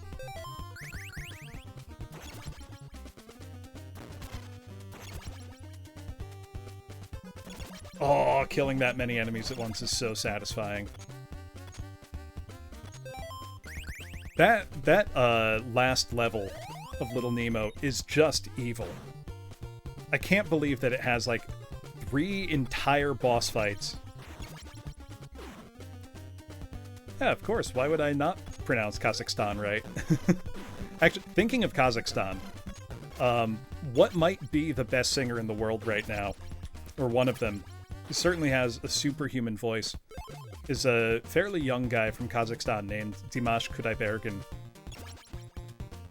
And he's just got a completely unreal voice. He's got a superhuman voice. It's unbelievable. If you don't know Dimash, look him up. He's, like, astonishing. Just incredible control, unbelievable range. I can't say enough good things about him. Unbelievable. I think the big Doinks and Amish kid was like 19 when he died, which is sad that he died, but it's not that surprising. No, the world can't contain someone with that much personality for long. Yeah, you're too old to do cool drugs. You have to do boring old people drugs, like taking a multivitamin every day. Though if you're not taking a daily multivitamin class, you probably should. Once you are past a certain age. Just helps. Just helps. Macro-dosing Flintstones gummies.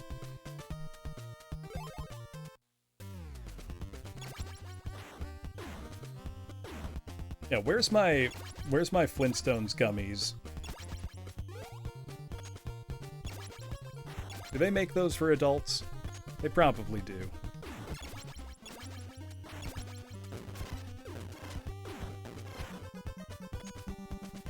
Alright, we took a lot of damage, but there's a pizza coming up. We should be alright.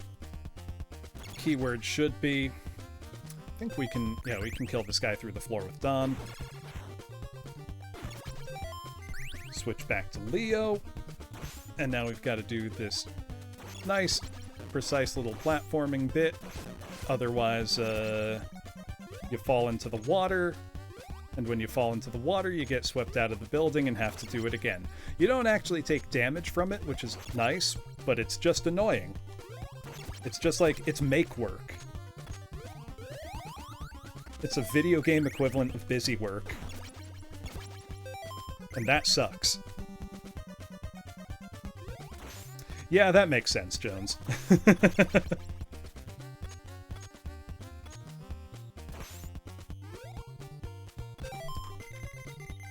Oh, yeah. I don't think my body could handle AMV hell anymore. I wish I knew, Torgo. I'm gonna say it's just the current is too fast or something stupid like that. Let that idiot walk into the water. You know, whatever dumb reason they want to invent. It's a video game. They don't have to explain shit. That's the... If any of you are familiar with the absolute legend Ulalalia, that's what he would call blue water. Being the water what kills you in a game, as opposed to clear water, which you can swim in. Oh my god, the Wario LSD. If I was somewhere and somebody was like, hey, do you want this Wario LSD? It's like, absolutely. Not to do them, just to have them. Just to have that amazingly cursed artifact in your possession. Also, does anyone know who I'm talking about when I say Ulalalia? Absolute legend. Incredible, incredible man. With an unbelievable dedication to parallax scrolling. Like you wouldn't believe. So Ulalalia is... trying to think how even to best describe him.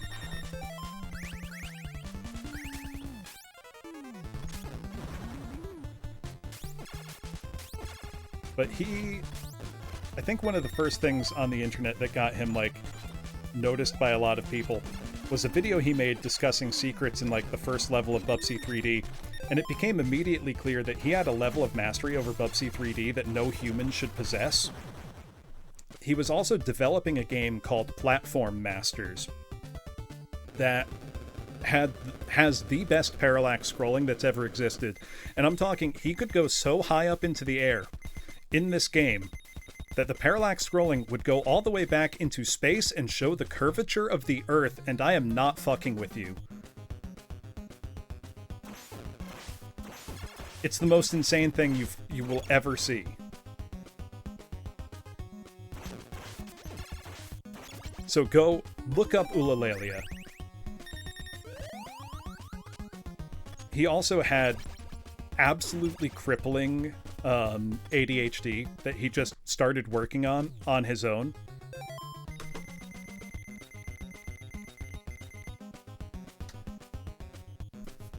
and like he used to be deathly afraid of mirrors. Like couldn't have a mirror in his line of sight.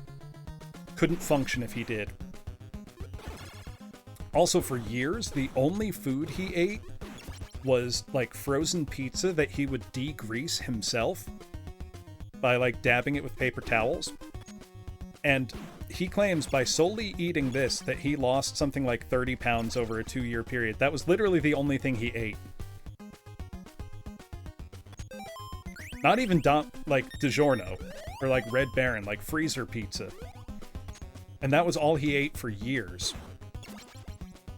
But he's since, like, I think he stopped development on Platform Masters. Like, he managed to graduate to a normie lifestyle. Like, he has a job, he goes swimming, he has, like, things he does and enjoys. And while I'm sad we'll never get a completed Platform Masters, I'm so happy that he's living his best life.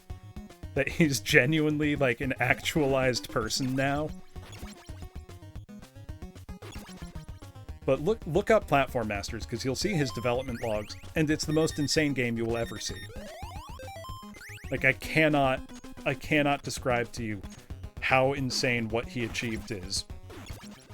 The game itself doesn't look like fun, even a little bit, but the scrolling is the most insane thing I've ever seen. He also wrote a book called The Legend of Elemental Masters or something, where he describes every single color by a hexadecimal code. It's incredible. It's unreadable, like as a book, but the dedication, I have nothing but respect.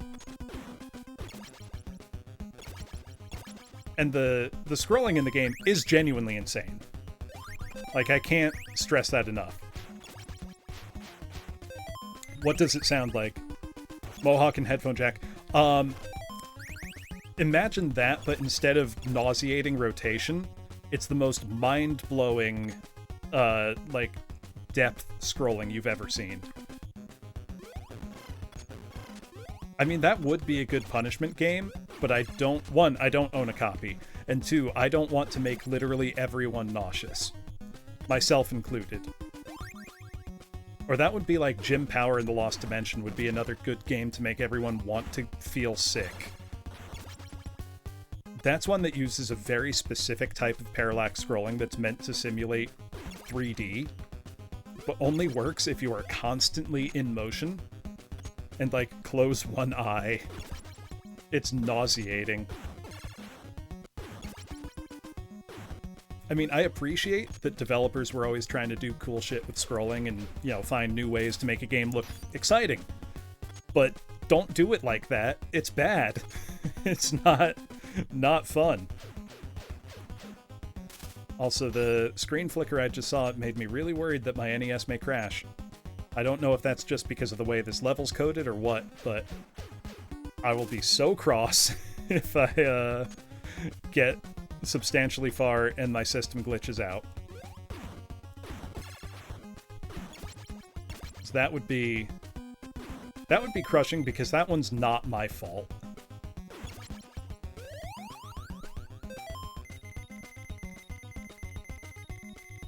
Oh, I'm sure, Jones. I wish Capcom had licensed it so that Street Fighter Alpha 2 wouldn't have had such slow access times on Super Nintendo. I mean, Street Fighter Alpha 2 had no business being on Super Nintendo. You know, it was one of those things that it's like, it's cool that they made this port, but they probably shouldn't have. I mean, in the same way, the port of Doom on Super Nintendo is a technical marvel. It's still one of the worst versions of Doom. But the fact is, it's not an adaptation from the Jaguar version of Doom like all the other home ports are. It was pretty much one guy came up with his own engine for it. Oh, please, Woozle, you wish you were that big a nerd. Alright, I gotta pull up the map for this level again.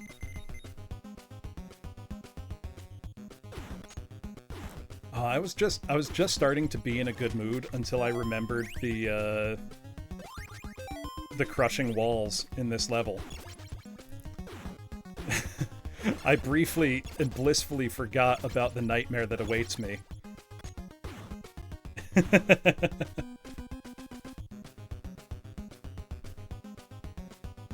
Yeah, what's the...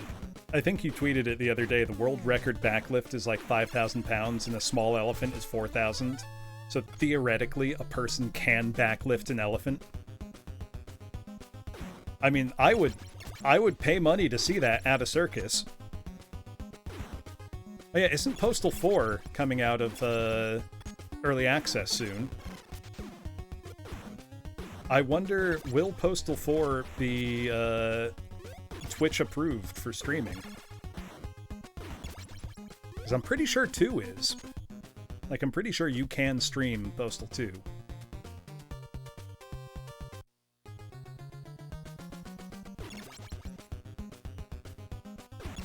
There we go.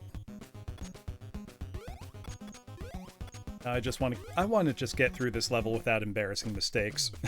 That's all I want.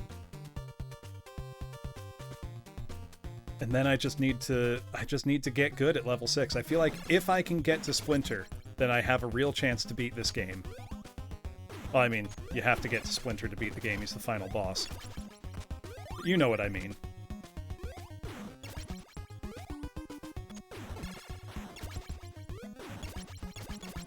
That was pretty clean. That wasn't.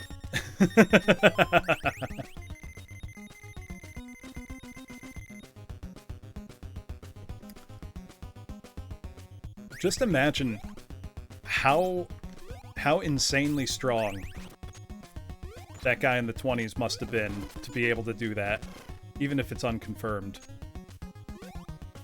So that's like, you hear about how some of the old-time wrestlers, back when wrestling was like a legitimate athletic contest in sports rather than sports entertainment. You know, guys like Frank Gotch and the Great Gama, you know, in India were, I mean, they were international superstars, basically. But they were, you know, if you look up someone like the Great Gama's training routine, he used to do like 1,000 squats a day while wearing a 100-kilogram weight around his waist. Like, the thing he used for training is in a museum. Like, you can go look at it. And it's insane. Like, it's not something normal people could or would do. And he pretty much always had a standing invitation, like, anyone in the world who wants to wrestle me, I will wrestle you. Like, let's do it.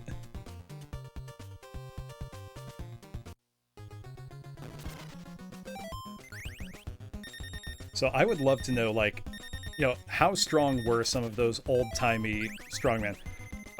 Congo knows who that is, and I believe he could do it. I 100% believe he could do it.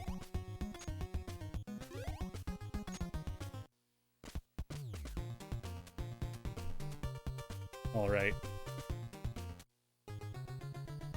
Now we can... I think I gotta stop being so reluctant about using my sub-weapons. Because there's no reason not to. Especially if I want to win.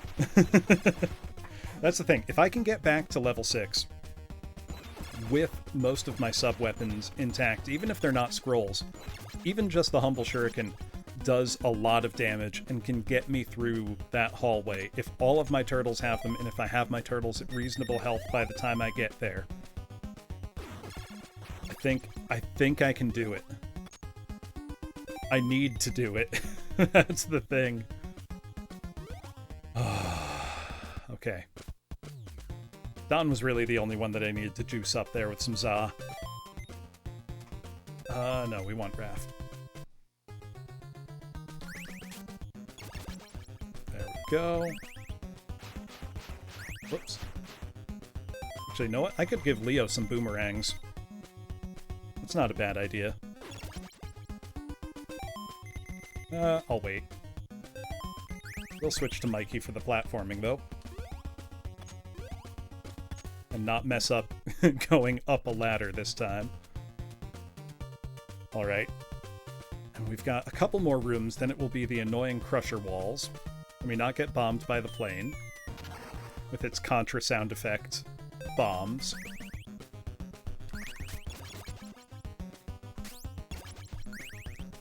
That was pretty clean. That was pretty clean.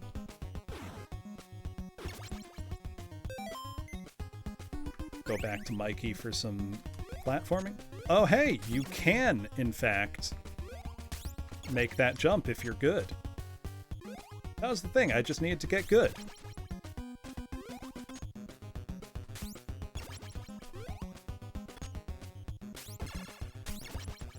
The game really does have a, like, sadistic glee in killing you and making you humble. It's the Iron Sheik of video games. It will break your back and make you humble. Oh yeah, that was just like his daily training routine though, Jones. Like that was his warm-up. Then he'd go and wrestle like... Oh, Cuphead is not that hard, Torgo. Cuphead's a very reasonable game. With tons of accommodation. This game is unreasonable. Cuphead's fun. Like, consistently. This game delights in its unfairness. Oh, there was still an enemy there. That's why... Oh, and great. Okay, well, we're getting this pizza now. Oh, no, I know. Yeah, that's the thing. Like, I mean, I'm not a huge fan of platformers like Meat Boy that I feel like rely more on memorization than on, you know, pattern recognition and execution.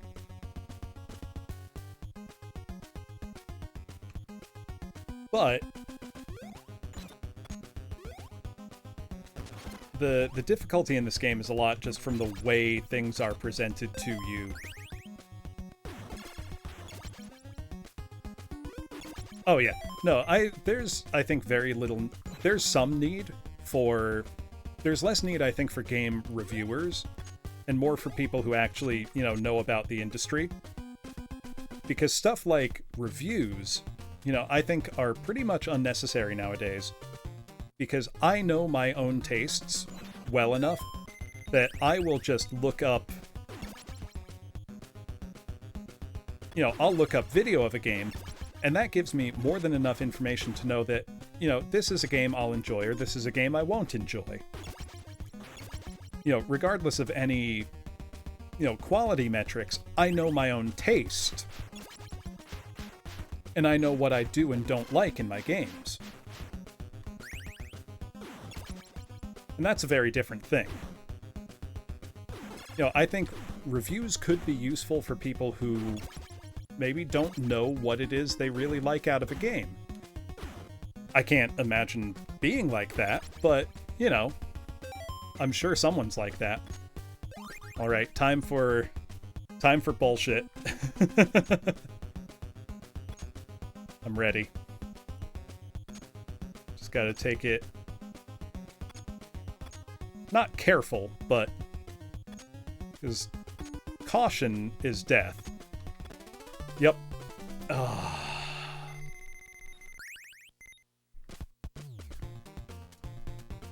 It's not worth going to recover him. And of course, it was on the very last drop.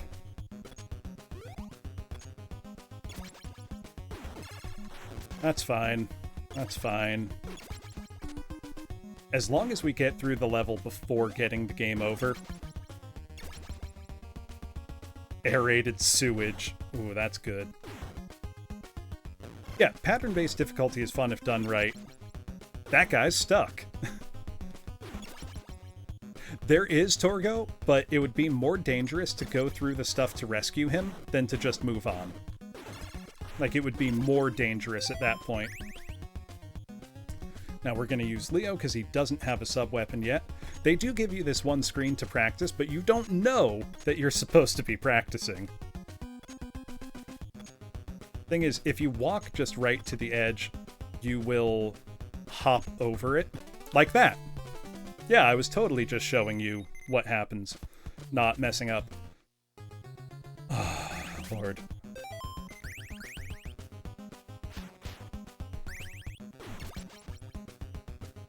Yeah, if you're the first one trying something new, yeah, of course you're going to fail. That's like, I cut Castlevania 2 a lot of slack because they were working with pretty much brand new ideas at the time. On how to make a large open world adventure game. People hadn't tried it too many times before that. Did they get everything right? No, absolutely not. But they got a lot right. Like, kind of a shocking amount if you think about it. And I will maintain that Castlevania 2 is nowhere near as bad as people make it out to be. It was not helped by a very poor translation. There we go, that's through one screen. Let's do it again. There we go.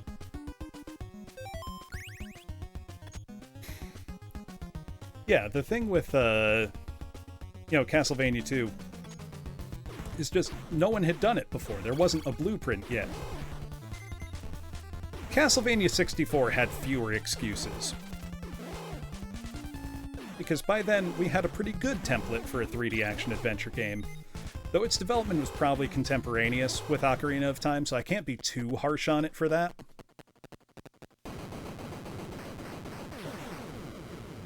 Alright, at least we're through to the next level before taking a continue. We do only have 2 turtles, which isn't great. But it could be a lot worse. And I'm not gonna give up. I want to see the end.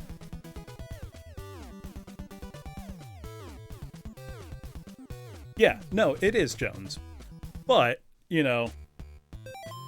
God, could you imagine what it must have felt like to be one of the developers of Bubsy 3D and then see Mario 64 come out?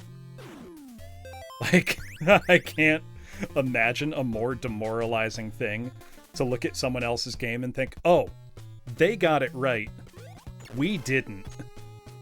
Just to have that certainty, like, oh, we fucked up.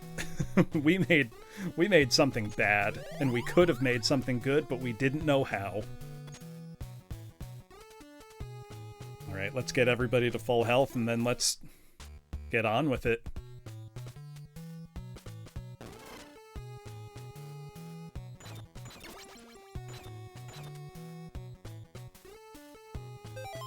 Yeah, I mean, Doom 2 itself as a game, Pinky, I don't think is actually that good.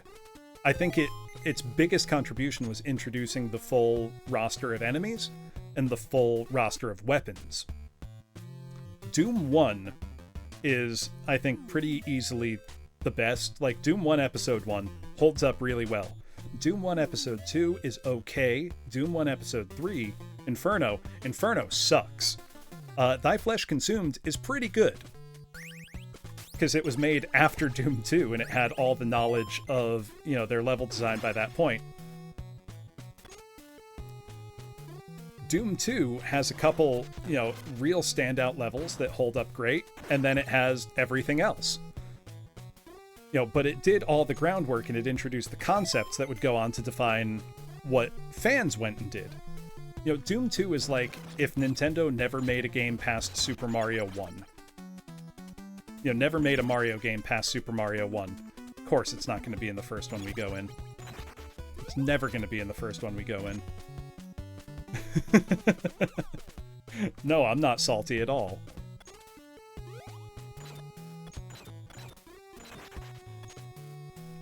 But, if fans had then taken up the mantle of making Super Mario games...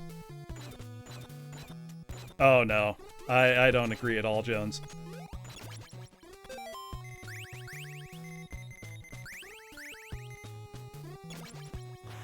I mean, the, final boss level of Doom Episode 2 of Shores of Hell, where you face off against the Cyber Demon, is one of the only times the Cyber Demon is ever really that threatening on its own. Just because you didn't have, cell ammo. See, I like the 30 level in a row format with 2 secret levels. But as far as the levels themselves go, Doom 2 leaves me pretty flat. Doom 2 did a lot of things better overall, I think. I mean, they were very quickly eclipsed by even community efforts, though. You know, even other megawatts from the 90s, like Memento Mori 2, Requiem, are both way better than Doom 2. Doom 2 good levels.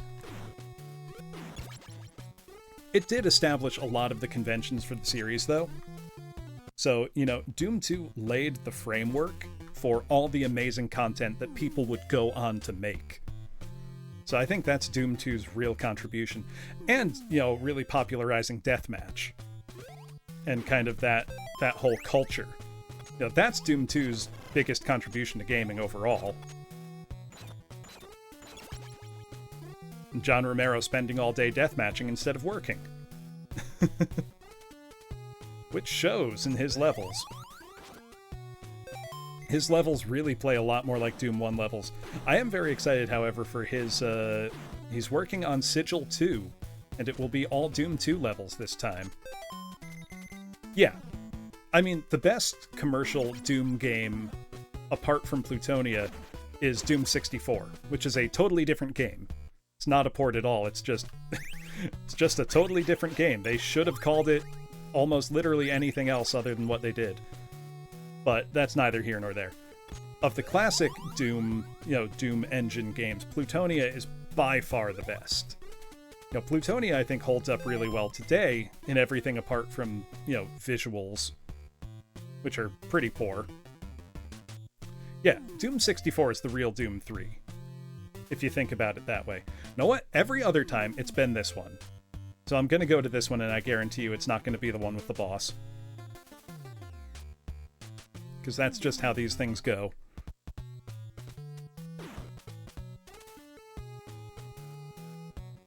I don't know, Woozle. I know there are Doom 64 WADs that run on the PC version. I don't know if there are ones that can run on the actual N64, like if you dump them on an EverDrive or something. So I would have to look that up. Gut feeling is no, but I could be wrong. There we go.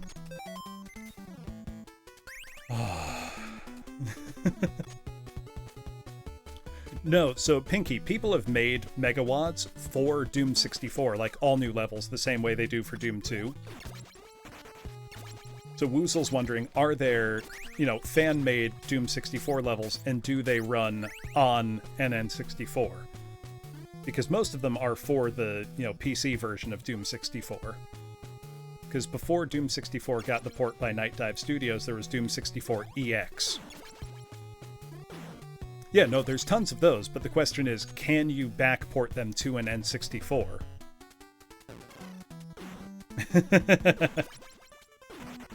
I gotta get the pants grab emote. Okay.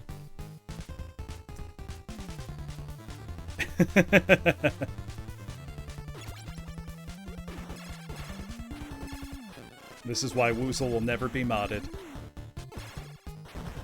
Now, what you need to be, Woozle, you gotta get Noided. You gotta beat Yonoid without all your save states. You gotta have Noid Day 2, the Noidening.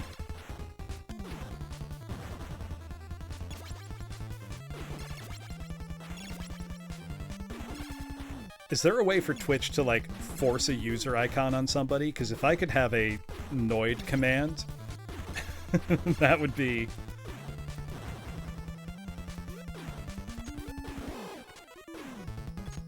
How many times do you think we could lap Woozle?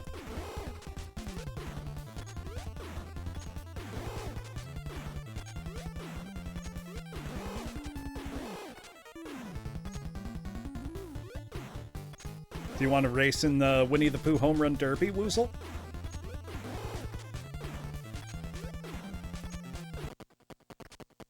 How's that sound?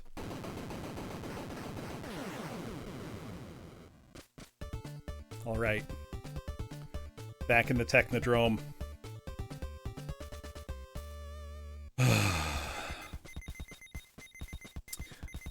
Oh yeah, no, the question is just, can you play it on an N64 instead of on PC?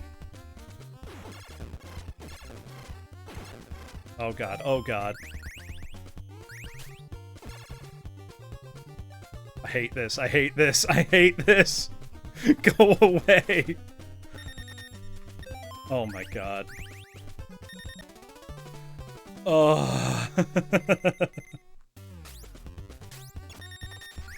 Looks like we're taking our continue on the first level right now. Hopefully we have 4 continues if I did the cheat code right. We'll find out. However, I'm going to take this opportunity for a bathroom break. I will be back in a few minutes, class. Let me get some music for you. And there you go. I will be right back.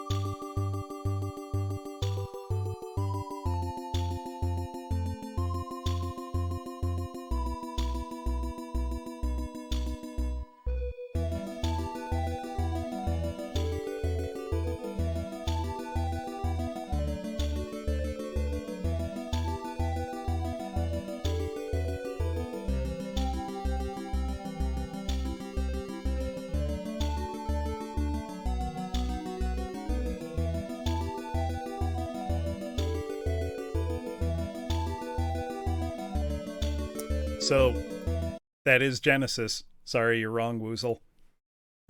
It's Phantasy Star 4. Which is an amazing game.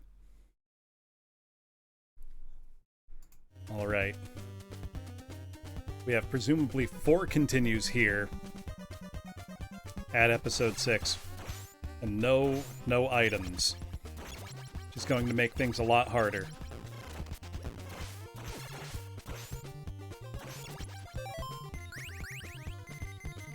Do I? I thought I turned it off. It's just the game music now, right, Spurbus? I do not, Woozle. I really wish I did. That's one of the only major systems I don't have.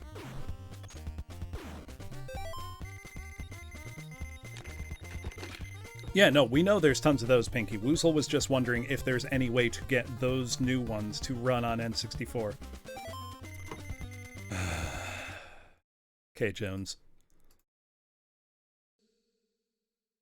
Oomphy, do you jelk your check until it gets pilk on your jorts? There you go.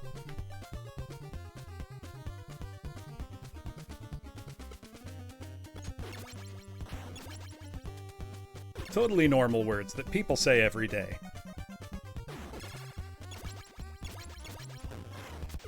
Oh, cat, come on, get out of here. Sorry, my cat is trying to get at my lap. I even checked before stream. I made sure his bowls were full. He just wants attention. He's probably thinking, Dad, why are you torturing yourself? Why are you doing this?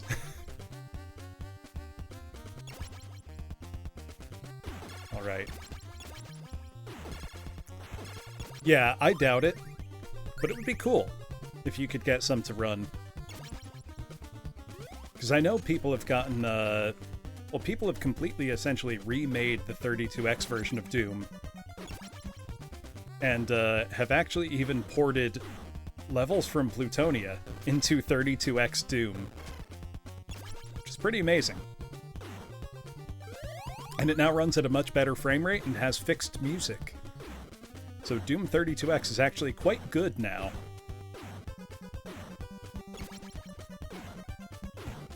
I mean, it was already a solid port before.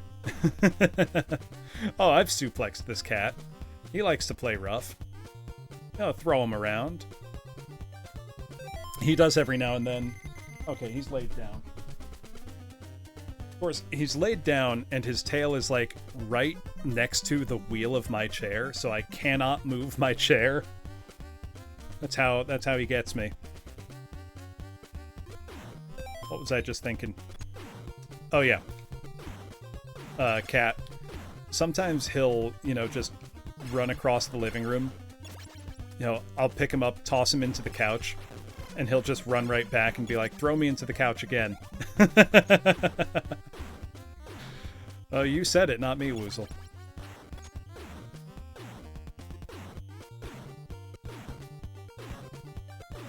He is a very energetic cat. Needs lots of active play.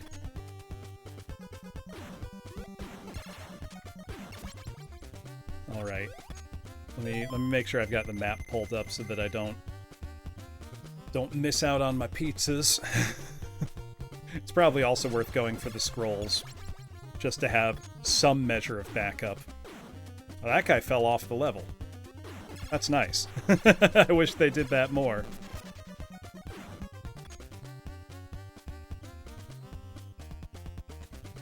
Yeah, I mean, to be fair, I don't think there's any good reason to play original DOS Doom unless you just really want to...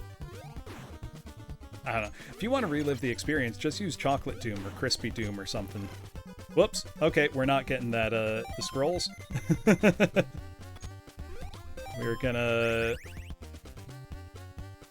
sneak through here. Take some hits, I don't care.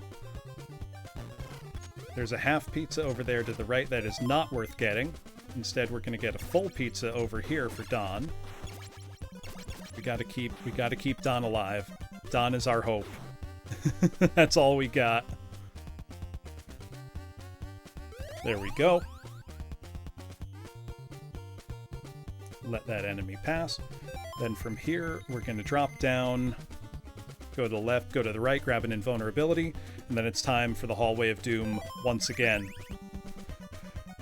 God have mercy on my stupid, stupid soul.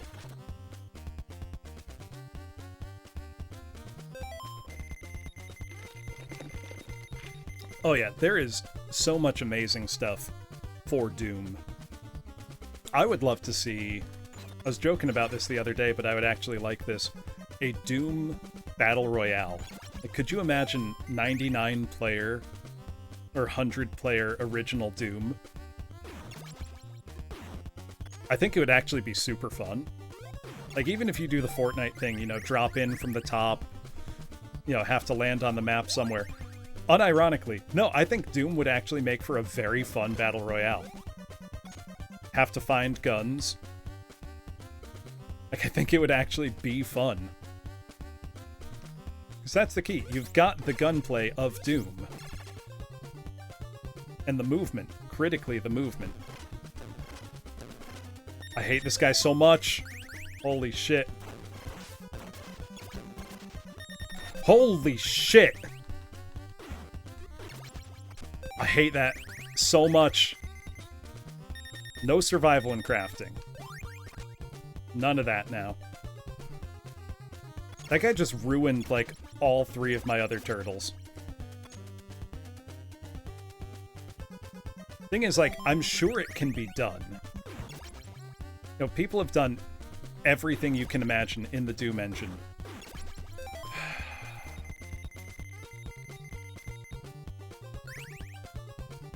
Cover-based Doomcraft. Now you've gone too far. Cover-based is a step too far when it comes to Doom. Right, we are... I'm just gonna pray my way through this. Oh, God.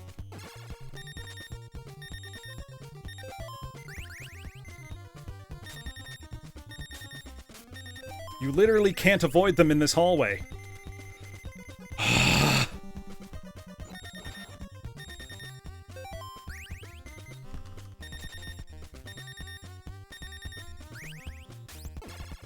Nope.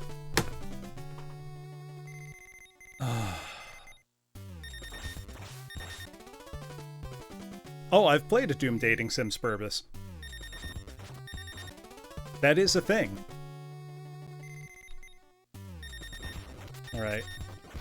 Let's try this again. Alright. We've got continues left.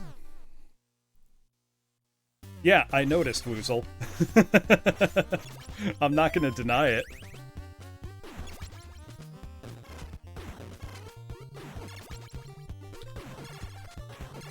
Look, their hitbox is larger than you. You cannot avoid them in that part of the hallway. Literally impossible. And you can't one-hit kill them with anybody.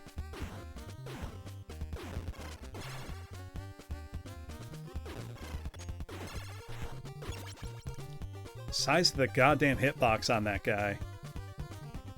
Absolutely insane. And half these enemies... Oh my god. Are tougher than single hits can kill from any other turtle. No, I'm sure there's hitless runs, and I can almost guarantee you that they will be done by killing those, not by avoiding.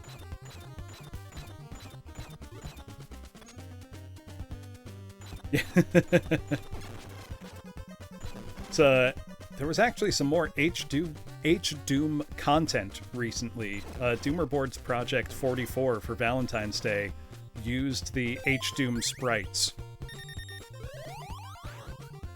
Which obviously means I cannot play it on Twitch.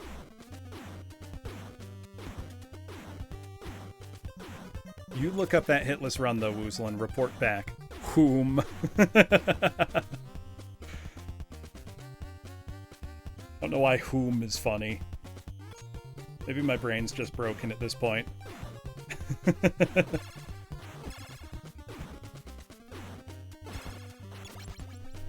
I mean, there's a classic WAD, Jones. It's really just called an Imp Encounter. And it is, it's not a gameplay mod. It's more like a movie that you watch. Which, I feel like is kind of self-explanatory in this context. Which also I could not play on Twitch. Okay, we can just skip by this guy. Yeah, the AI upscaling stuff is super cool.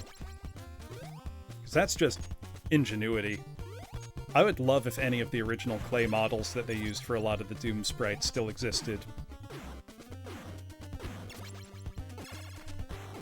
Okay. Now I know there are scrolls at the end of this screen, all the way on the left. They're going to be hard to get, but I think they'll be worth getting. The problem is I need to get by this thing, which timing-wise is really tricky to hit. Oh, come on. And then there's another on the other side that I need to avoid getting hit by, because if I get knocked back, I won't have a chance to grab the scroll. There we go. And I think let's give the scrolls to Leo, because he's at full health. Look, you gotta be greedy sometimes, Jones. If I can get to that hallway and I have scrolls, I will have a much better chance. That's the thing. I got to avoid damage until then. That hit actually worked out in my favor big time. Holy shit.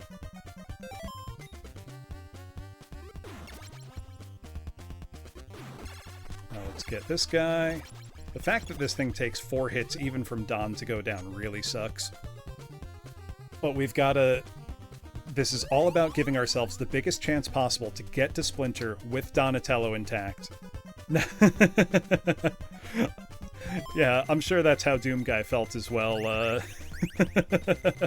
Spurbus. Yeah, no, I don't like full 3D models in Doom unless it's for,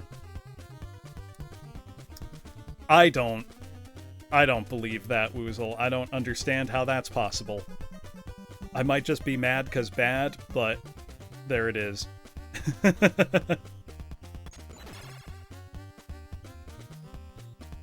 Okay, this is going good.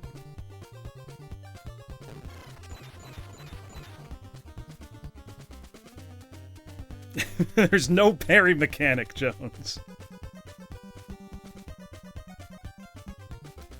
The NES is struggling.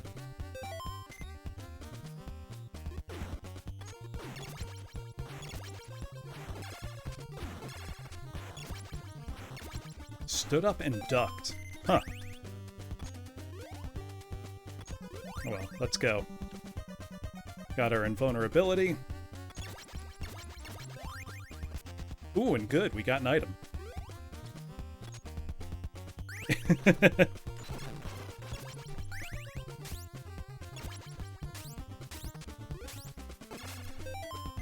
It's not worth the potential danger, though. Shit, I'm beefing it. I'm beefing it.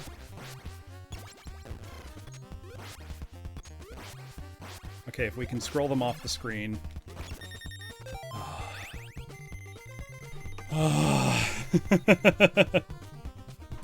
Use Donnie, no scrolls.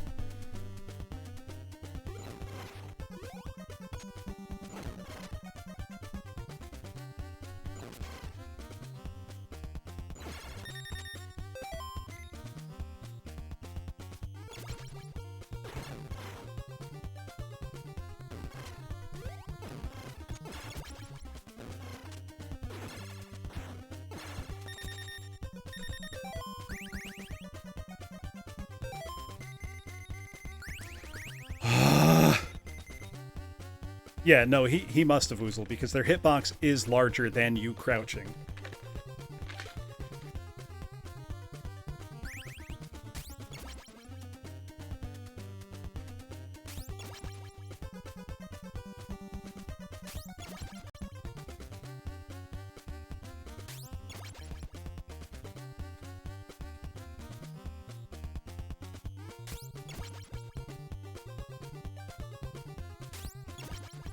So after this part of the hallway, I have to fight one of these boys, and then it's Shredder time. And I am so scared right now. Fuck!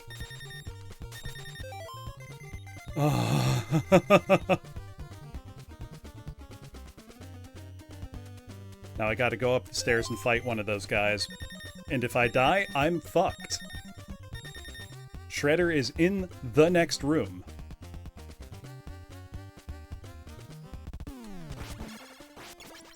Okay. It does not matter that I have this little health left. What I need to do for Shredder, reading from game FAQs right now, Shredder appears on the center platform. Position yourself on the right one. Change to Don and hit him as soon as he becomes substantial. He'll be knocked off to the left corner, so use this time to gain a footing on the left ledge. When he jumps back up at you, time your swing to get him in midair and he'll fall back again. Be careful, because if he touches you, you lose at least 4 life. You can keep this pattern going until you beat him.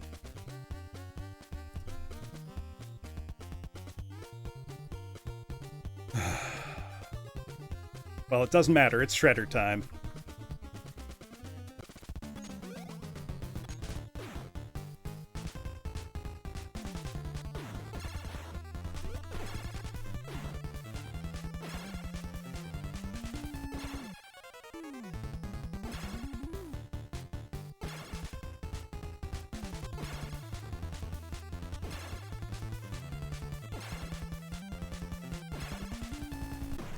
Eat shit, Shredder! Fuck you! Oh.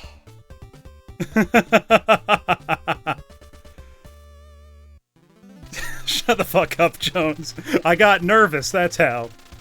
You defeated Shredder and saved the world. Now I can turn back to human form. Also, apologies for peeking super bad there. Wow, Splinter, you're ugly as hell, man. You guys have excelled my skills. Oh, Splinter's back to his real form. You guys are great. Thanks for your help. Let's celebrate with a pizza. Hell yeah. The adventure of the Teenage Mutant Ninja Turtles is concluded. Hell yeah. Whew. And that's the game. That's TMNT. Oh. 5 hours, Woozle. So if you combine that with last stream, call it a total of about 13 to 15 hours. I would need to check how long last time was. Call it 14 hours. All told. I feel very good. I feel so relieved right now. Holy shit. I was so scared that I was going to be playing till 10 p.m. I was so scared. Shut the fuck up, Woozle. You're lucky the laws of this land forbid me killing you in Minecraft. Oh, man. Never, Panis. Never.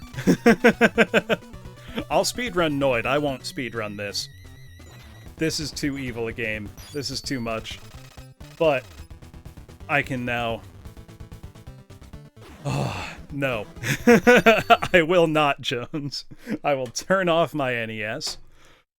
And I will put away my television. And thank all of you very much for coming out. I was able to succeed. I didn't have to do a double failure punishment. I somehow I managed at the last possible second. I could not tell you how nervous I was. That corridor is the real final boss, Drachme, unquestionably. That was absolutely nuts. I feel so jacked up right now. I am so excited that I was able to beat that. Good lord. I'm still trying to calm down. Hold on.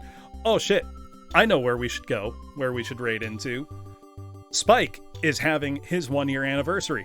Spike is awesome. He's an English pool hall punk who plays lots of racing games. Spike is the man.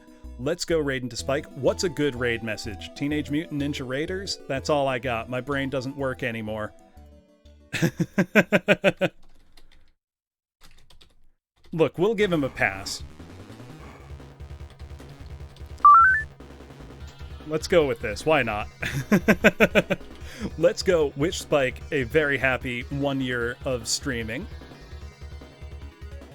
Oh, how embarrassing, Woozle. Oh, no. Sorry. I shouldn't rag on you. Thank you, everybody, so much for coming out. I will probably have a stream schedule up Monday because I will be away for tomorrow afternoon for a friend's wedding. But I will let you know what I've got coming up. Next week will be another light week. But after that, hopefully starting in May, we will have VTuber Choir rehearsals going on fairly soon. So do look forward to that. I am very excited to get that underway. But let us go wish Spike a happy anniversary. Thank you all for coming, and I will see you next time. I get to move this one from the L column to the W column. There is not a game that I've failed twice. I am so relieved. I am so relieved right now. Oh, thank you all for coming, and have a wonderful rest of your weekend. Bye-bye.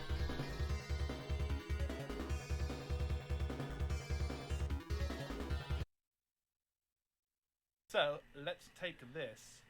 This is how I started. Hey, Bloom, welcome. Hello. How did Teenage Mutant Ninja Turtles go? All right. Hope you had a good time, man. Welcome. Here we are. This is the place. And yes, we're watching. We're doing the fucking. You beat it. Nice, excellent. And, fucking hell, what a game. Thank you, Bloom. Thank you so much. And thank you for the raid. If you're wondering what we're doing the tuba tradition of watching